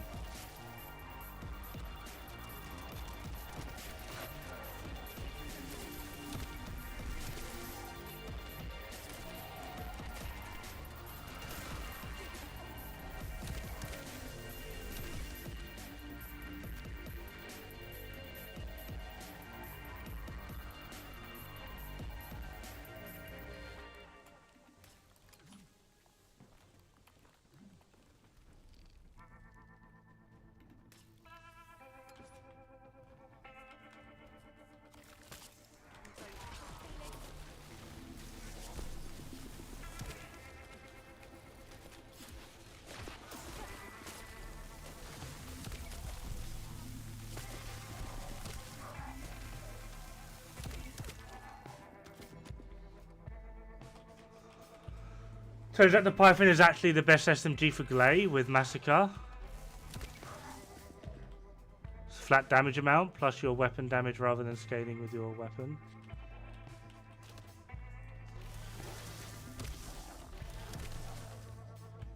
Hard disagree. A few people ran the math on it. God knows how long ago. Thunder Cage massively outperforms Python. The main reason being is, like, you're right, like, Massacre will give it a damage buff, but it's still going to take all of this into account. So, weak point damage is 3.14 with 5% crit and 1.3% critical hit damage. They haven't changed anything between the two weapons. and then with Thunder Cage, like there's no way Python can keep up with this. There is literally no way Python can keep up with that. Like, there's not a chance in hell.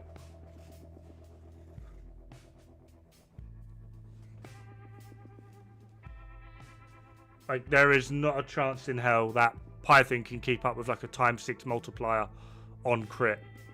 Because now I can hit wherever I want, whereas with Python on Massacre, you're still going to be stuck trying to hit those weak points. Like, there's just no way. Like, the last time we did, like, DPS check on it, Python was getting, like, 5.3 million DPS through Massacre. But Thundercage was getting, like, 6.8.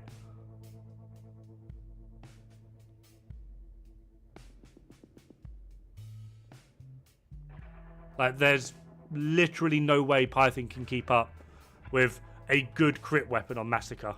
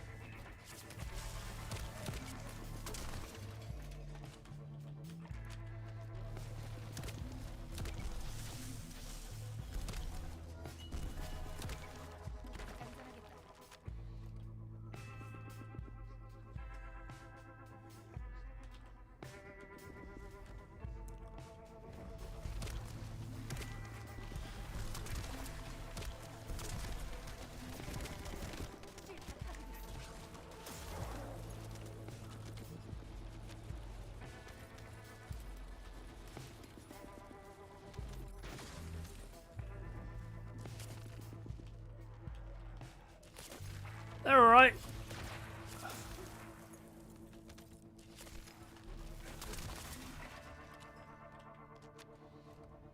They are fun. I like the feel and look of them.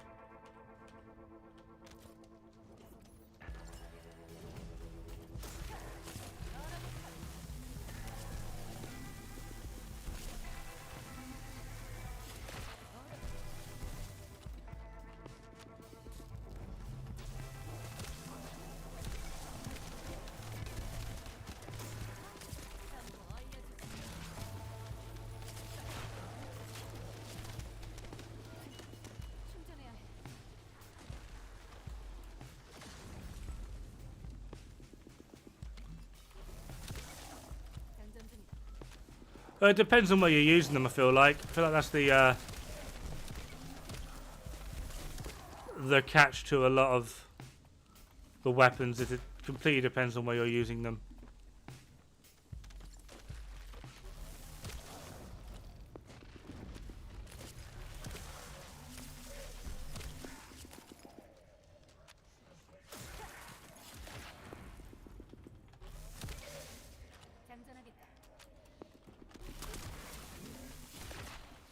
Oh.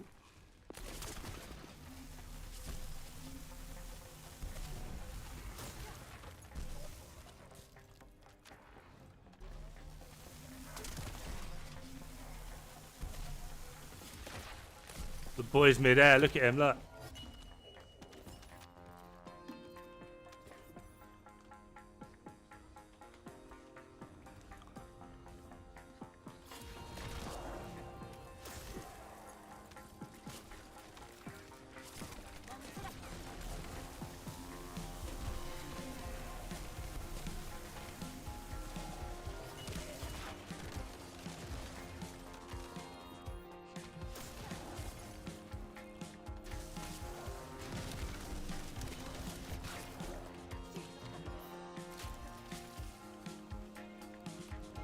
How high get the weak point multiplier on Python? I think about 4.2, 4.8.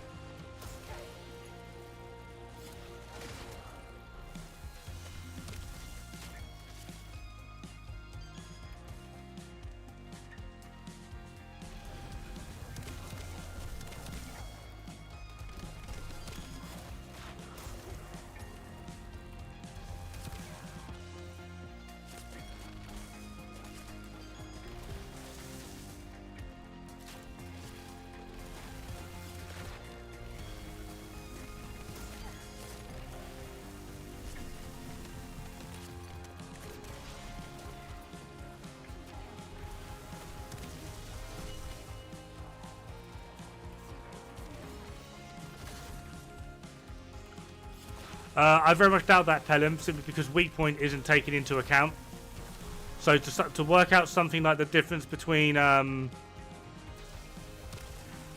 like Thunder Cage and versus Python on a Massacre build, you're going to have to math it out. Like, there's no other way to do it.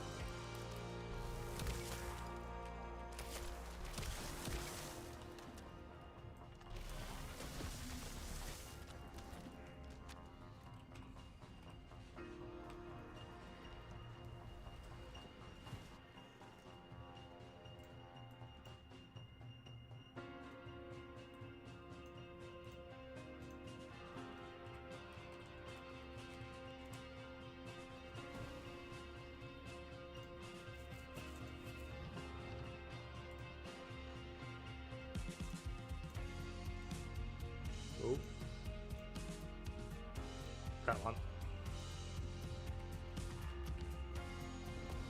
That's not how you spell Python.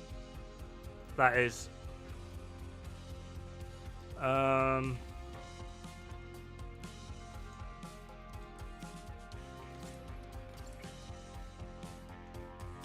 Scooby-Dooby-Dooby-Dooby-Boom. Right. I'll put it down here.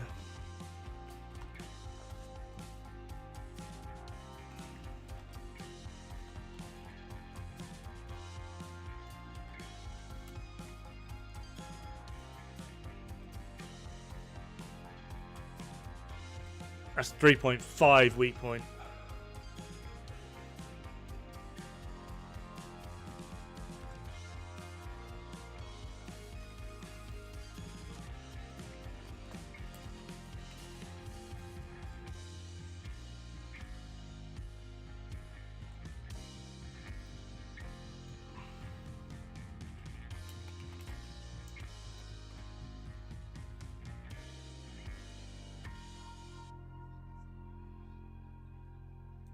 Probably something like that. No, if we're doing this purely off of Massacre, we don't need that.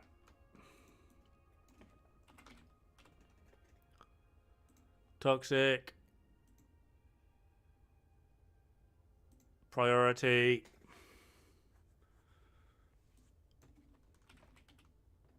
Rifle reinforcement. Fuck. I really hate how this website works. Rifle reinforcement.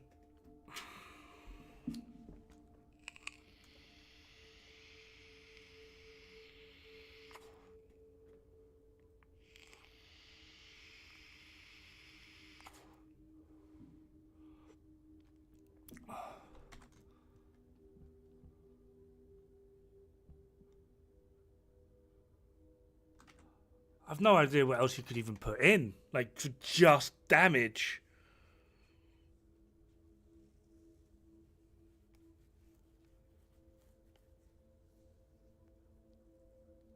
What else would there be for just damage?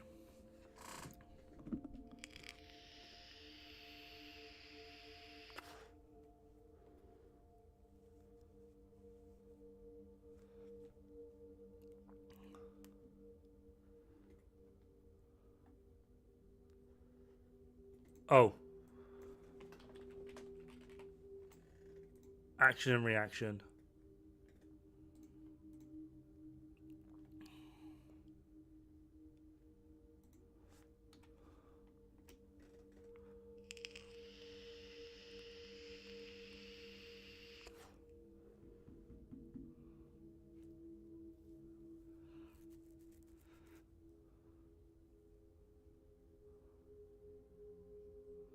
No, mental focus ends up being more on Massacre Glay.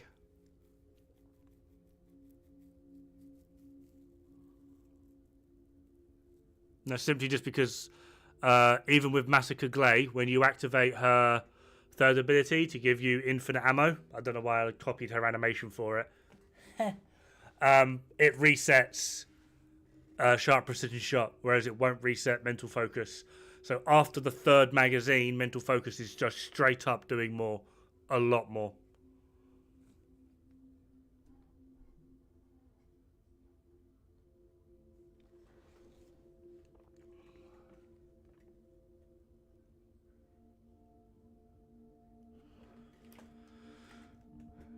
Right.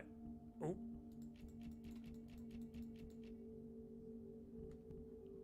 So we have.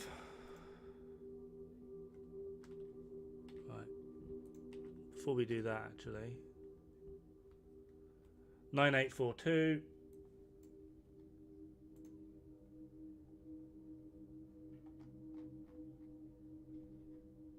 Fucking hell.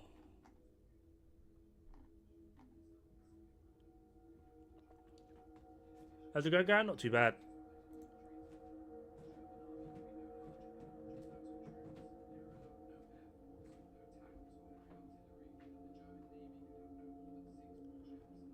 Uh, 9842.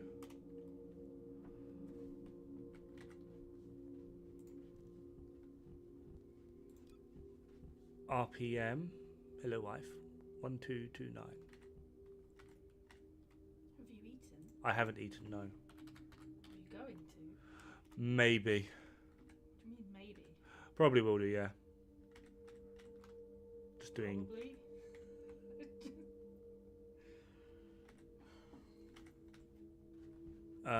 Weak point of base is 2.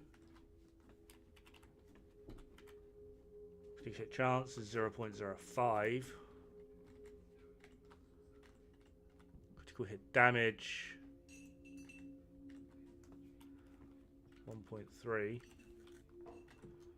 Reload 1.5.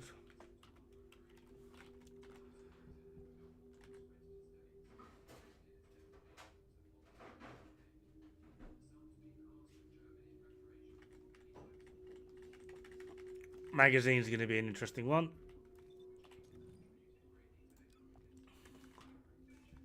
Just going to work it off of mine. Duration is 8.6. So with 1 equals 1229 divided by 60. Ooh.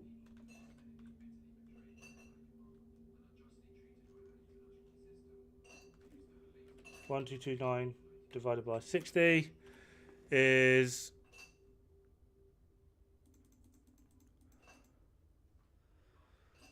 20.5, and this is lasting how long?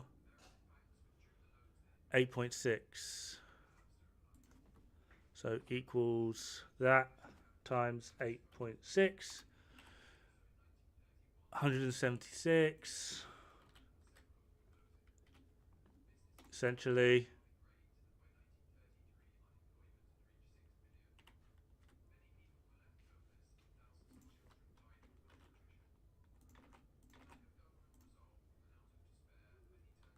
And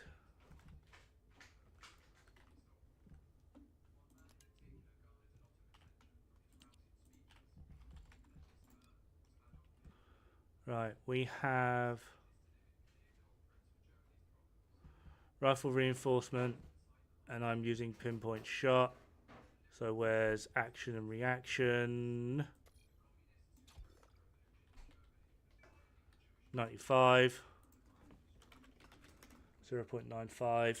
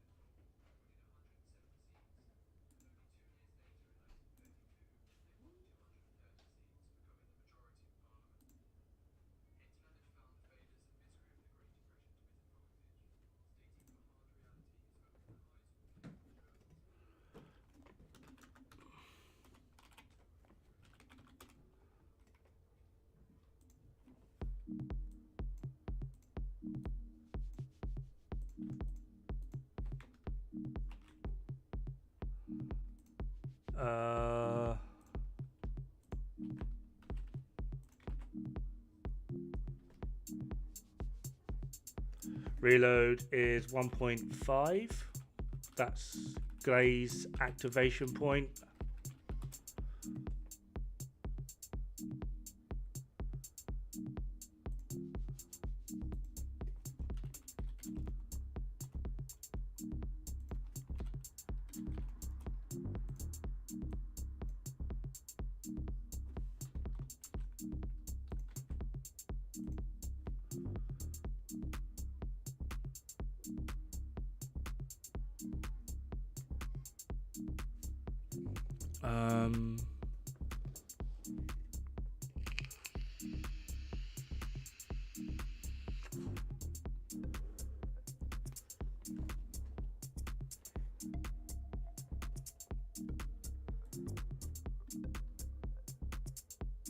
Who preferred? Me is Glay, easily Glay. Right. The only difference from this point would be between the builds would be like what one of these you put in. I've got one for Thunder Cage and one for Python. Overall stats are going to be the same. The only difference is going to be like the rolls you have at the bottom. So like that is mostly just going to come down to luck. The way in which Glay is going to operate is mostly going to be in pure burst.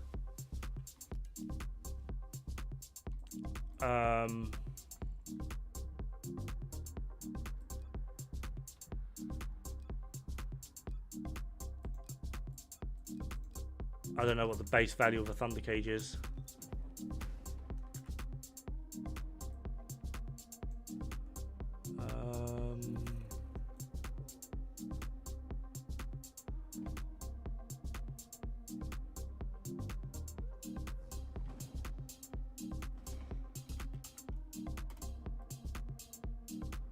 Anyone know what base Thunder Cage attack is? Weapon builder.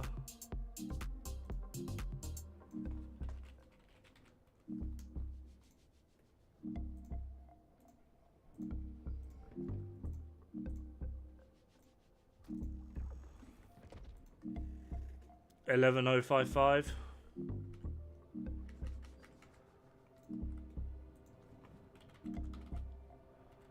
RPM is 666. Weak point is 1.2. 0.2. We can get rid of this stack crap that I've put in. Critical hit damage is 2. Reload. No, 1.5 that's going to be. That's her time. Mag size. Wait. Fire rate.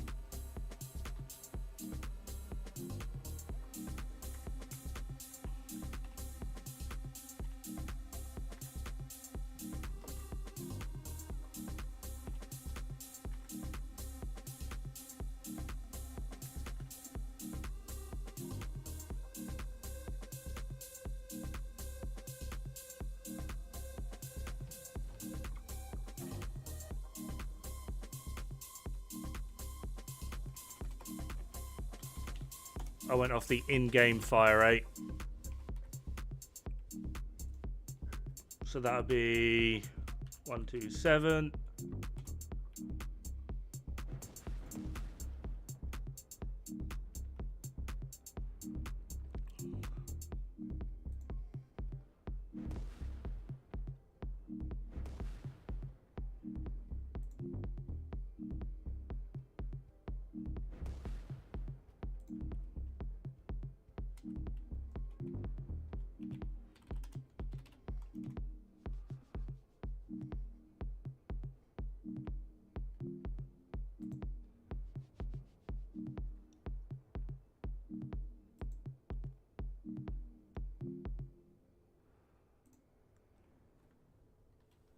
This will be equals 888 divided by 60.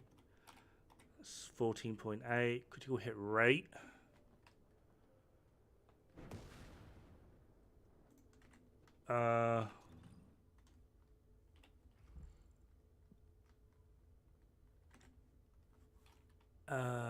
0.82. 36.4.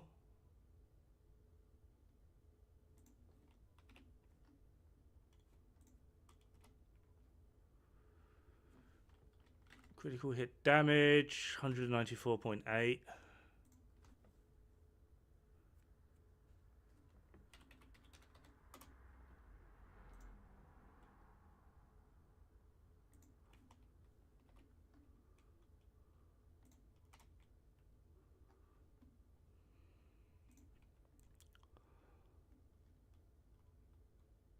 Weak point. I've got nothing in weak point.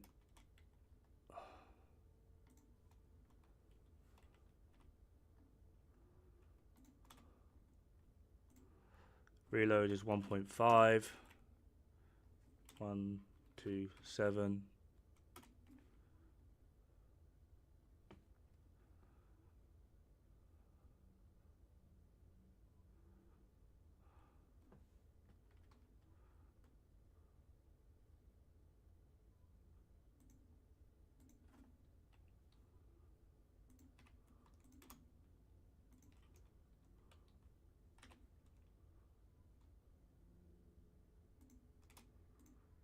Wait, that ain't right. Where am I getting that from?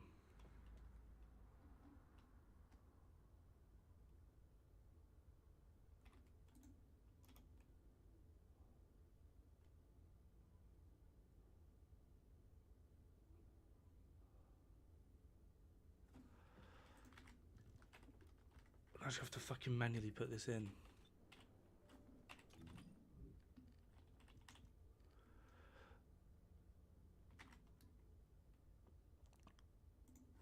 .3904. 6.614.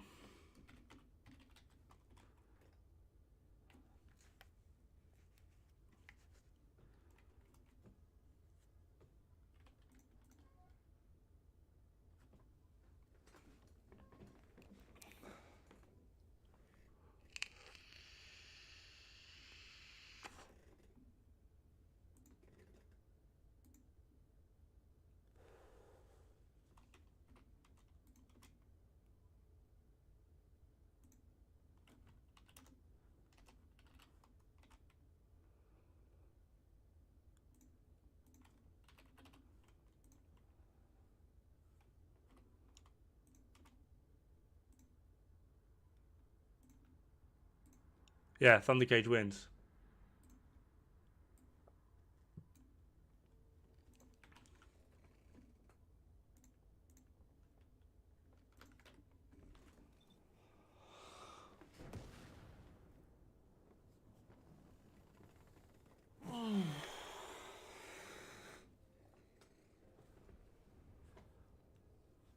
Just watched a vid about King's Guard that's worse than old Greg than before buff. Drybeg. No, don't watch him. Sorry. Don't. I know exactly who that is. Oh, don't. Just don't do it to yourself. Do I have perforation? No.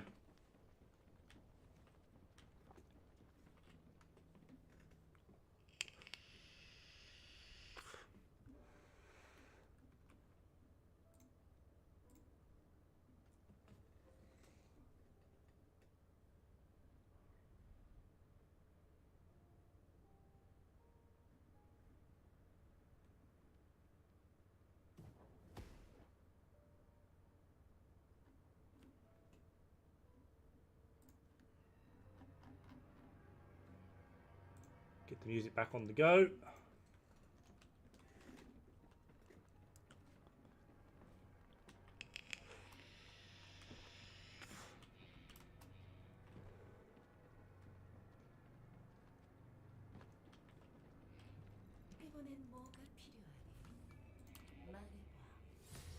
Eight more hours on Glade. Nice. Oh, is that piercing good to go? That is a piercing good to go.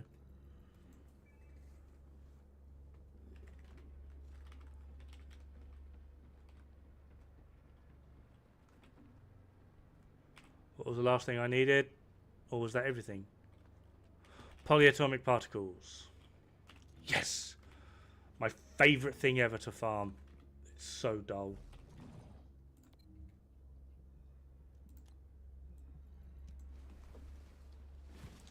Gee! How's it going, buddy? Not too bad on my end. Loving life.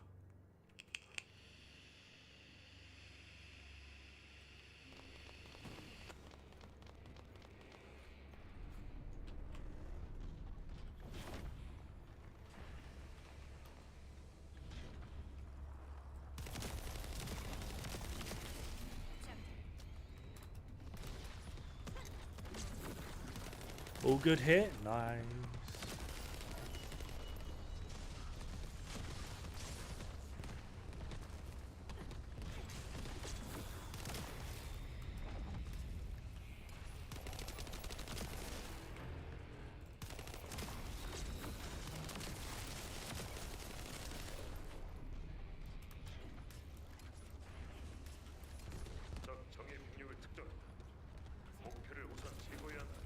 So we have text in Korean as well.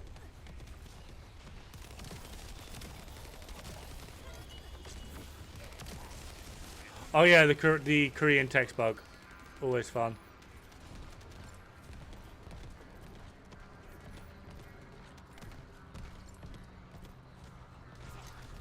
At what point are we at in the mission? I don't know.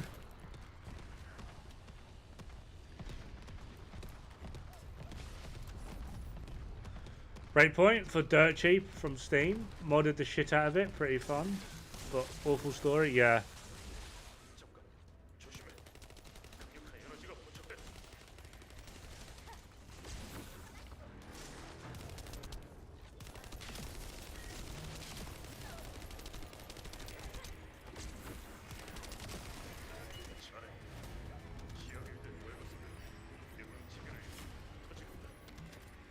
Oh, a supply moisture. Don't mind if I do.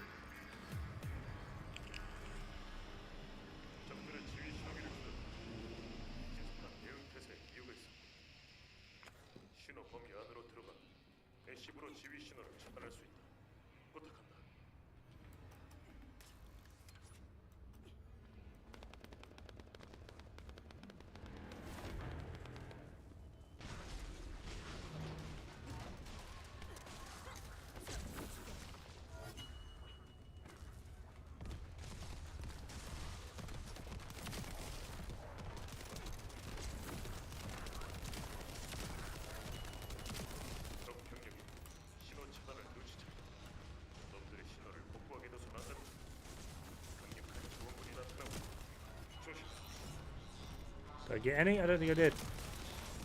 I'm upset now.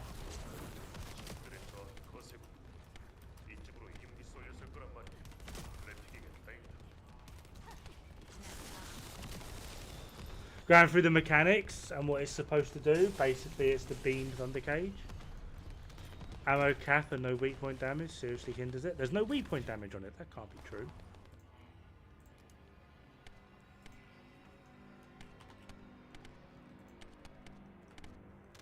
There is. Still a 50% increase.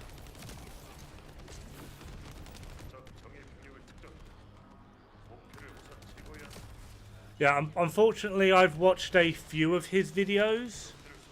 For the one where I actually compared my last dagger build to, it was actually one of his builds because it was the one that came up. But he seems to have this weird notion that you can have 100% uptime on real life fight up, which you fucking can't. As well as, I've tried speaking to him a few times, and I've asked him whether he's doing DPS calculations in sustain or burst. He can't answer. He doesn't know what they are. And it's just sort of like, well, that's a huge fucking red flag.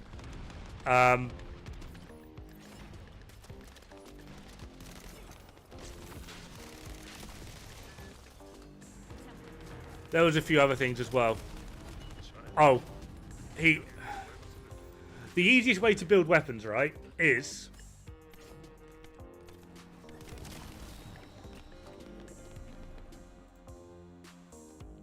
something like Thunder Cage, right? You take the highest multipliers. Critical hit damage times 2. Weak point times 1.2. You take the highest multiplier. So in this case, it would be critical hit damage. And that's what you build around. Because that's how math fucking works. He claims it's the opposite way around. And I'm just like, are you sure? Are you sure about this, my guy? Are you having a stroke? Are you okay? Do you need help?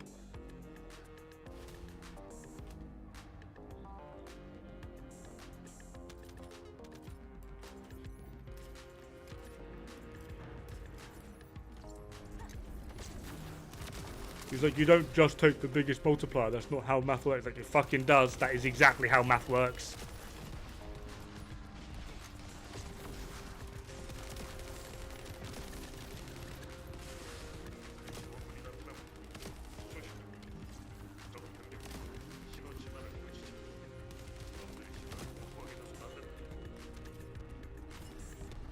He also doesn't... I've watched a stream. He's probably live right now. He's normally live around now. For all of his weapon testing, he doesn't build it and he doesn't use it. He sits in the laboratory and fires it 2 or 3 times and then basically goes to a spreadsheet. It's like, that's not what you do, my guy. That's going to tell you fucking nothing about the game. He also doesn't even remotely check to see if there's any information on what the unique can do at max. I don't want to be bad mouthing people this early on into this game, but yeah,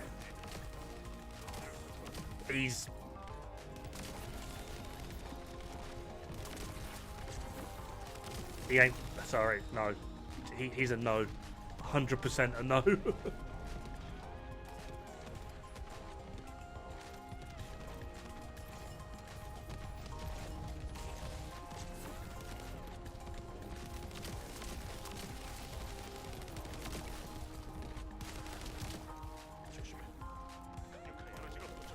Oh. Mid-air freeze.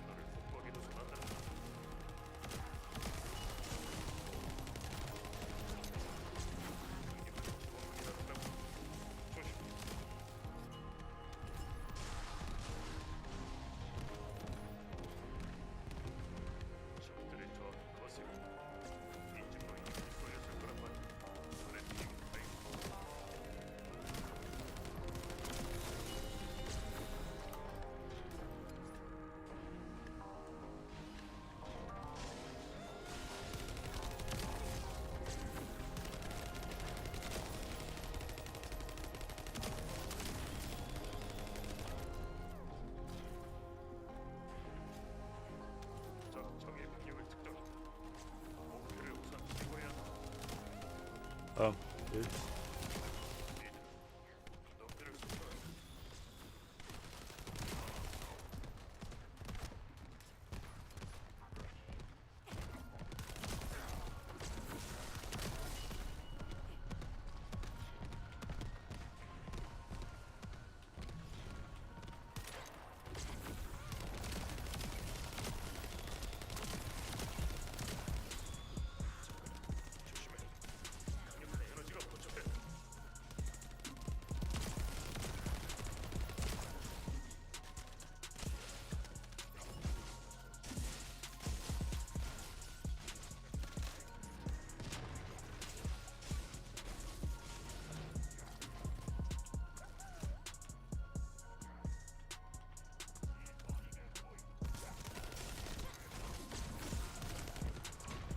Although that is true,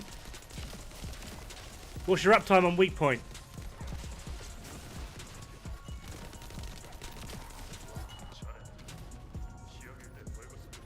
Because the difference, if you remove weak point from the equation, Thundercage is doing like over double that which Python is able to do. So if you remove weak point from it, Thundercage is doing more than double.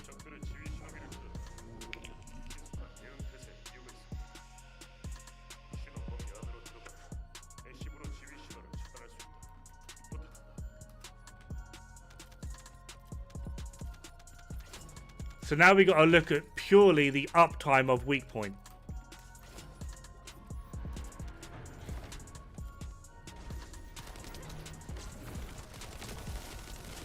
And if the video you're watching is only using Devourer, that's a bad video because that's one fucking boss. Alright?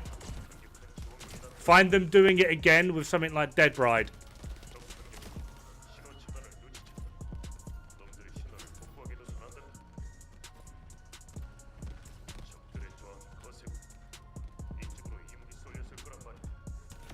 Did they calculate every shot?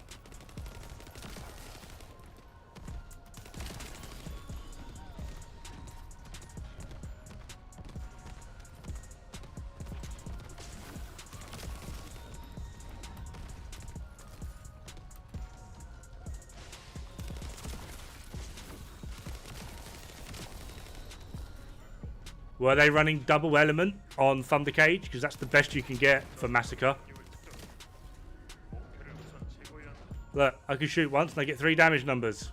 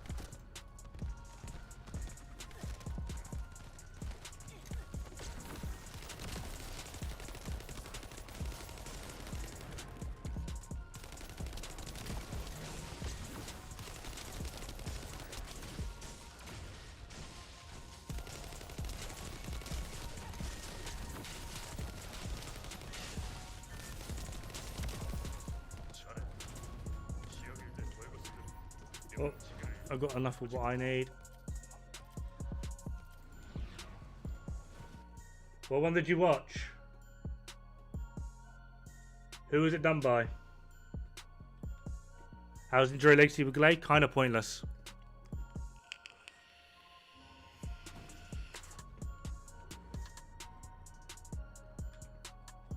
A few different ones.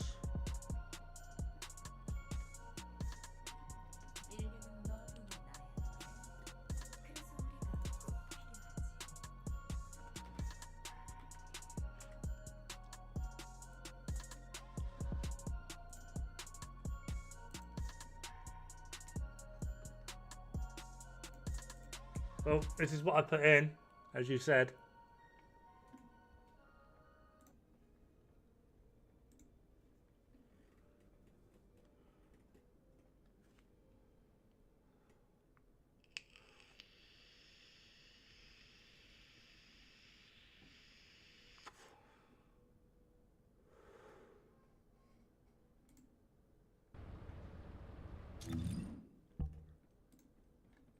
Who? This one.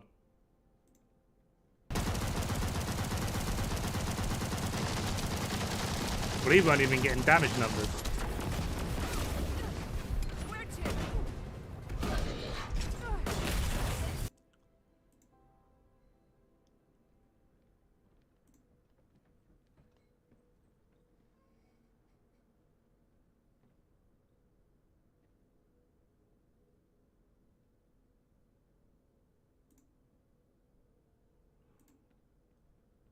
Well, there's your problem. He's got a dumb fucking build.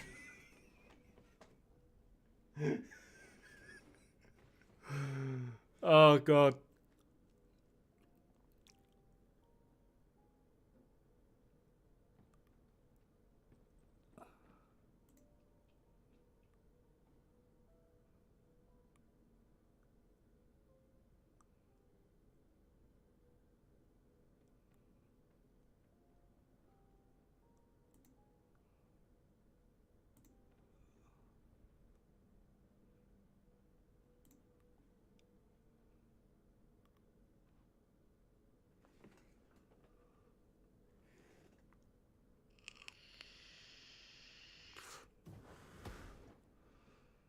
Like, if this is what he's using for Massacre Glay, right, for a start, why the fuck are you using Sharp Precision Shot? Like, that's just dumb.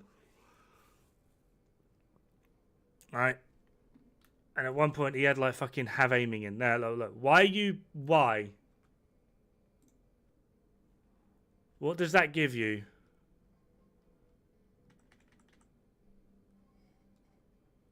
Where is it?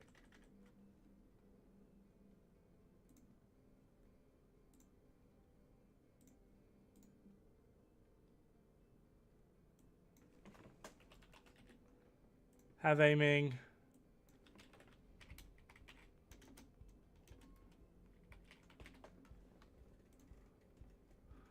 It gives you a 2.1 multiplier on weak point. Versus... He hasn't even spec'd for crit that the... Yeah, well, there's your problem.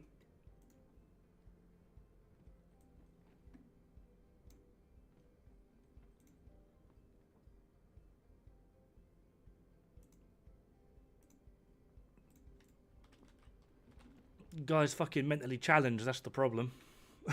Fucking...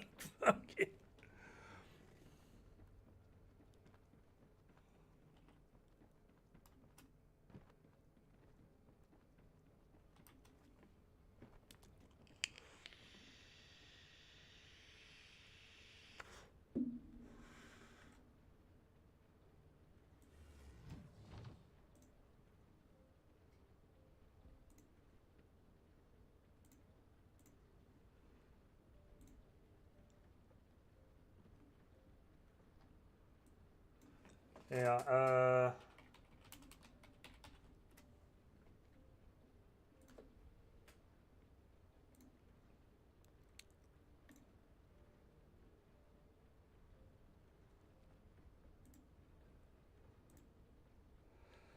Thunder Gauge versus Python on Glay.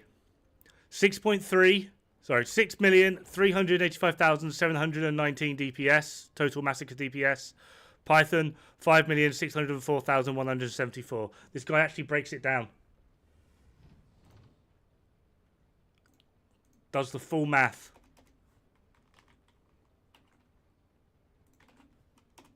Yeah, watch that one.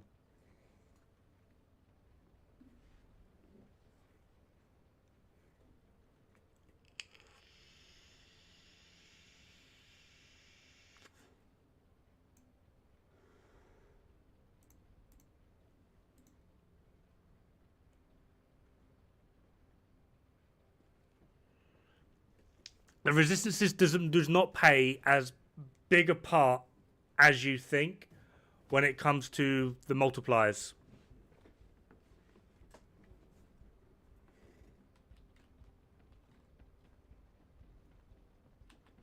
Because again, we're going to have to start taking into account uptime. Yeah, if 100% of your shots, right?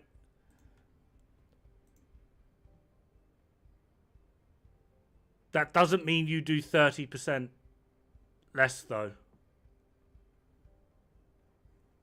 If 100% of your shots with Python hit a weak point, you do 1.5 mil.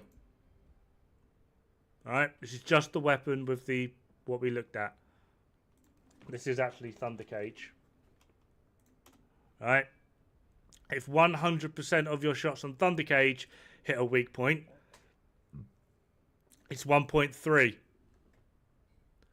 However, the moment you don't hit weak points, fucking Python is doing 500k, where Thunder Cage is doing 1.1 mil.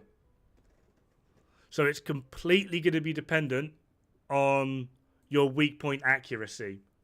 And I can promise you now, like, even if we just, like, let's just do 80%.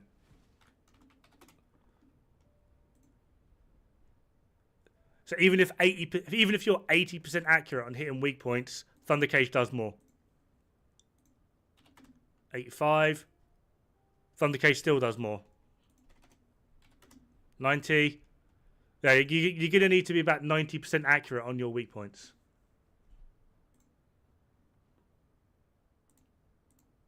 just realised. Yeah.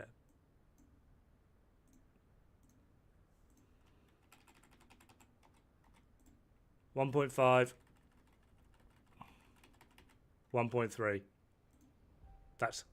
This is 100% accuracy on weak point.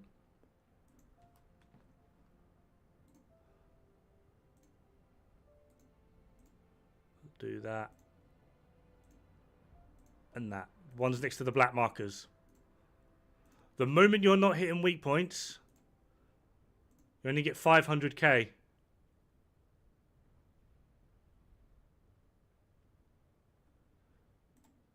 Whereas Thunder Cage is 1.1. Alright.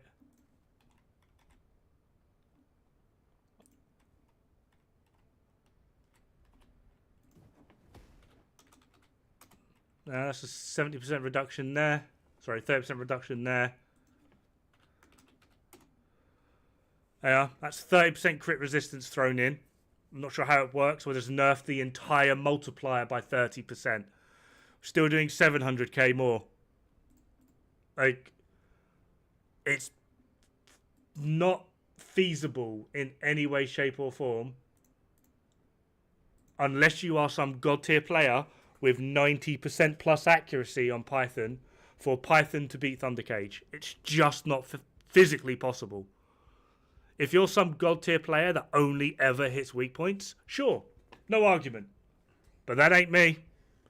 That has done. And judging from the quick clips in the videos that I just watched, it ain't him either.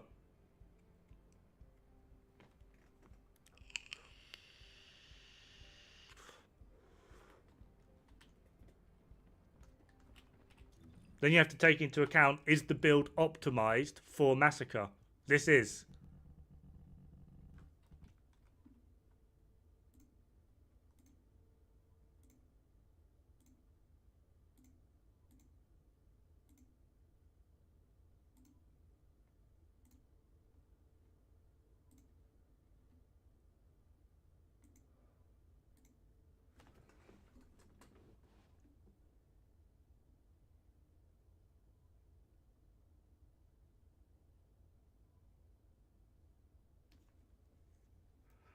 Like, does he actually show his multipliers at any point?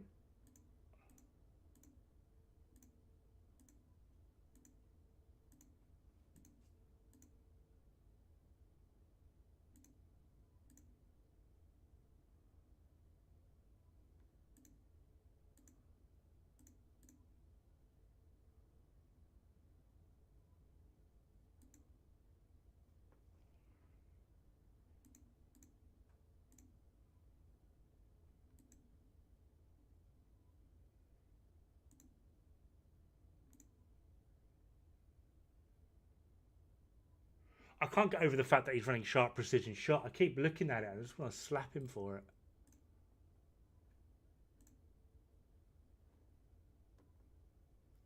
Like, it's such a DPS waste.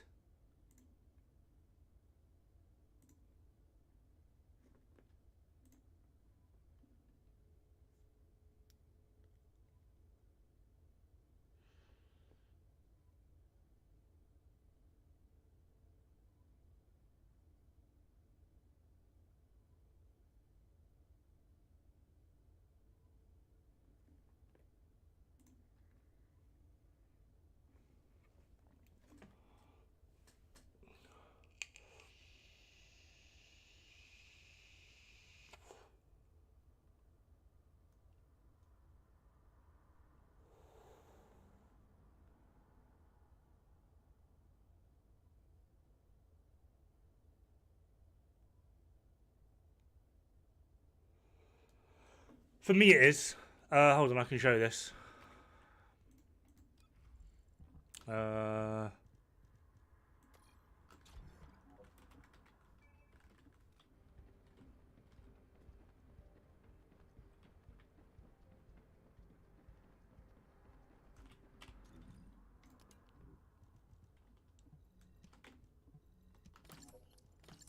Where you at?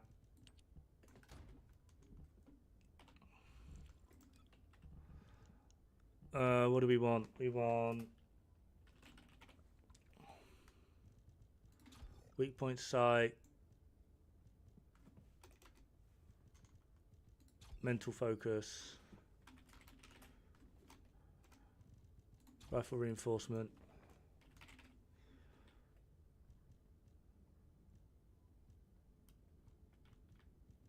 Fire rate.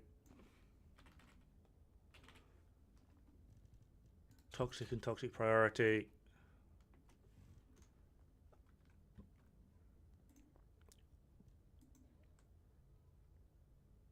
Oh, what else was there? Oh, have aiming. I don't think I've actually even maxed this.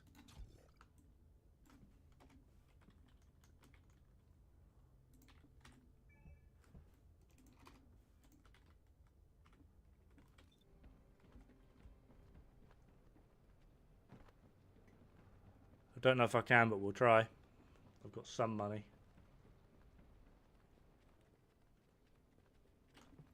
모듈이 당신을 더 강하게 만들어 줄 겁니다.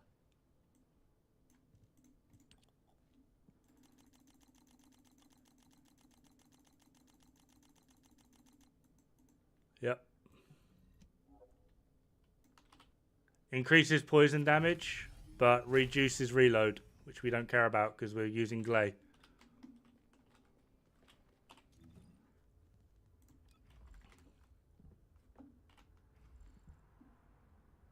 Wasting resource? I needed to do it anyway at some point.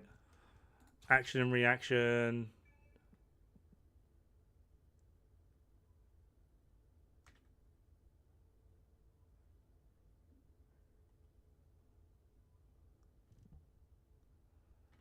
It's probably going to be about as much as we can actually get in. That's of worthwhile. The rest is just like ammo size and shit. 어서 오세요, 계승자.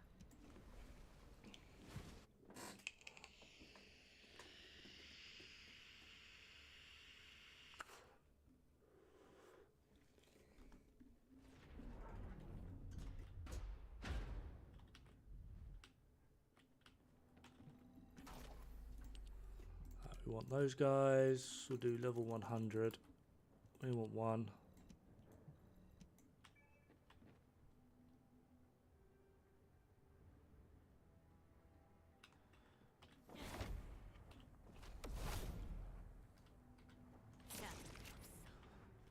Right, so even with Massacre, one shot, I'm getting 4 damage numbers, right? Hopefully you can see that. Because of how I have it built.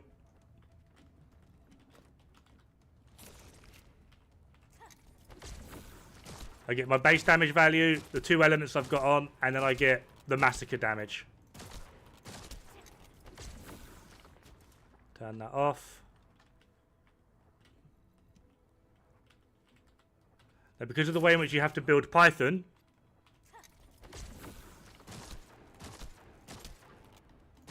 I'm now completely losing a damage number. I get an element, I get the base damage, and then I get the Massacre damage.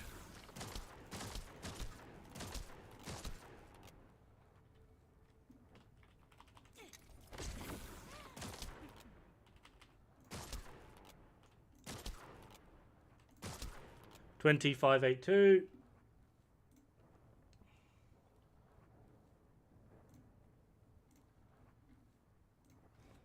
$25.82.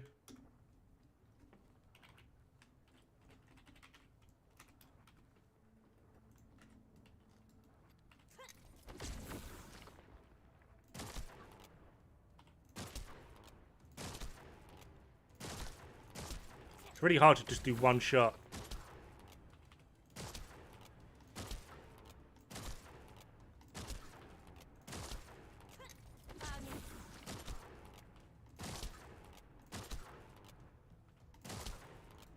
$5288, $5288.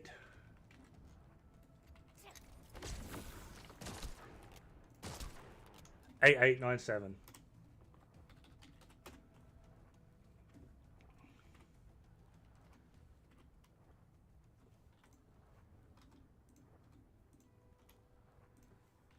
Alright, we've got to do it again for weak point.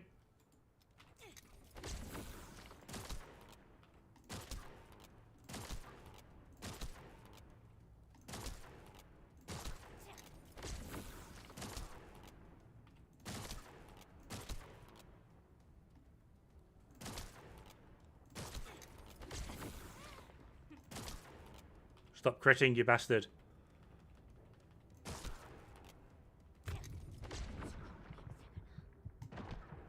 Three eight 275 38 275.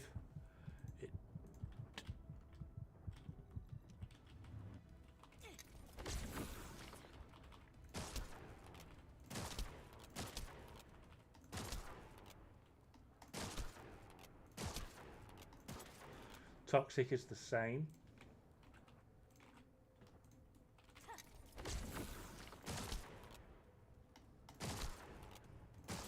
Nineteen 112.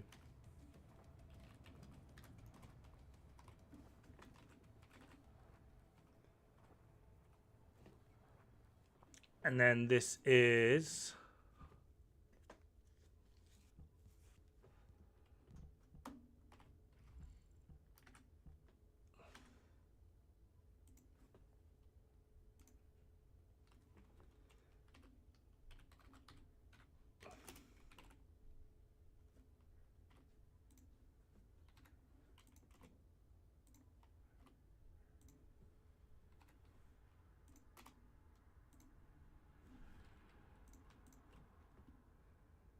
how the fuck do I want to do this with crit involved?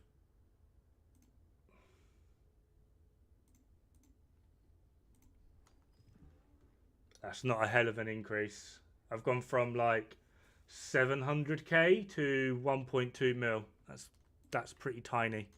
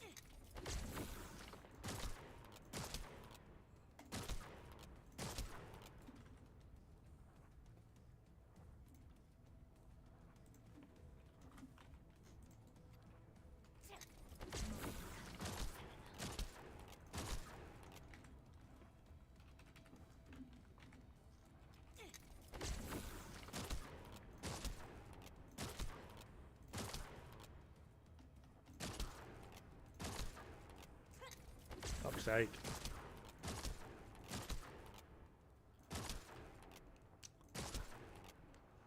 I sometimes feel like the best way to do this would just be record it.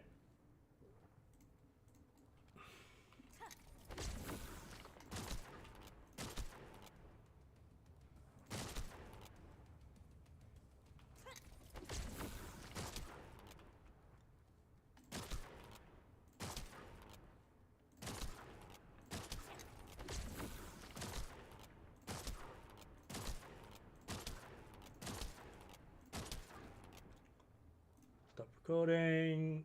File. This will probably kill my PC because it doesn't like doing this all in one go.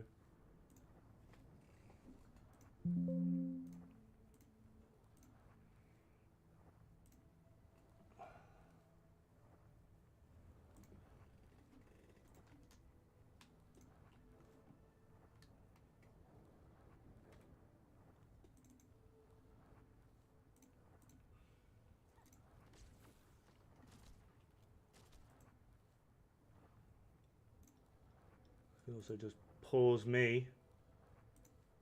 It's me watching me.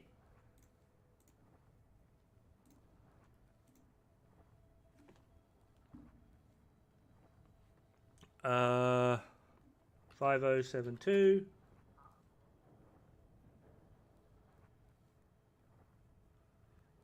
Nine two four six. And then 472. Equals that plus that plus that plus that. And then over here we have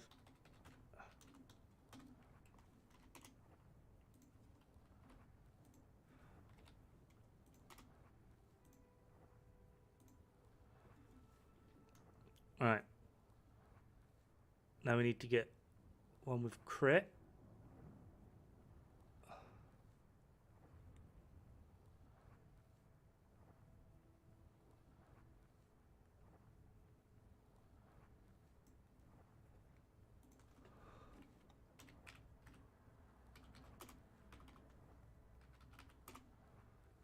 751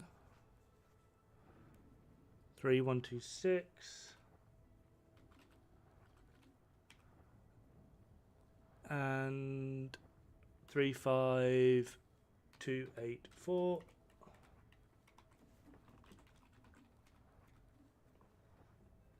equals that times that. Oh mate, this is going to be rough.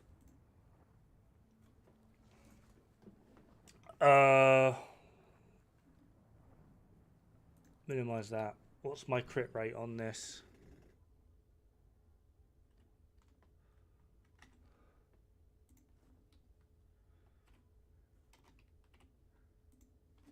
Times 0.33904.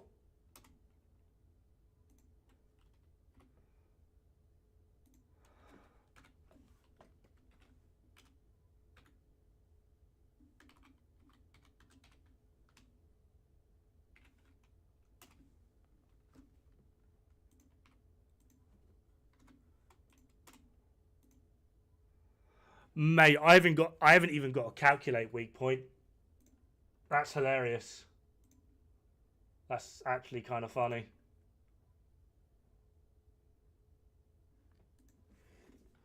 Good point. Swap reactor. I didn't swap reactor.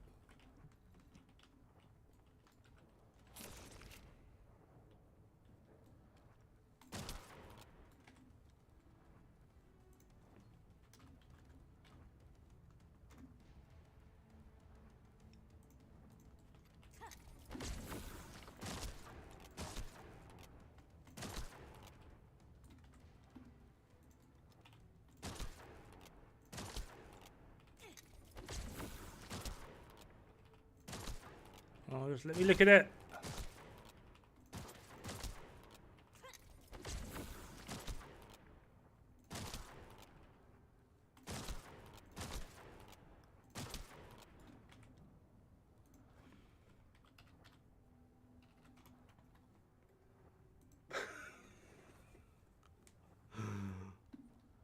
You know, that's fine. Let's just.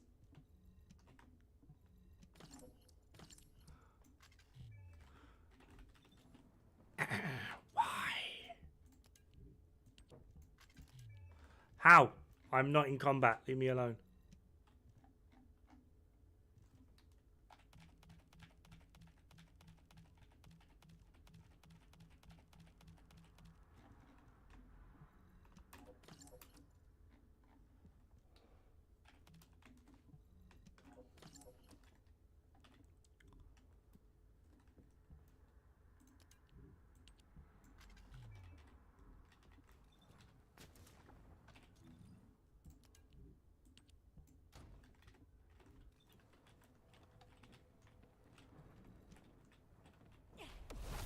Why did I do that?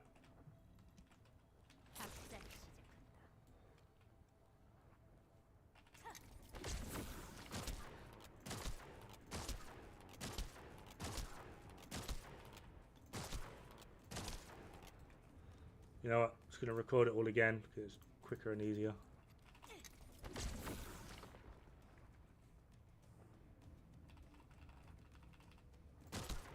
Sorry, I'm aware I'm like not talking much.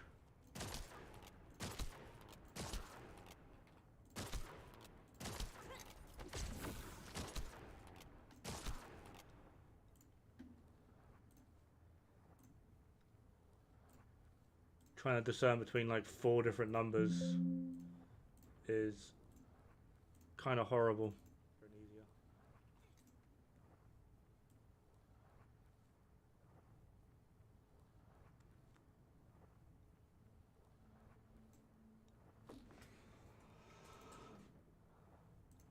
Right.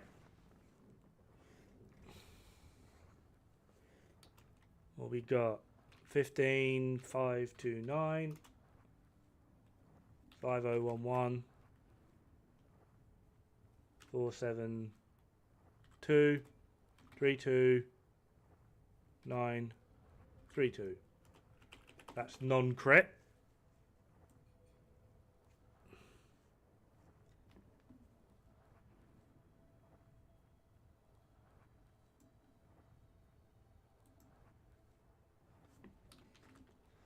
$50, 583. Mate, this hits even harder on weak point. Like what the hell? 56, 75, 472, and then 5056.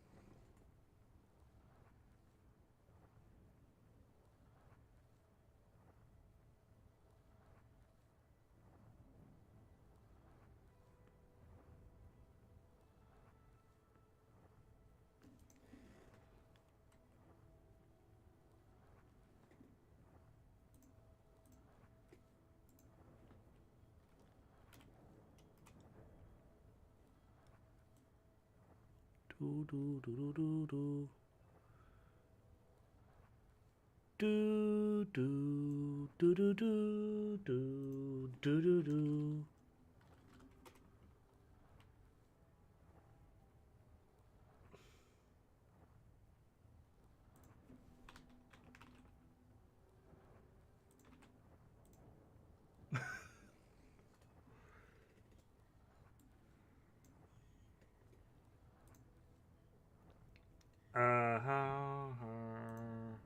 Right.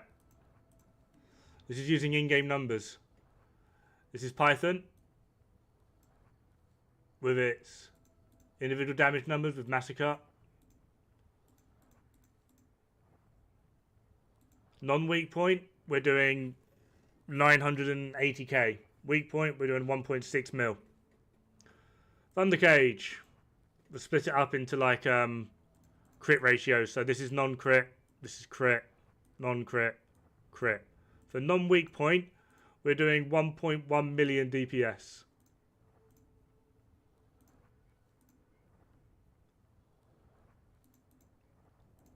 $1.1 mil.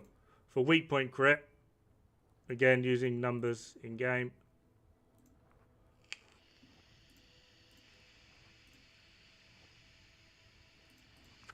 $2.6 million DPS. Haven't factored in mental focus, and just now that I'm thinking about it, the one thing that's going to skew all of it up, which potentially is also in that video, is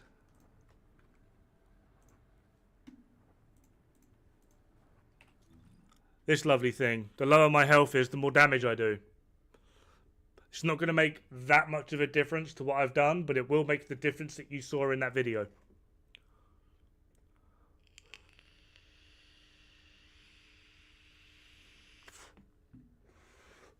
Right, Wasted resources, yes. In the is the range bar of the clusters in the range? Yes, that's what the fire rate on the side was. That's how you calculate DPS. So this is its rounds per second. Hold on. So over here, I'll zoom it in a bit. So Python 1229 divided by 60 gives us these. Fuck's sake. 20.4 rounds per second. And then this is the final number. So this is like all of them added up. These are the damage numbers from Python. This is all of them added up. Same with here, which gives me this number. And then this times this, which equals this. This is the DPS. And then the same again for Thunder Cage. So I've calculated it in with Python hitting 20.5 rounds a second and Thunder Cage hitting essentially 15. Thunder Cage nearly can compete. Thunder Cage can compete without hitting weak points with Python hitting weak points. Like, what's the difference here? 70%. Thunder Cage without hitting weak points does the same DPS. Well, Python without hitting weak points is like 70% of the DPS of Python.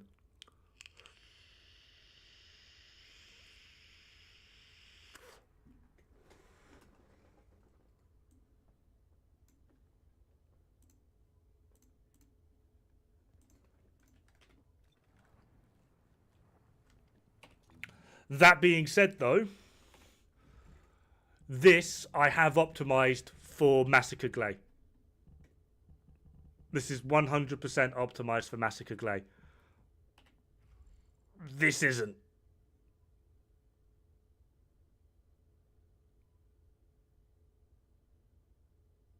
Yeah, but you'd have to do that for Python as well.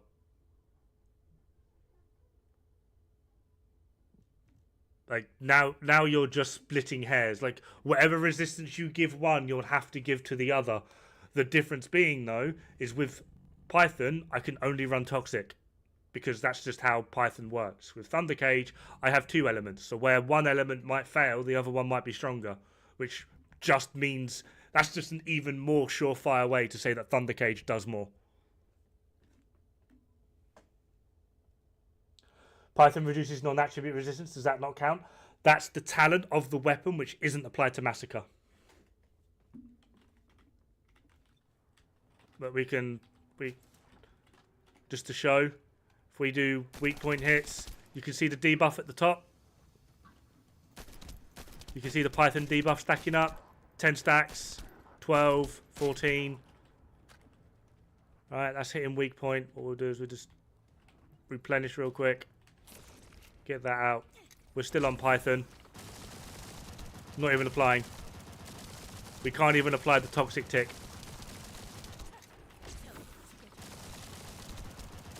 So while you're in Massacre mode, that doesn't apply. And then it's the same for enemies on Thunder Cage. So if we get Thunder Cage out, you can see the explosion happen.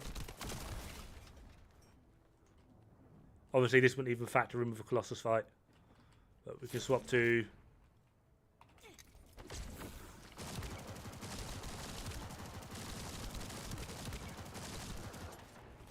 like, no explosions.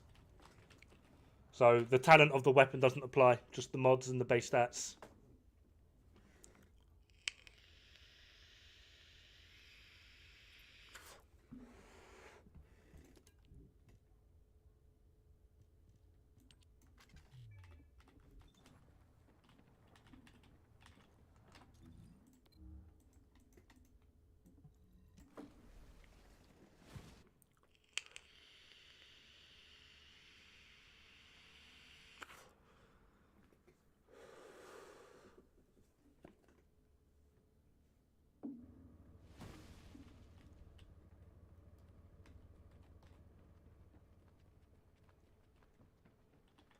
What happens if you use a sniper? You do unga bunga damage for a few shots. It's one of the reasons why I'm trying to build this up.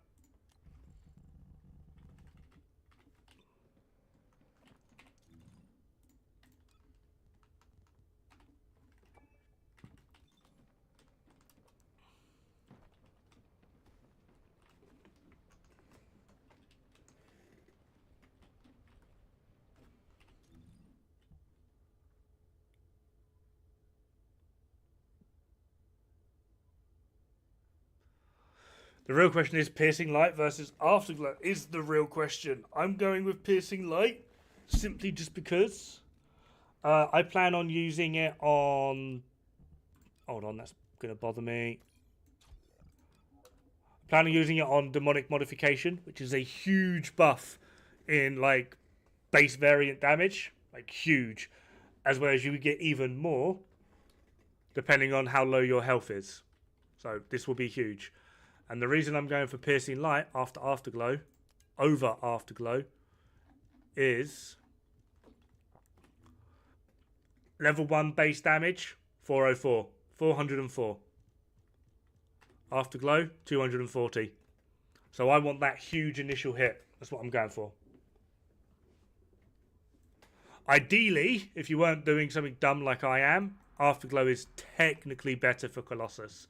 Simply just because its whole talent works off of hitting weak points and building more crit. Whereas piercing light, its talent works off of penetrating enemies. The more enemies you penetrate, you get like 100% crit rate.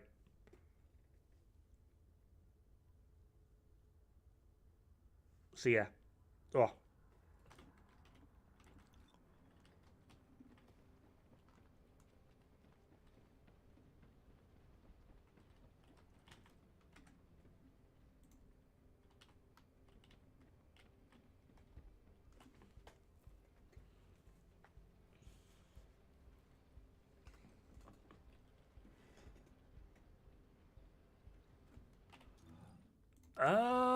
Oh fuck.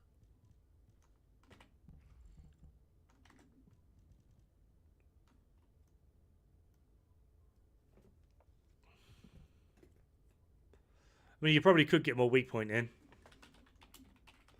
But it's also immaterial at this point.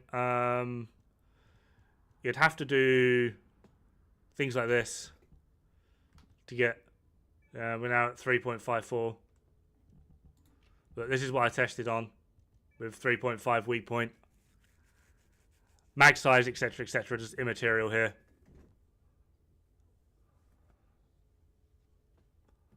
But this isn't the build I normally use.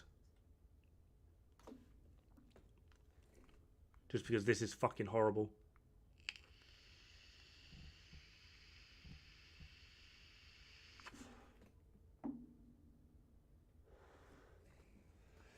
Is it better to run status mods on your weapon? It depends on what it is you're trying to get out of your weapon.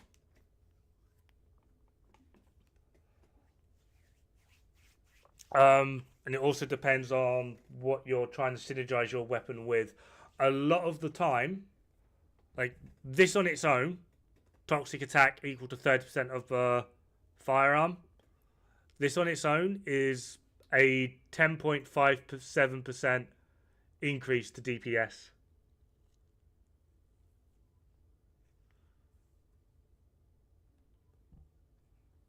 Like just one of these elements, and that's just assuming that what it is you're fighting is neutral, essentially, to what it is. Is it better to run 2 elements? Again, depends on what you're fighting and what you're using it for. On something like Thundercage for a Massacre Glay, absolutely. I get more damage numbers. The fire on this is actually going to be quite weak. I think the most I was hitting was with that fire was about 4,000. Or was it 6,000? Still. But then on the other side to that, my ice, because I've got chill enhancement and chill priority, was hitting for... Hold on, I can actually tell you the exact damage numbers. The fire at max was hitting for 472, but the ice was hitting for 15,675. and then the weapon itself was 106,220, and I was getting 556 from Massacre itself.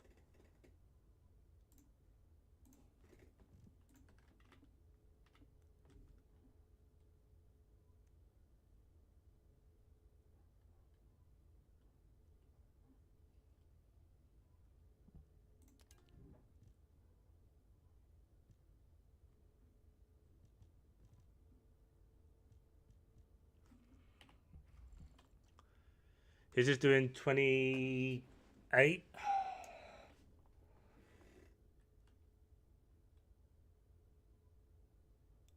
Well, he was running rifle reinforcement, same as me, as well as action and reaction, same as me. They're like the only two direct buffs that we have.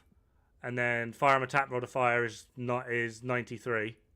He might have slightly different modding on the front end. Where's it gone?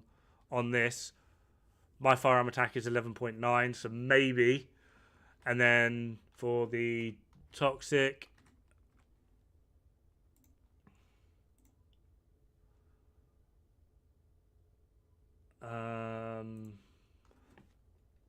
18,995.06.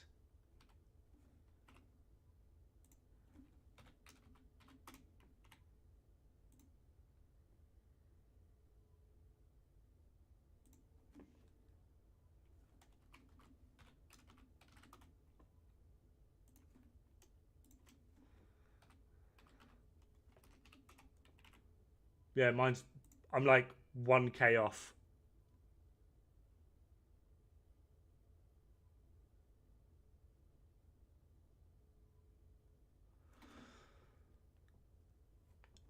Is chill the best? The only reason I have gone chill on this is because if I'm not using this on Glay, I use this, which gives me reload and magazine, which has forced me to put these mod slots in. Electric is probably the best element, but trying to fit it in for a weapon that you want to use in multiple areas is kind of difficult. So like this is my normal Thunder Cage build, or this one, depending. Yeah.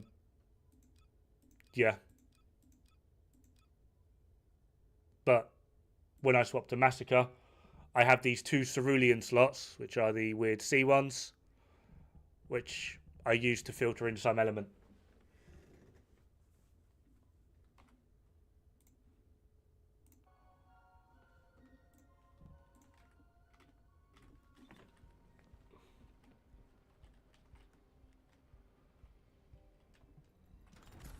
Oh.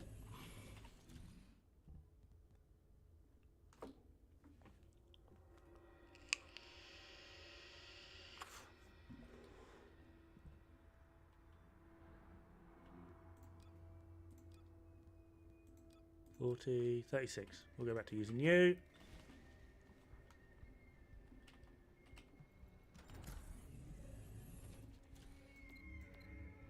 So yeah, you could argue that the only reason I'm using ice is because I built myself into a corner.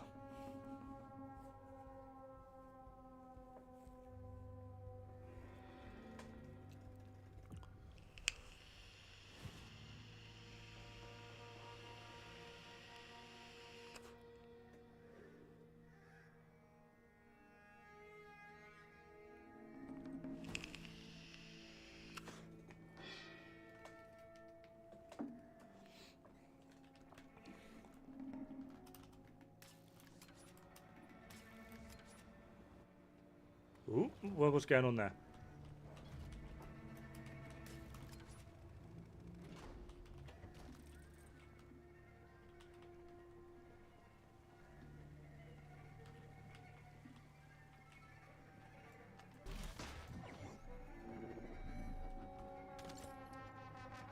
계승자 시키옵니다.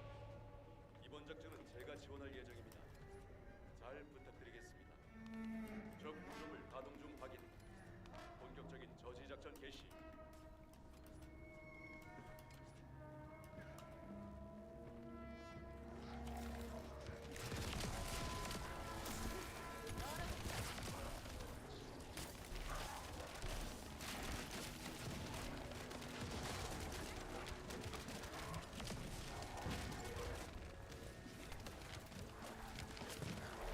I have thought about it, but honestly, I put so much work into the math of Division 2 that I kind of can't really be bothered doing it all again.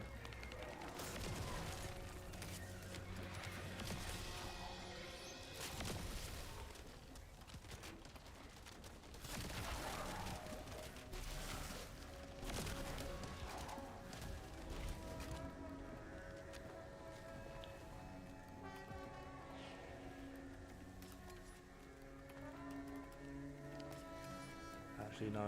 Anyone going B? No one's going B.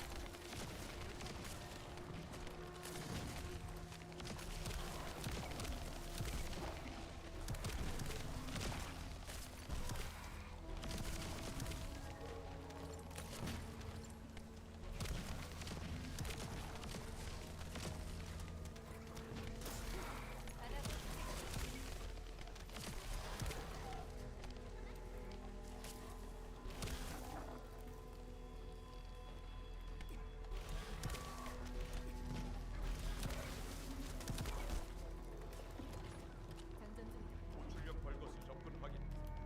해당계체 우선 타격 필요.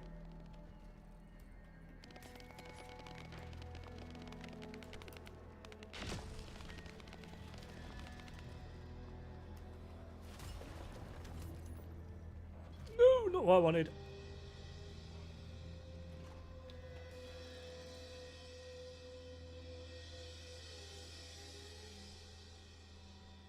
Oh, it wouldn't be a video. It would just be a document. Weak. Weak, Freyna. Weak. How could you? I thought we were friends. 벌거수 병력 다수 포착. 방어 병력 제거 포착.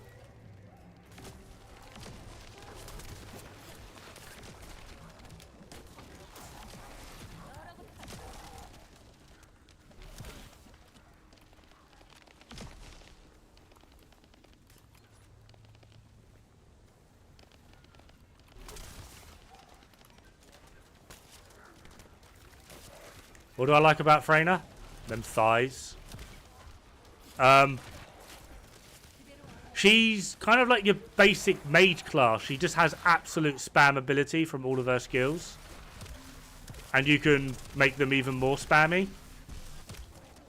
But the only drawback to how spammy she is with skills is you really do need to, like, you need MP collector. Like, you really do. But yeah, her skills do such high single target damage. Like, to a ridiculous level. Just like, yeah, just pop that guy there for like 300k, I think that was. She's got good base crit rates on her skills as well, which is kind of hilarious. Like 35% critical hit chance.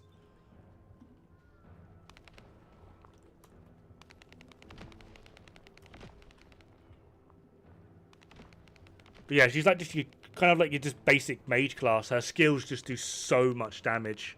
Like, it's kind of unreal how damaging her skills are.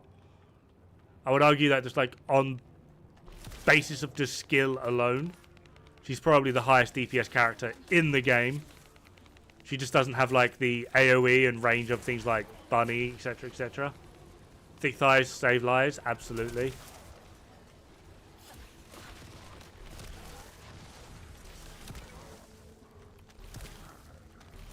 Like, I've seen people with builds on Freyna that they just spam her Q around and hit for like near enough 1 million for every hit. Like, it's ridiculous.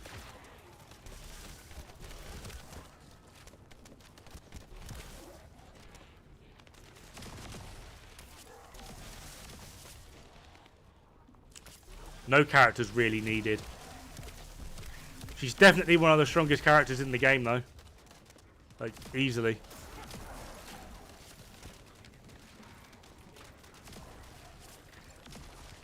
우출력 벌거수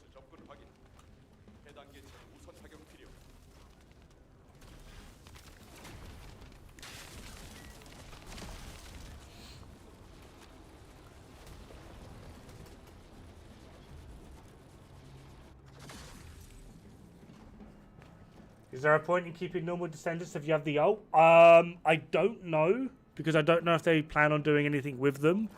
However, I've been deleting.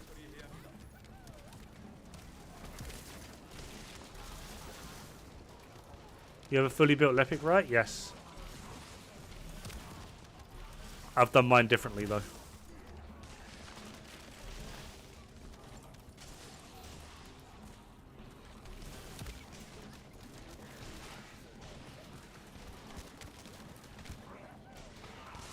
Can I solo pyro with mine? I can solo quite a few things with mine. But that's not what you're asking.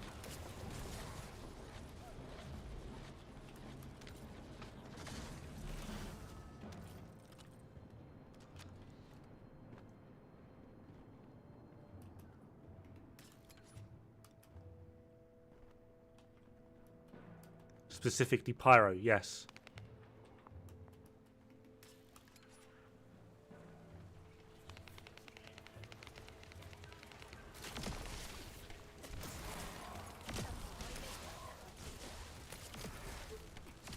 Think you a leopard's grenade mod?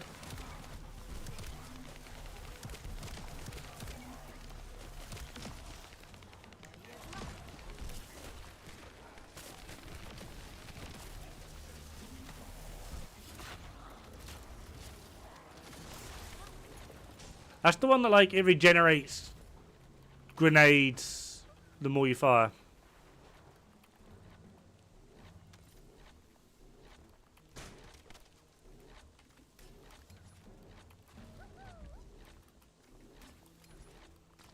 Oh, you see, now you've added a context to it. See, what you were really asking is, can I do that silly ball spam thing that, like, kills every boss in, like, 2 seconds?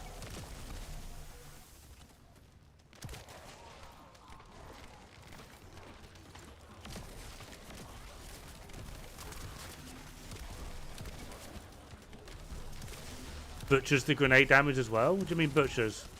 Higher or lower?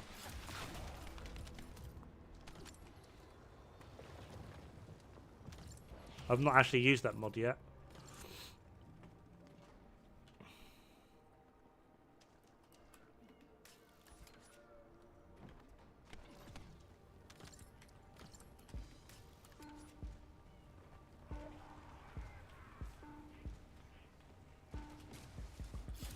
I've done a debuff build with Lepic.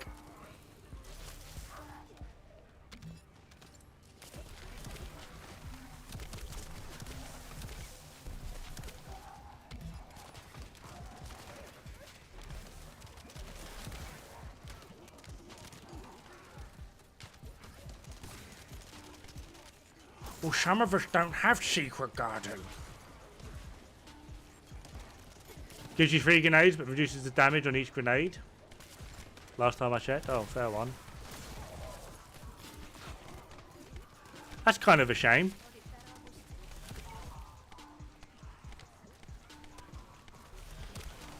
Yeah.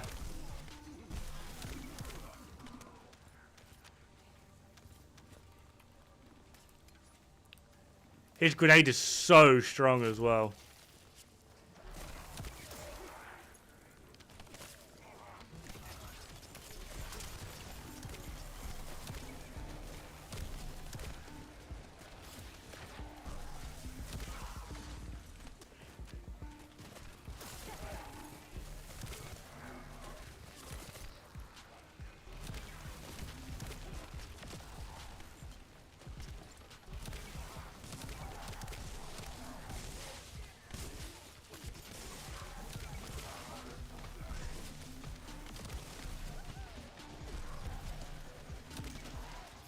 출력 벌거수 접근 확인.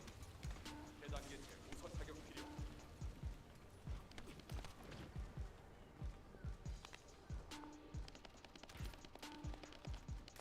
Why am I running away? Vi, you distracted me.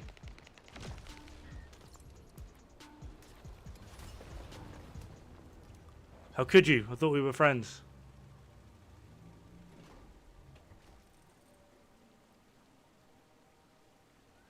벌거수 워프에는 증폭 확인. 방어 병력이 도착한 것 같습니다. Oh, clay cooking. Nice. Did I just tap that guy with my ability for like 1.2 mil? I'll take it.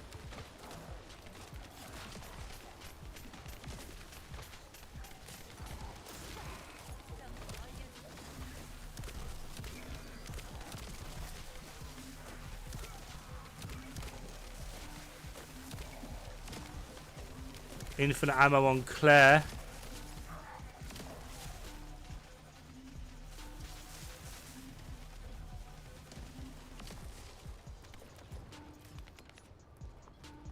Raziel! The man, the myth, the legend.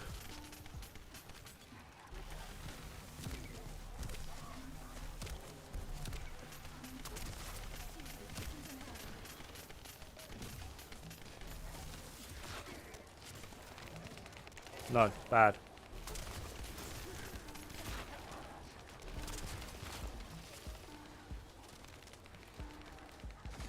Yeah, I'm not too bad, mate. I'm getting hungry.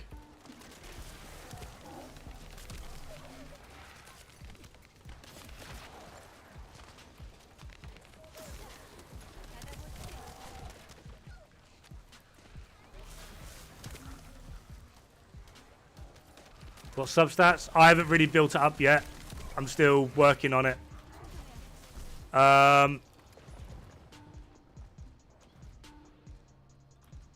Probably going to try and go crit chance, crit damage, firearm attack, and then attribute, effect, trigger rate. Probably.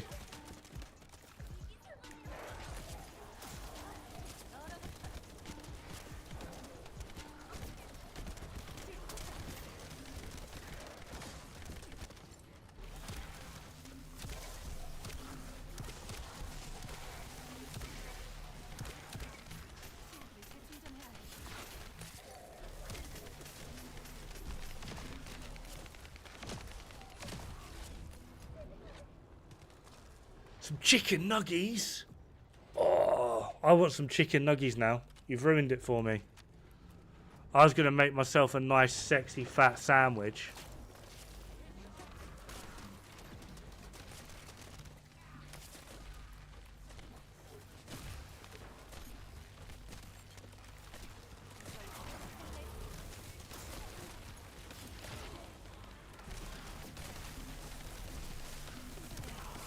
Dino nuggies? Oh, mate, I'd love some dino nuggies right about now. A pork rib Subway. Oh. No. Stop talking. Too hungry for this. I'm too hungry.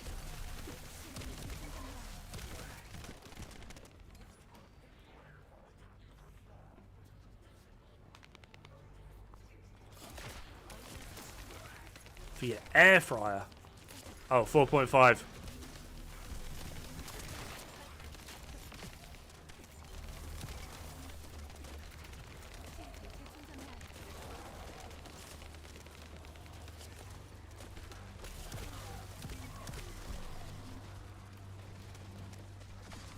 Mash. Oh, mate, no. No more talking. No more talking about food. Or I'm going to eat one of you.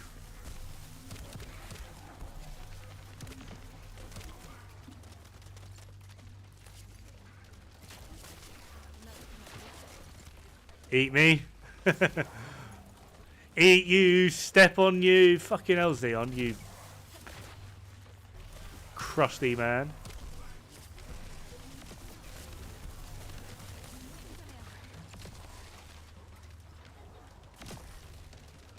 I'm already stuffing myself, so that just took a weird turn in my head. As long as you not eat the pigeon. Well, pigeons are edible.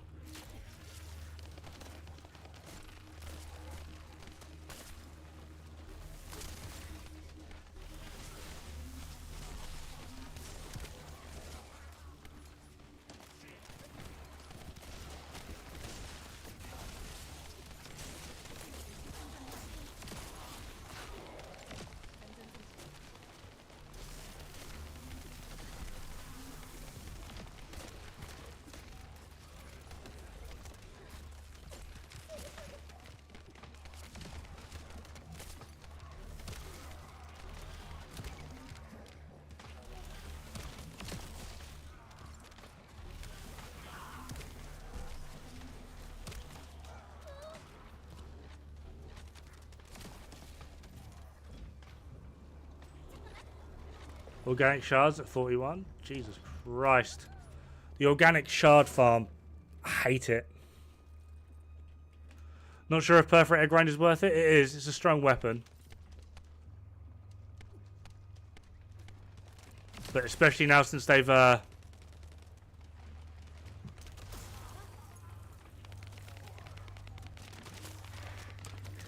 buffed good old devotion.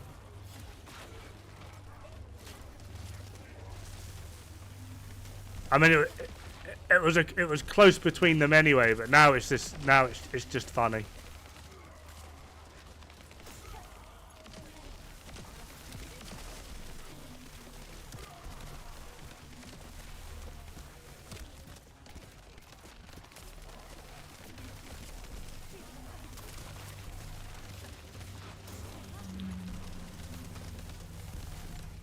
The bunny pylon, fair one. Do they offer the same drops though? Or is it different drops? 출력 벌거수 접근 확인.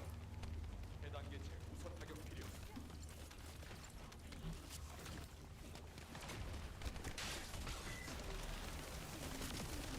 Sweet dreams are made of your face.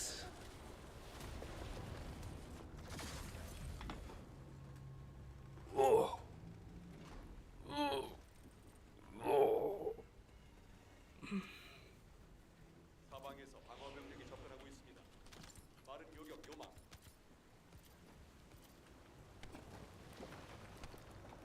I don't mean quantity, I mean what ones.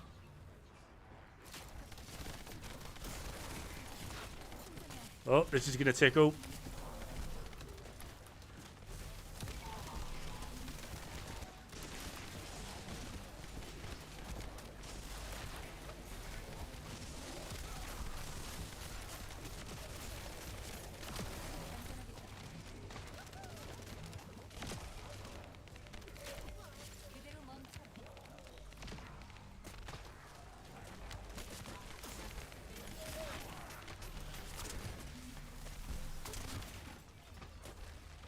Again?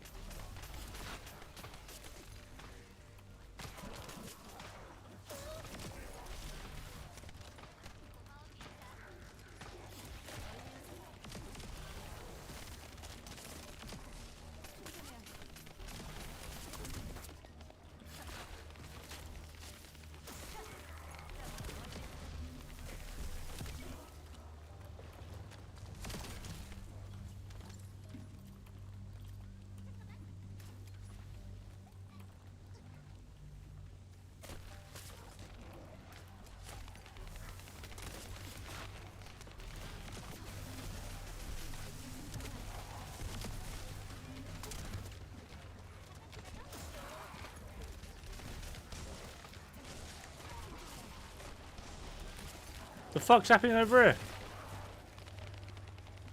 They're having some weird, like, tentacle porn party.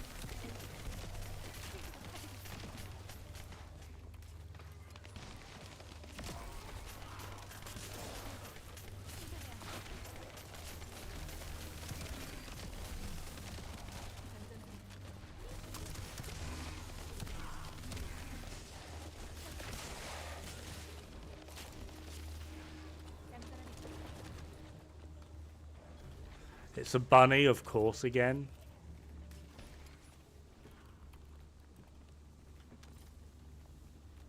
I mean, yeah, fair point.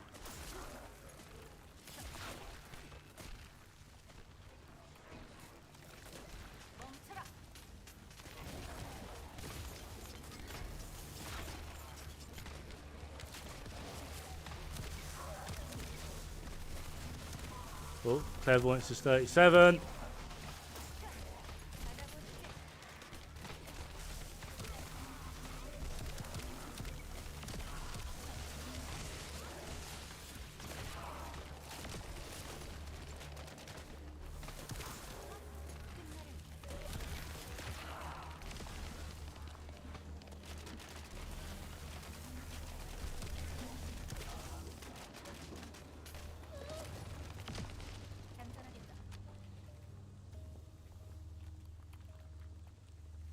Match Greg's before getting Perforator, I guess. Can't be bothered with...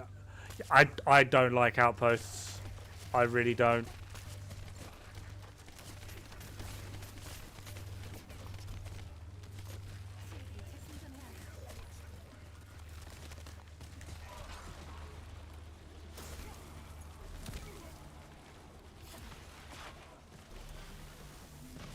Oh. The rubber banding today is pretty impressive.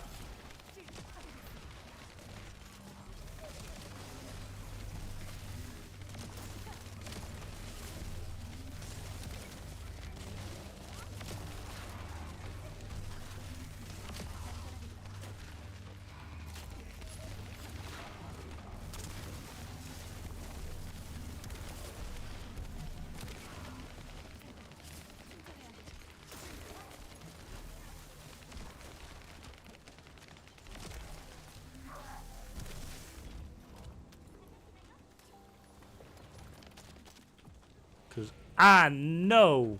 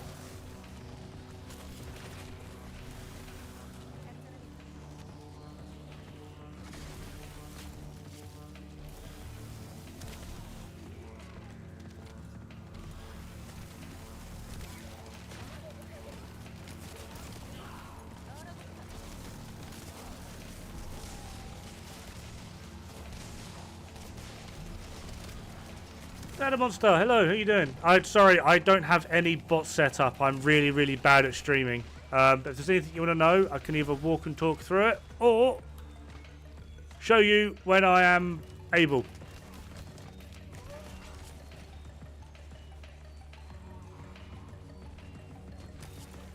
Hello there, wrong answer. Oh, that should have been... I'm sorry.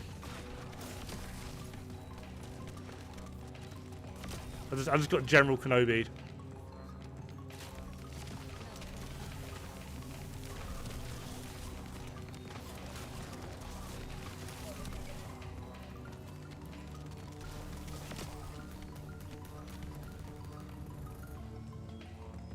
So how you doing, anime? We were just talking a bunch about anime. Well, not just, a bit ago.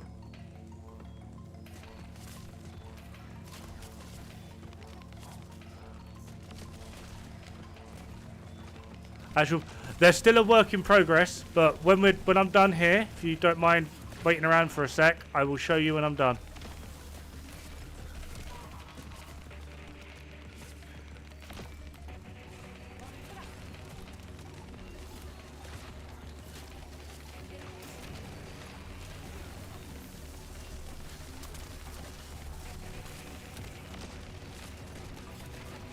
Riveting gameplay.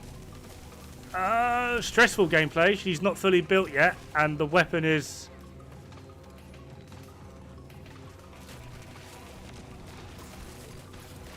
I think we've got like 1 crystal in it, I think. Maybe 2.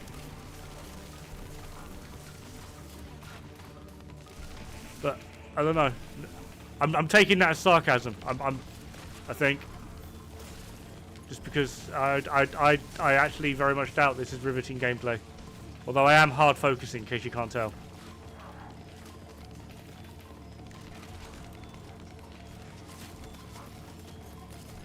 Oh no, a bunny died.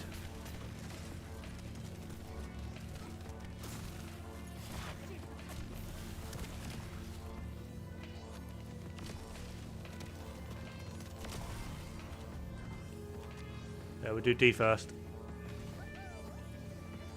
Trying to deal with last mob while there's a bunch of That poison stuff on the ground.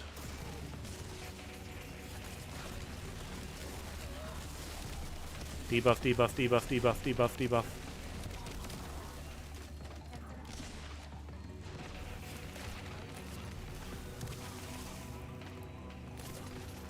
You know nothing about this game, by the way? Oh, fair enough. I fucked up. That hurt.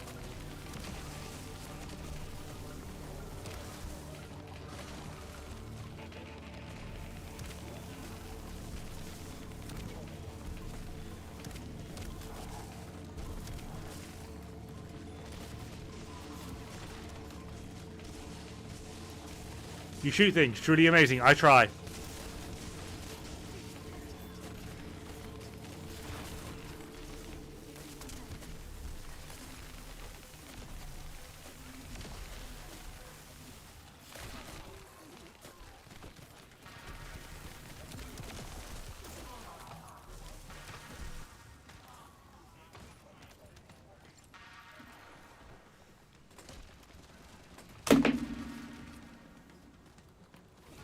Searching math in Twitch filter because I'm a mathematician. So what's up? Oh, fair one.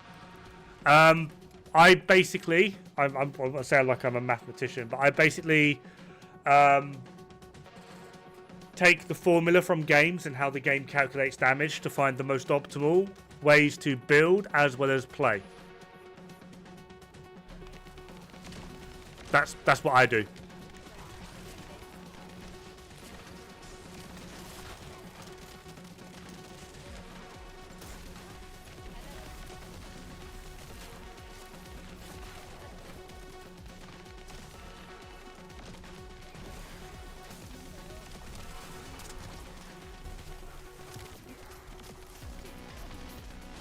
Like, for someone such as yourself, being an actual mathematician, what I do is probably very dull.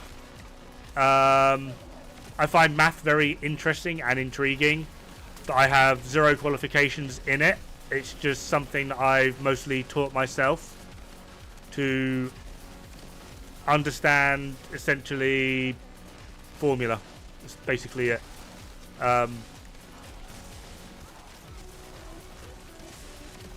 So it is literally simply a weapon does 10 damage. I've buffed that weapon by 30%. I have a 12% chance to crit, and that crit will do a 6.8 multiplier. What is my average DPS with all of that taken into account? That's literally all I do.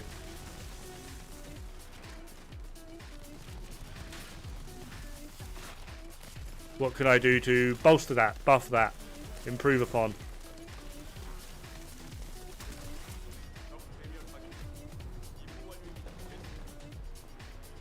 Oh, I got 2 that time. That's quite nice. Right, let's get out of here. Show Dad Monster what I'm working with. It's nothing impressive at the moment. I'm still working on it.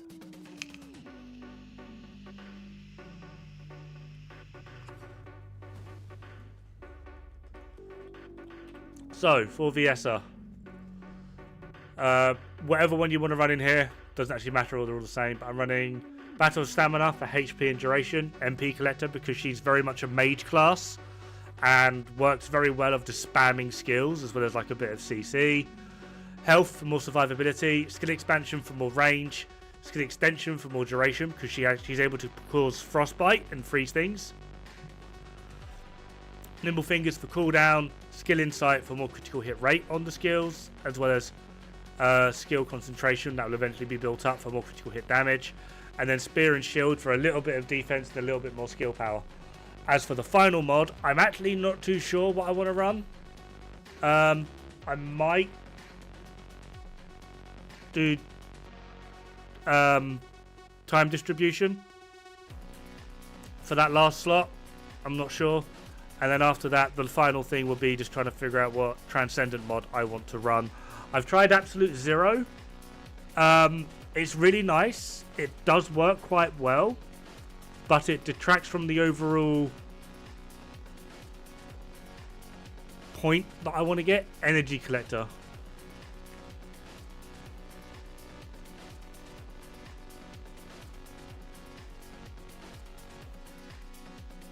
MP recovery. Oh, this increases the rate. When you pick up one of those orbs, it gives you, say, 10 MP. With this, it will give you a multiplier on that 10 MP. What this does is when defeating an enemy, it will instantly restore 12.2% of my max MP at a 17% chance. So I no longer have to pick up items, I just need to kill stuff. And I will get MP. So it's up to you and what one you want to run. I'm personally going to be running this because killing things does it. So same idea but different way, I suppose you could say. And then for clairvoyance, I'm building this in a bit of a unique way. I'm building it as a stat stick. So the idea is going to be that I just basically try and get as much ammo in the magazine as possible with these two. I've got some damage for like crit rate, crit chance, fire rate increase, rifle reinforcement, a bit of edging shot to try and increase our critical hits because we've actually got not that bad on the old crit multiplier. We're at 33% here, although this might change. I'm not sure what I'd want to change it to, but yeah. And then for the last 3 mods, I have going to be doing reload focus, mainly mobbing. No, clairvoyance is most actually going to be there for bosses.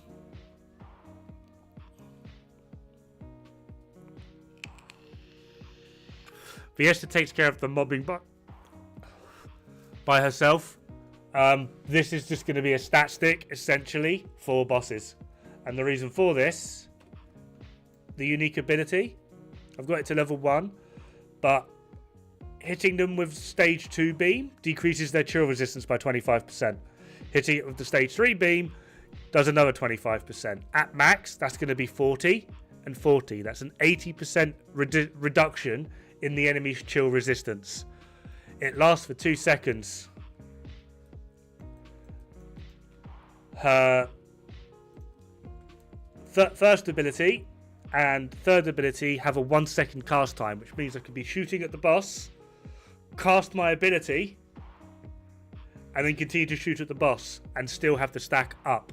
So I'm wanting to build it with as much magazine and reload as possible so that I'm able to sit there against the Colossus, Pyromaniac for example, start beaming him up,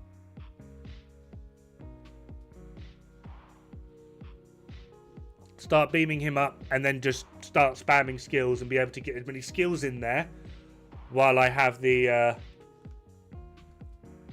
thing up. Superconductivity.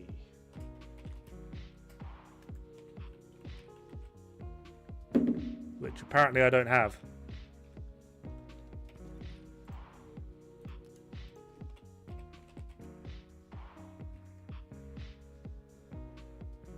Beam rifle. Oh, I didn't know that existed.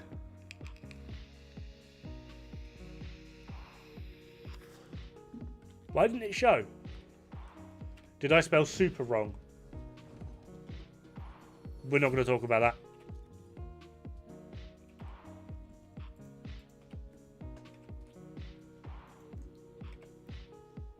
Ah, this. I mean, I could do, but what's that going to take away from? If anything, I'd have to remove that. I kind of want that, though.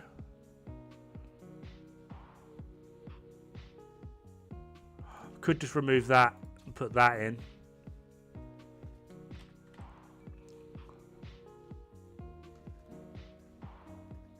Fire rate, remove, really?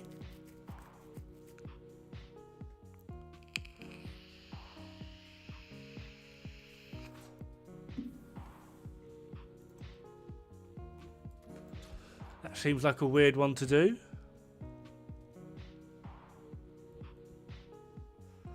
So you can shoot, I suppose, but I still want to be able to do some damage with it.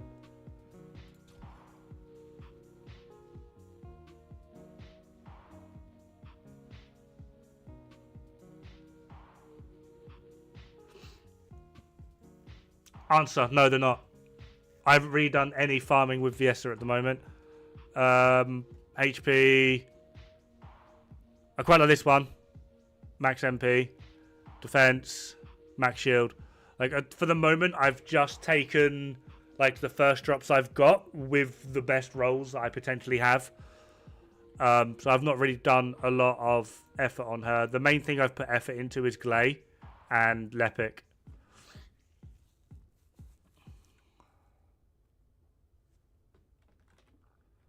Polar Knight buff is good. Oh yeah, for the frostbite thing. Dada Monster, thank you very much for the follow. And I want to use this with her as well, simply because of how this works. It's not an amazing. It goes up to like 40%. Meow Milk, thank you very much for the follow. But we can get a little bit more crit out of Viessa with this without having to expend that much.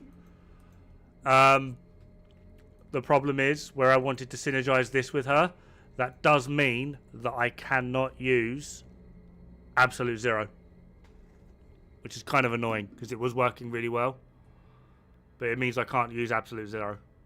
So I'm not too sure where I want to go from there. I'm thinking of actually just doing Cold Cohesion.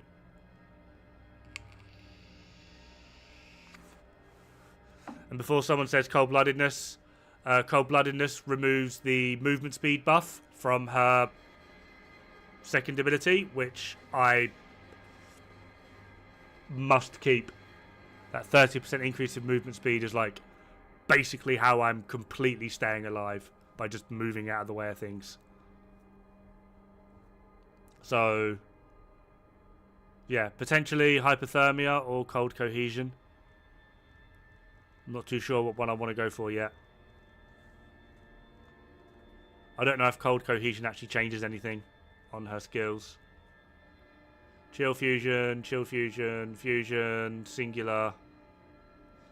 So yeah, maybe Hypothermia.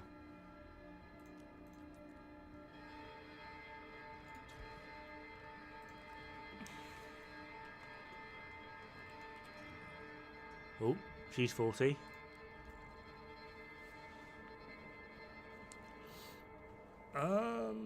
Do I want to put a crystal in her now?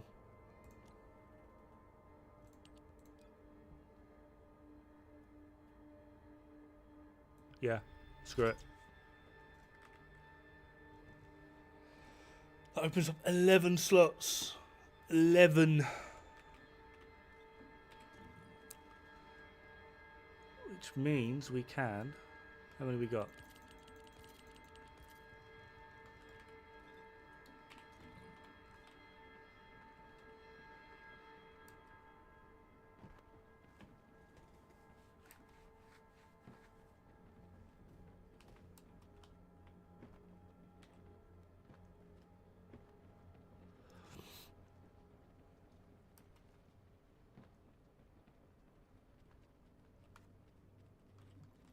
반가워요.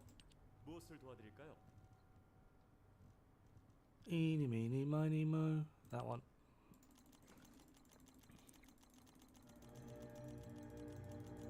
Spending so much.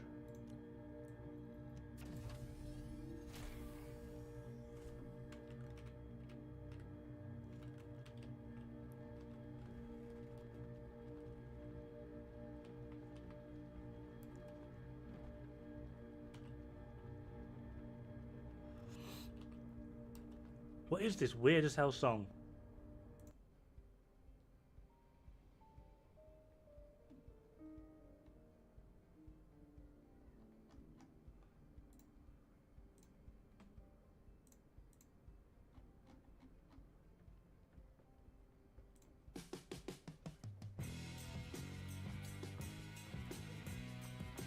I would have to max out. That interests me. Is the Peacemaker, Divine Punishment, and Fallen Hope.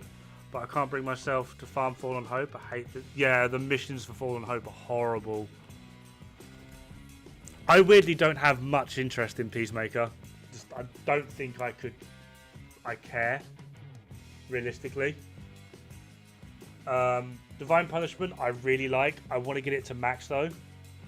And I kind of want to see if it ends up being potentially one of the better weapons to use on Glay Massacre.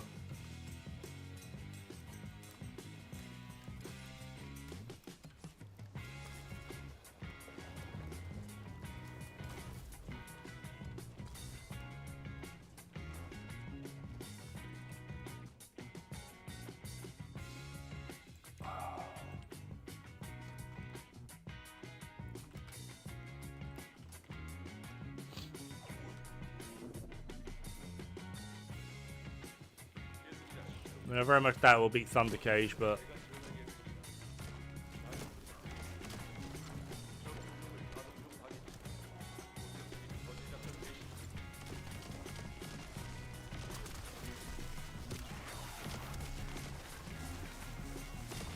didn't we?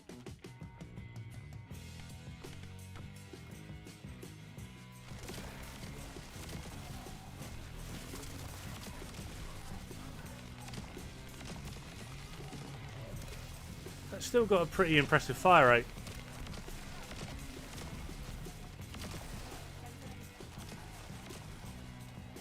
Find it easy to get stacks off of Polar Knights with Clairvoyance?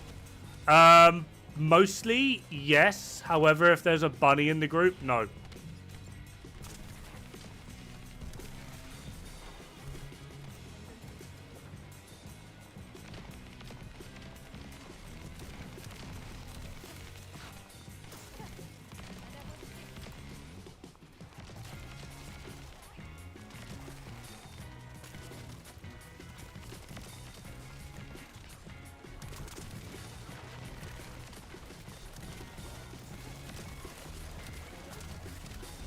Don't mind me just rocking a level 5.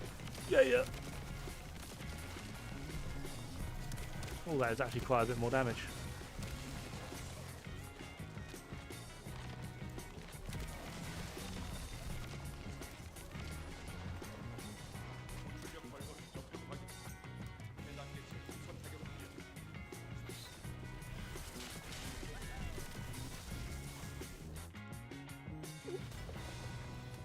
Looking at the wrong thing then.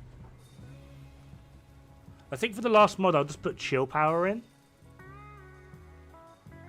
Need to pee, be right back.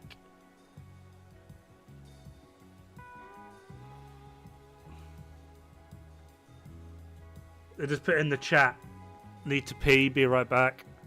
And my first thought was Xeon being like, just pee on me.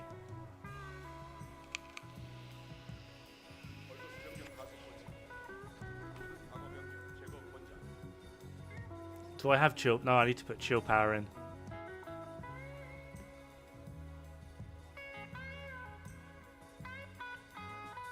So yeah, do chill power there. I'll be quite happy with that, I think. Do I want to go with chill power or focus on chill? Should have done that before the match. Hey mate, when you got to go, you got to go.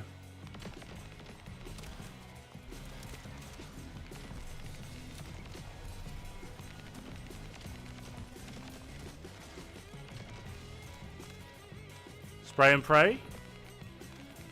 What? Are we still talking about the peeing here?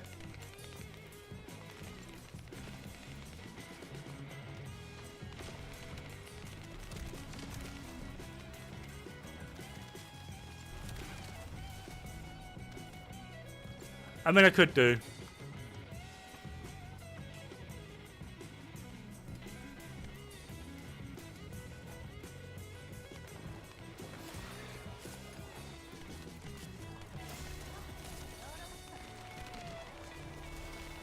I don't know. You're good. I was just we do weird jokes here. That's all. We like the weird jokes. The weirder, the better. I have thought about trying to add something in to help like manage ammo a bit more, and I did think spray and pray. My issue is I'm trying to find a very obnoxious balance between having it be able to at least still do damage, while also being the stat stick that I want.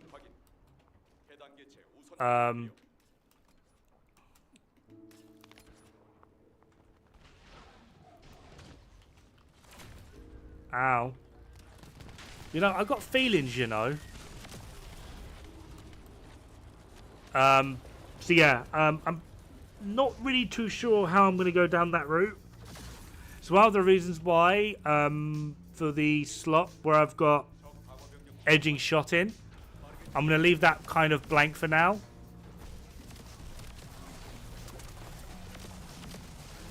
Problem is, if I remove edging shot,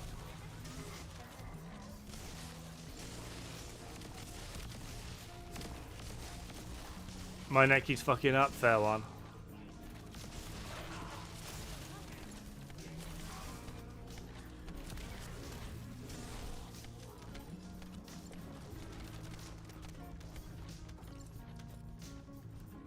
Yeah, if I remove edging shot, it kind of makes spray and pray a little bit more difficult to utilize. And I've got one that's maxed out and good to go. But then the other, I can't show. I definitely want this because more rounds in the mag. Yeah, I'm just not too sure where I want to go and what I want to do with it at the moment. It's performing pretty good at the moment though.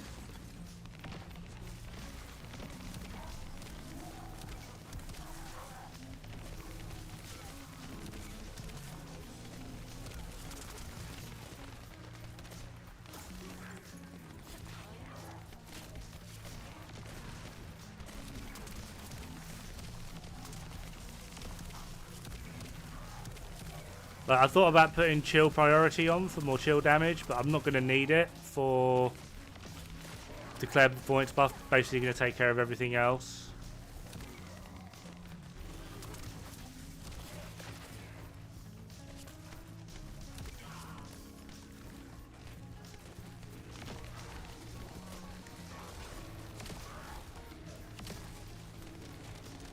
Alright, Pigeon, catch you later.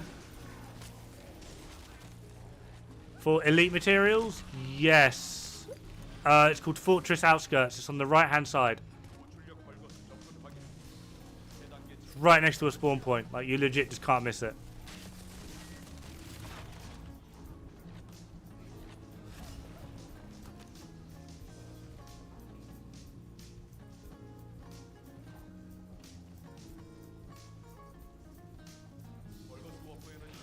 Skill cooldown with Feet of Corn? What's Feet of Corn?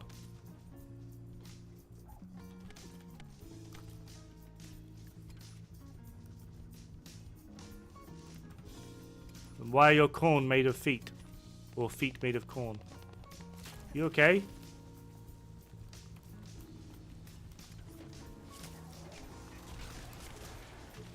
Focus on chill. Yeah, you do. Which would be nice.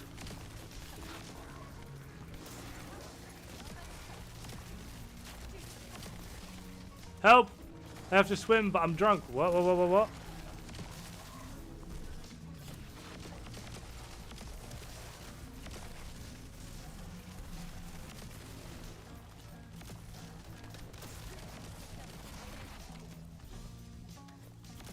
Brave, why are you swimming?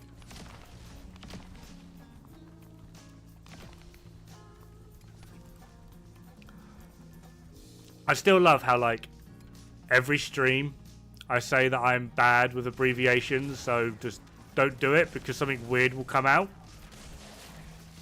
And yet, every stream, someone does an abbreviation. I'm starting to think you guys are doing it on purpose now.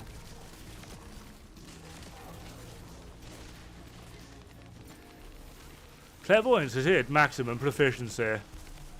I'm going to save my last crystal, though, for piercing light.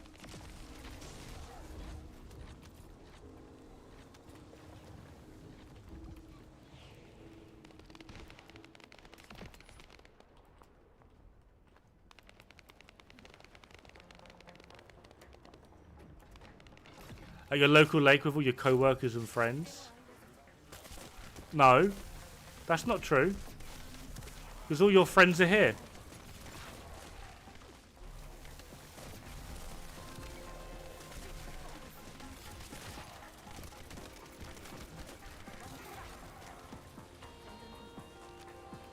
Or if you prefer, only fans checking account. There we are.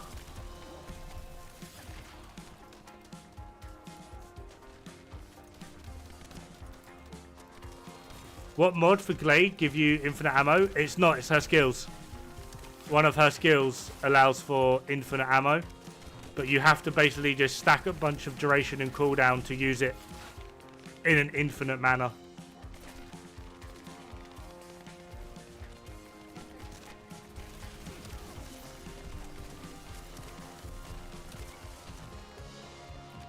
Oh, more crit on hypothermia. That's nice. I'll look at hypothermia next then.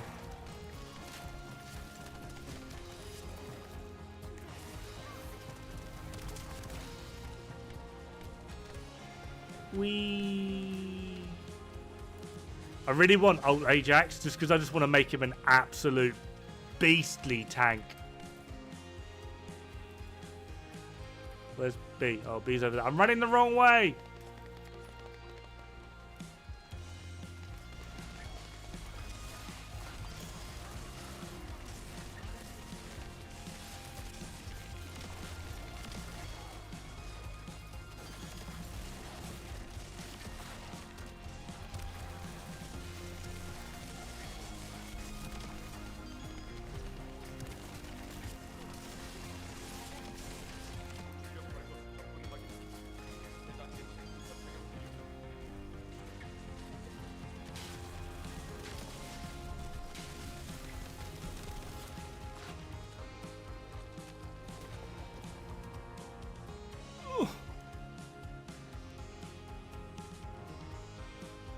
Yeah, magic. It's her third ability while she is in frenzied mode. If you're anything like me, it's not called frenzy mode. It's called sexy hair mode. So it's when her hair goes white and is all disheveled, like she had a good time in the bedroom, you know. That's frenzied mode. And then if you press her third ability, you'll have infinite ammo. But you also move at like 50% speed, so you're really slow.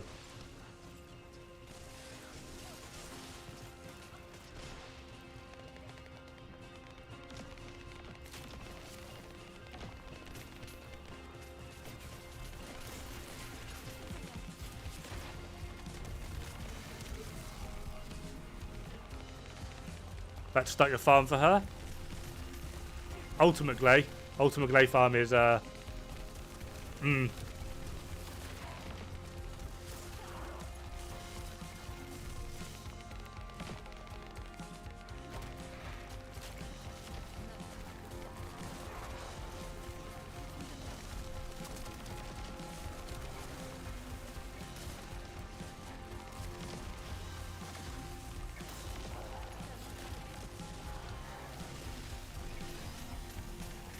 yeah, I think having just a little bit more cooldown would be quite worthwhile. So I'll probably do focus on chill, yeah.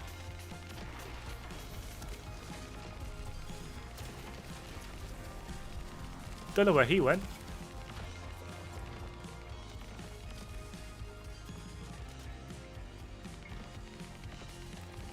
Dod, what's the British go-to drink? Apparently it's tea, but I promise you now, it's really a can of Stella.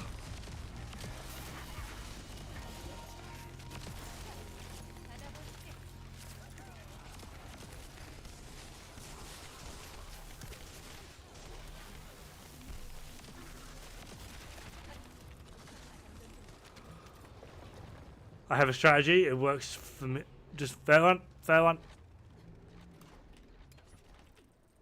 Is that strategy insert bank information here? That's how Bray farms. Oh, someone's getting good. I'm... My guy.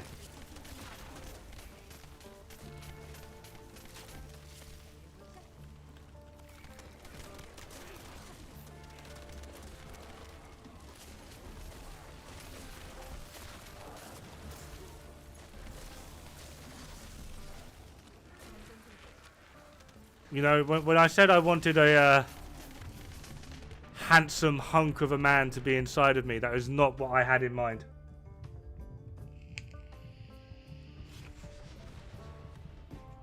Fast is fucking cheating again.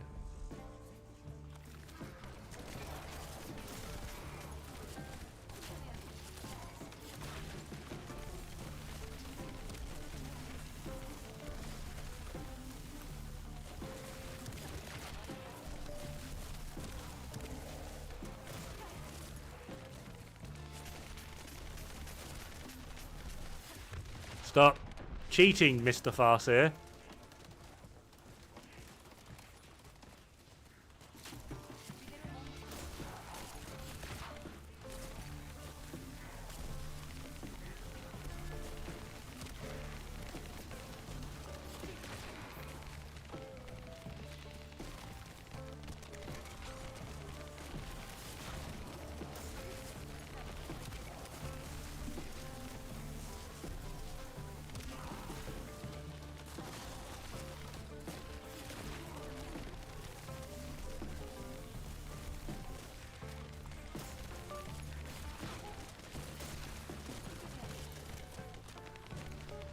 Oh, oh, oh, oh.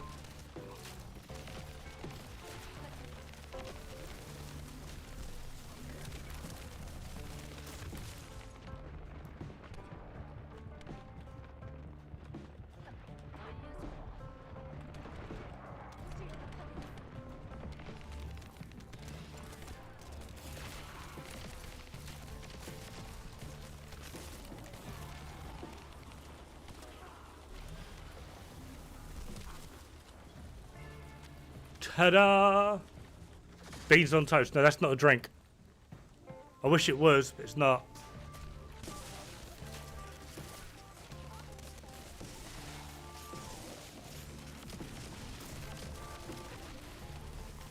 Stupid, smelly Farseer.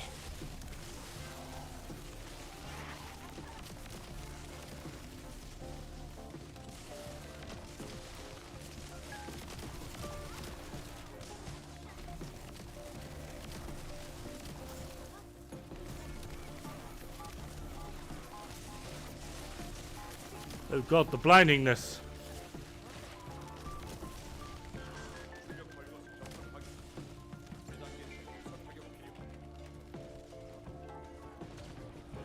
You're about to do Hangman?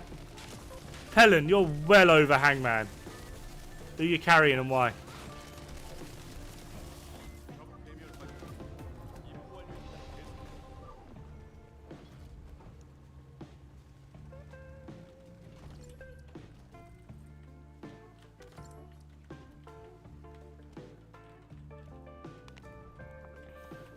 Mate, you're Enzo versus Hangman. If it's not a one-shot, I'm actually going to be very upset with you.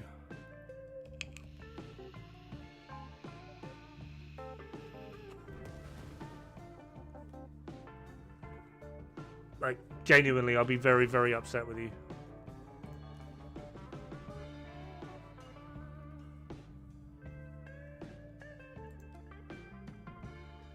So we definitely need chill on there because that's just how it works. Actually, you know what? I'm kind of intrigued, right?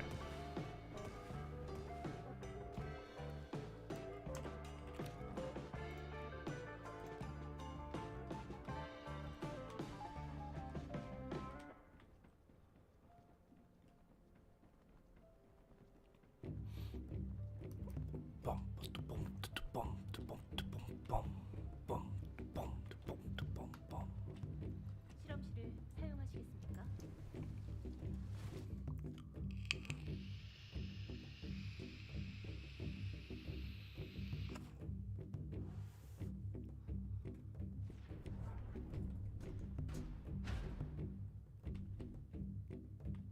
Right, you there. You immortal.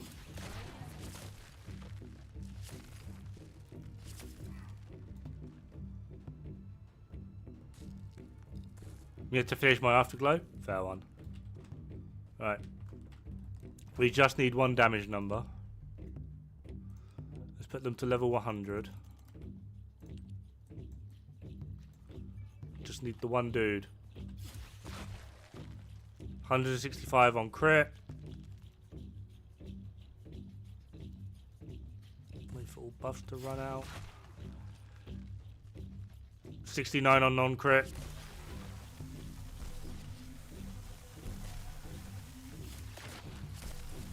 Fuck you. That's 75k on. This is the annoying thing, it's kind of hard to tell. 69, nice, yeah.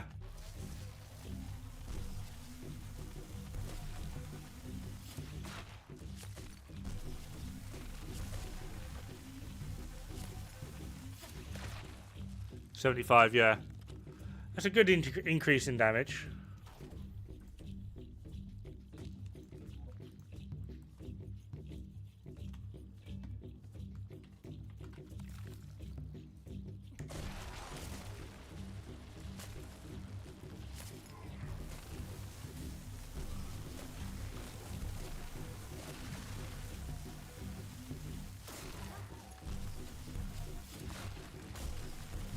The difference in crit is really nice.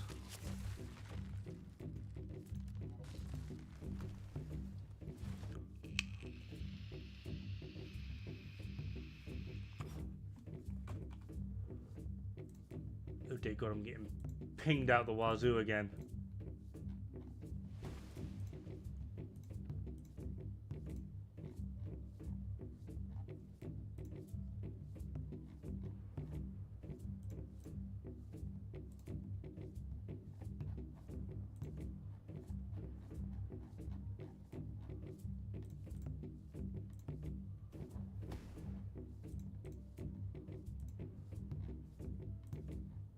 Oh, those pings are mine. That explains it.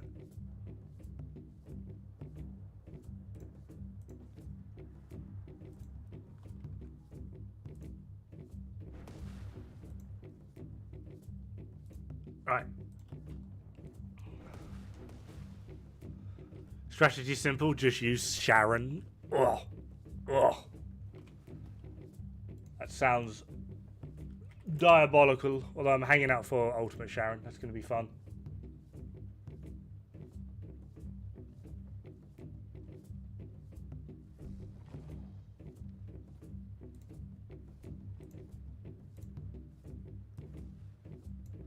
Alright guys, I'm going to be ending it here because I need to make food and be an adult for a bit. Oh.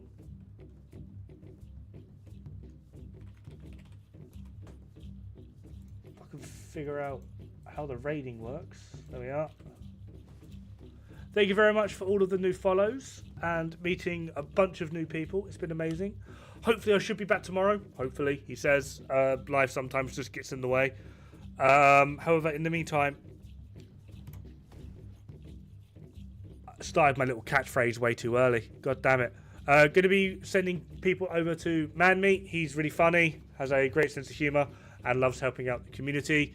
He's also pretty far in the game, so if you have any questions, do feel free to ask. However, in the meantime, have fun, good luck, don't die. It's bad for the health.